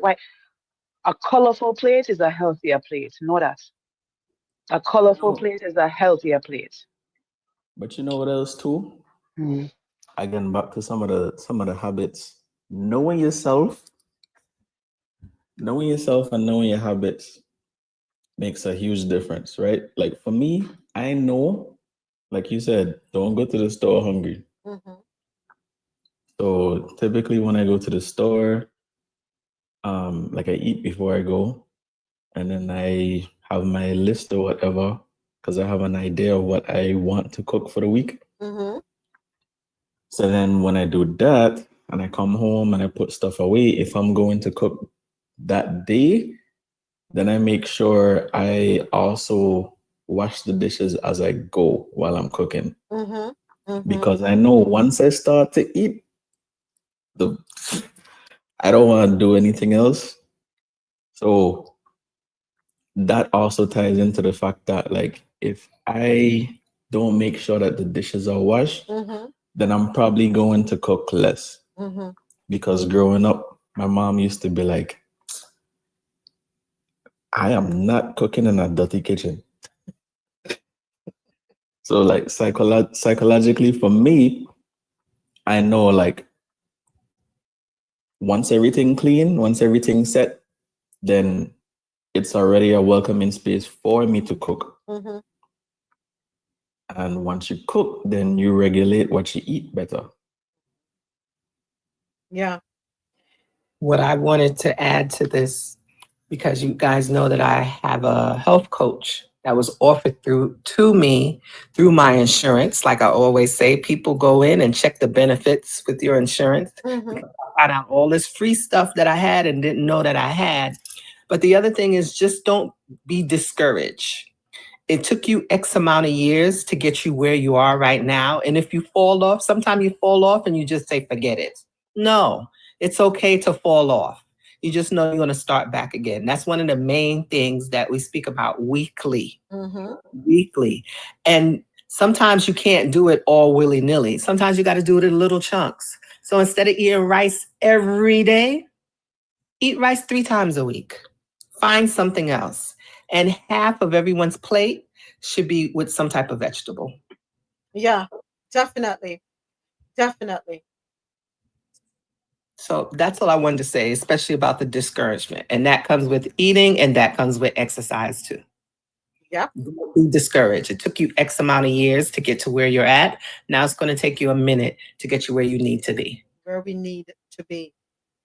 And we can do it. It's not impossible, folks. Welcome, Mr. President. It's not impossible. It starts with us holding ourselves accountable, having honest conversations with ourselves, right? Yes, we're attached to our phones and we become very complacent with a lot of things.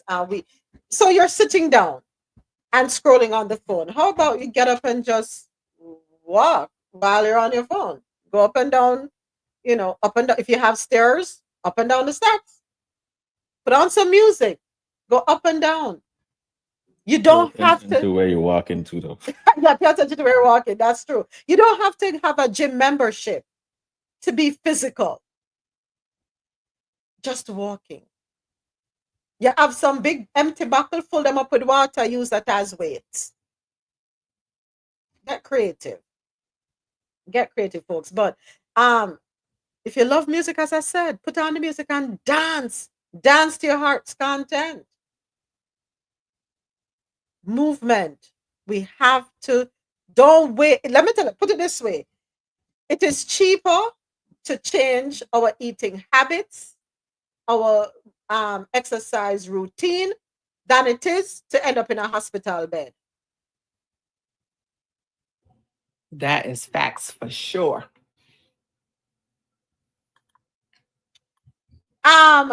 Quality and portion is what's important. That's what AT put on YouTube. Yes, AT. Also, another suggestion AT has, where possible, start your home vertical gardens. Your herbs, you can grow your herbs, you can grow what, if you have a balcony or if you have a window, and you can put your vertical guard next to your window, right? We have to do what we can for ourselves. And can we, for, yesterday, DJ Naturalist, may attack your business. DJ Naturalist is by his mom up in Florida, um, more central Florida. Oh, me low-key hating on him. I said to him, I wish I was his mother's neighbor. Suppose you see the amount of yam that was pulled up, the sugar, the fruit trees in the yard, the amount of coconuts that he took off of trees. Natural food is the best way to go, folks. As much as you can. Do the best you can. Make the best choices you can. If you go to the supermarket, I'll never forget, a doctor once said, if you go to the supermarket, shop on the outskirts. Meaning, stay in where them have the fruits and vegetables. When you purchase those things, folks, when you take them home, clean them up as best as you can. Little vinegar, little baking soda to get off as much of the chemicals, because we can't avoid that. We can't get over that. Make the best choices. Less processed, more natural. Less processed, more natural. All right? Okay. Love the conversation on that. Next up in the Health and Science News segment, strengthening systems for the, we did that. Sorry. What am I doing? Let me click the next article. Aiding natural pollination can boost cacao yields and climate resilience. This one comes to us courtesy of news.mongabay.com. Climate change poses a major, well-known risk to cacao production. And when you talk about climate change, let us hey, pray for us. We need to get back in touch with nature, folks, because that's how we're gonna know when a hurricane is coming, when a tropical storm is brewing, when anything is brewing out there in nature, any natural disaster. Tap into nature, folks, because that body, that board, no longer exists. So God help us. But climate change is real, and it does pose a major, well-known risk to cacao production. But a new study finds that low pollination is also limiting yields in producing countries, a finding that could offer hope to a threatened industry. Researchers suggest that actively creating conditions in which natural pollinators thrive on cacao farms could help farmers buffer against increasing temperatures, improve productivity, and boost livelihoods. An international group of researchers replicated hand pollination trials on cacao trees at 26 sites in Brazil, Indonesia, and Ghana, simultaneously analyzing soil samples, local temperature data, and a range of other measurements. They found that pollinating cacao trees across these different countries and conditions resulted in a 20% increase in yields, indicating that a lack of natural pollination is holding back farm output. Their study was published this month in the journal Communications, Earth and Environment. Higher temperatures played an especially large role in limiting large productivity. Strikingly, on one site where temperatures were up to 7 degrees Celsius, 12.6 degrees Fahrenheit, warmer than coolest site, cacao trees had 20 to 30% lower yields. But they say climate change is not real. It's a figment. Thank you, thank you, thank you. It's a figment of our imagination. Climate change is real. If you are from a small island developing state, if you live in the tropics, if you live in Central America, anywhere across the Caribbean, you know climate change is real, and we are the ones who contribute the least to the damaging effects. Climate change is real, folks. But here again is an example of the importance of research and science and study.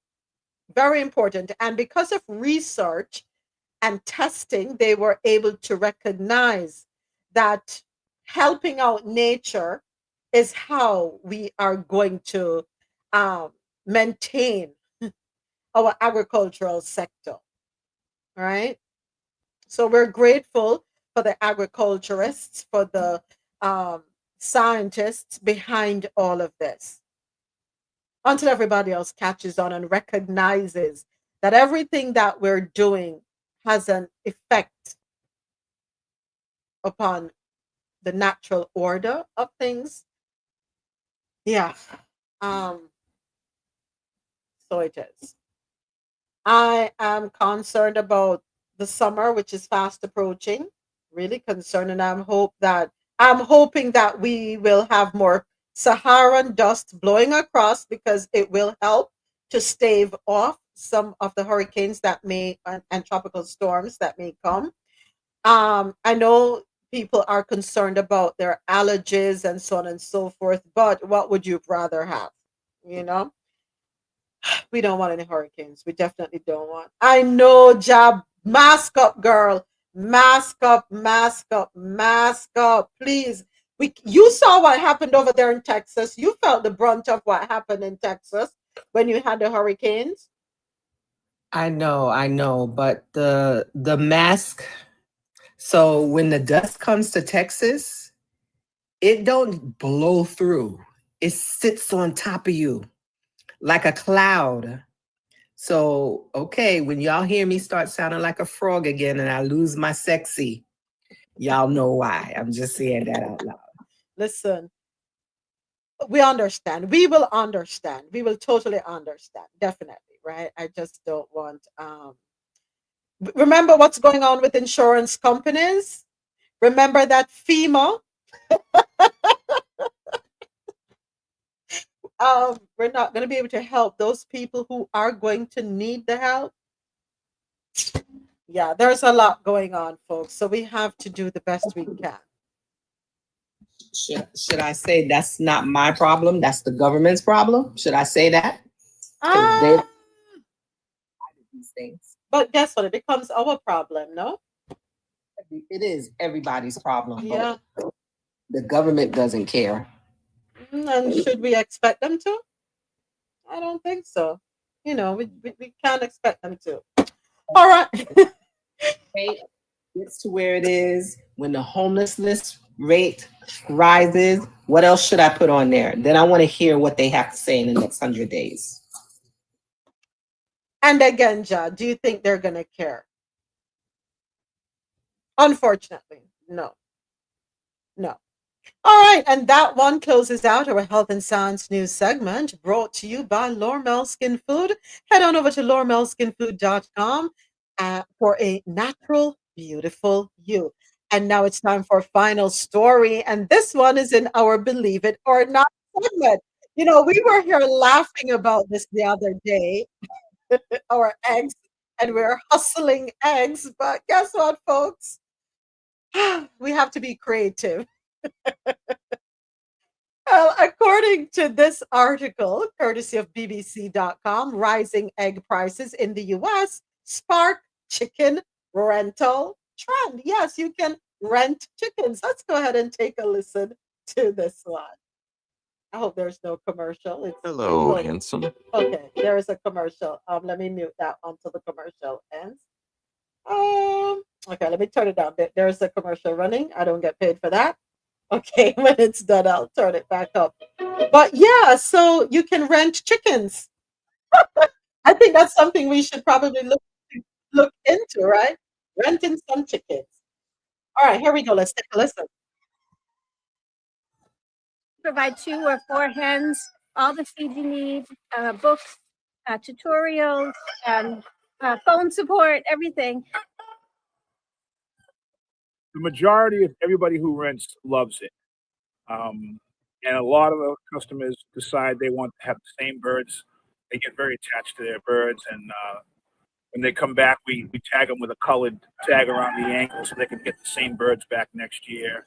You just let them out and walk around. They go in at night on their own. They want to roost up, and yeah, just real low maintenance, and you know, people really enjoy it.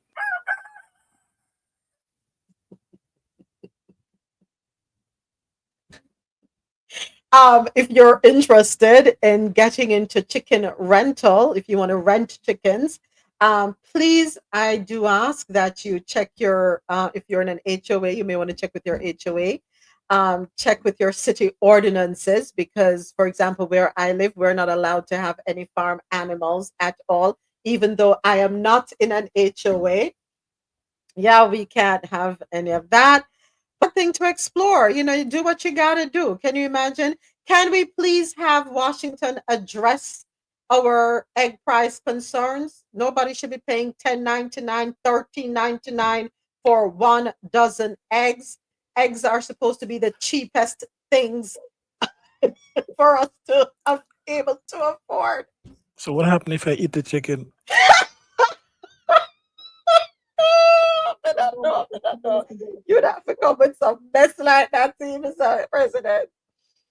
A few moments ago, you said they don't care. So what's going to make them care about this? And I actually watched a video last week where it's a woman that actually raised chickens, saying that it's not as easy as some people may think it is. No, it's not. No, it's not. You want to think about that as well. Yeah, it's not. I'm telling you, it is not because I remember growing up, we had chickens because at the time my father could not eat store-bought chickens, so we had to raise our own chickens. And yeah, it's a lot of it's maintenance. You have to keep the coop clean. You have to make sure they're well fed and looking cute and all of that. But yeah, it's not easy at all. All we need is for things to be affordable, and we're still waiting for the price of things to come down. Washington, still waiting. I don't know when that's gonna be. What I can encourage us to do, if we have any local farmers, head on out and let's support them. Let's support them as much as we can, right? Facts. Yeah, because it will be cheaper for you too. Because remember, if a tractor trailer or a box truck has to pick up those eggs, you know what's going to happen, right? The price is going to go up. So farmers markets, if you can, local farms, if you can, support as much as you can. All right, folks. So yeah, that's where we are. And that's our final story. Oh boy. We had quite a few today. Quite a few. Wild rice. Yes, wild rice if cooked properly. J. Paul says, my great aunt raised chickens. I used to chase them, feather them, and everything else. Oh boy. Yeah, so this was another wonderful show.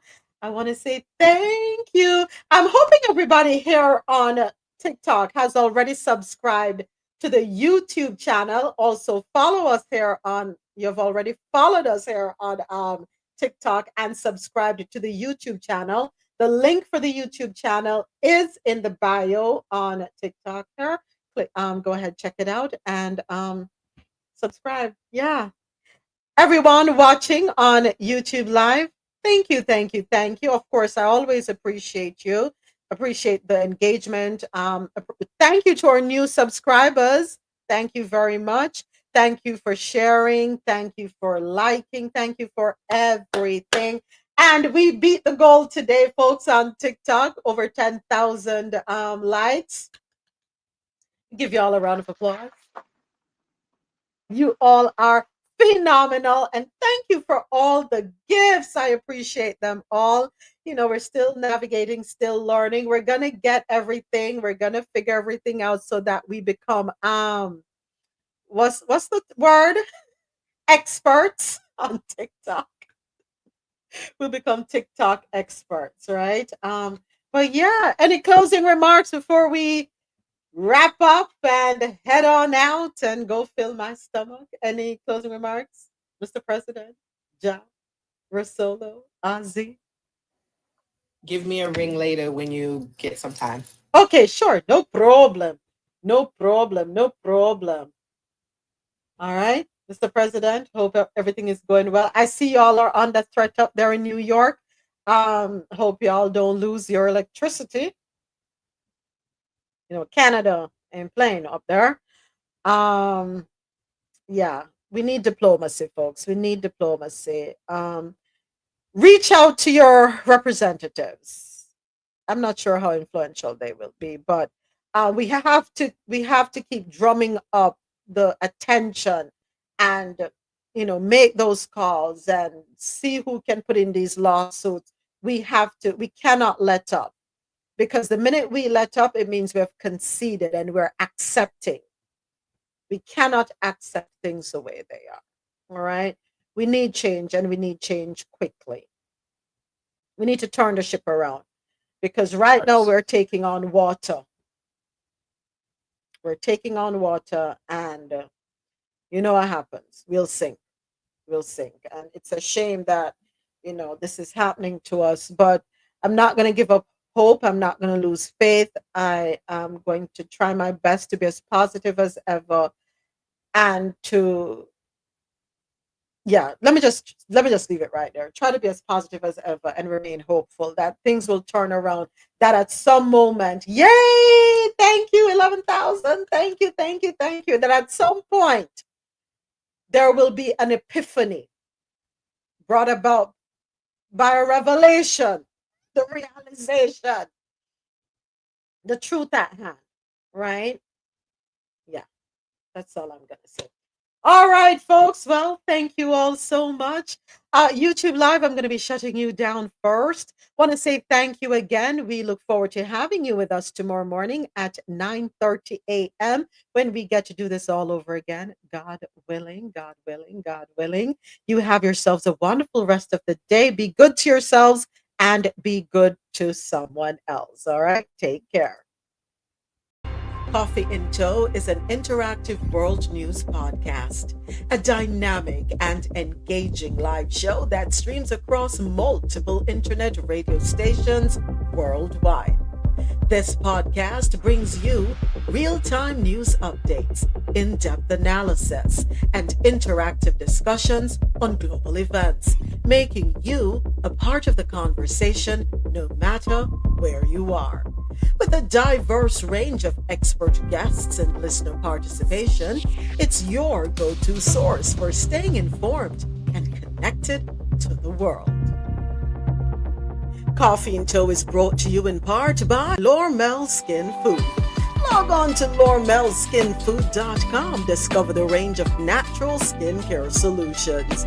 Indulge in the radiance of natural and organic beauty with the best natural and organic soap bars, whipped soaps, body butters, and oils. All 100% natural products. Lormel Skin Food, for a natural, beautiful you. The world's best coffee, from our farms to your cup. It's Grand Coffee House.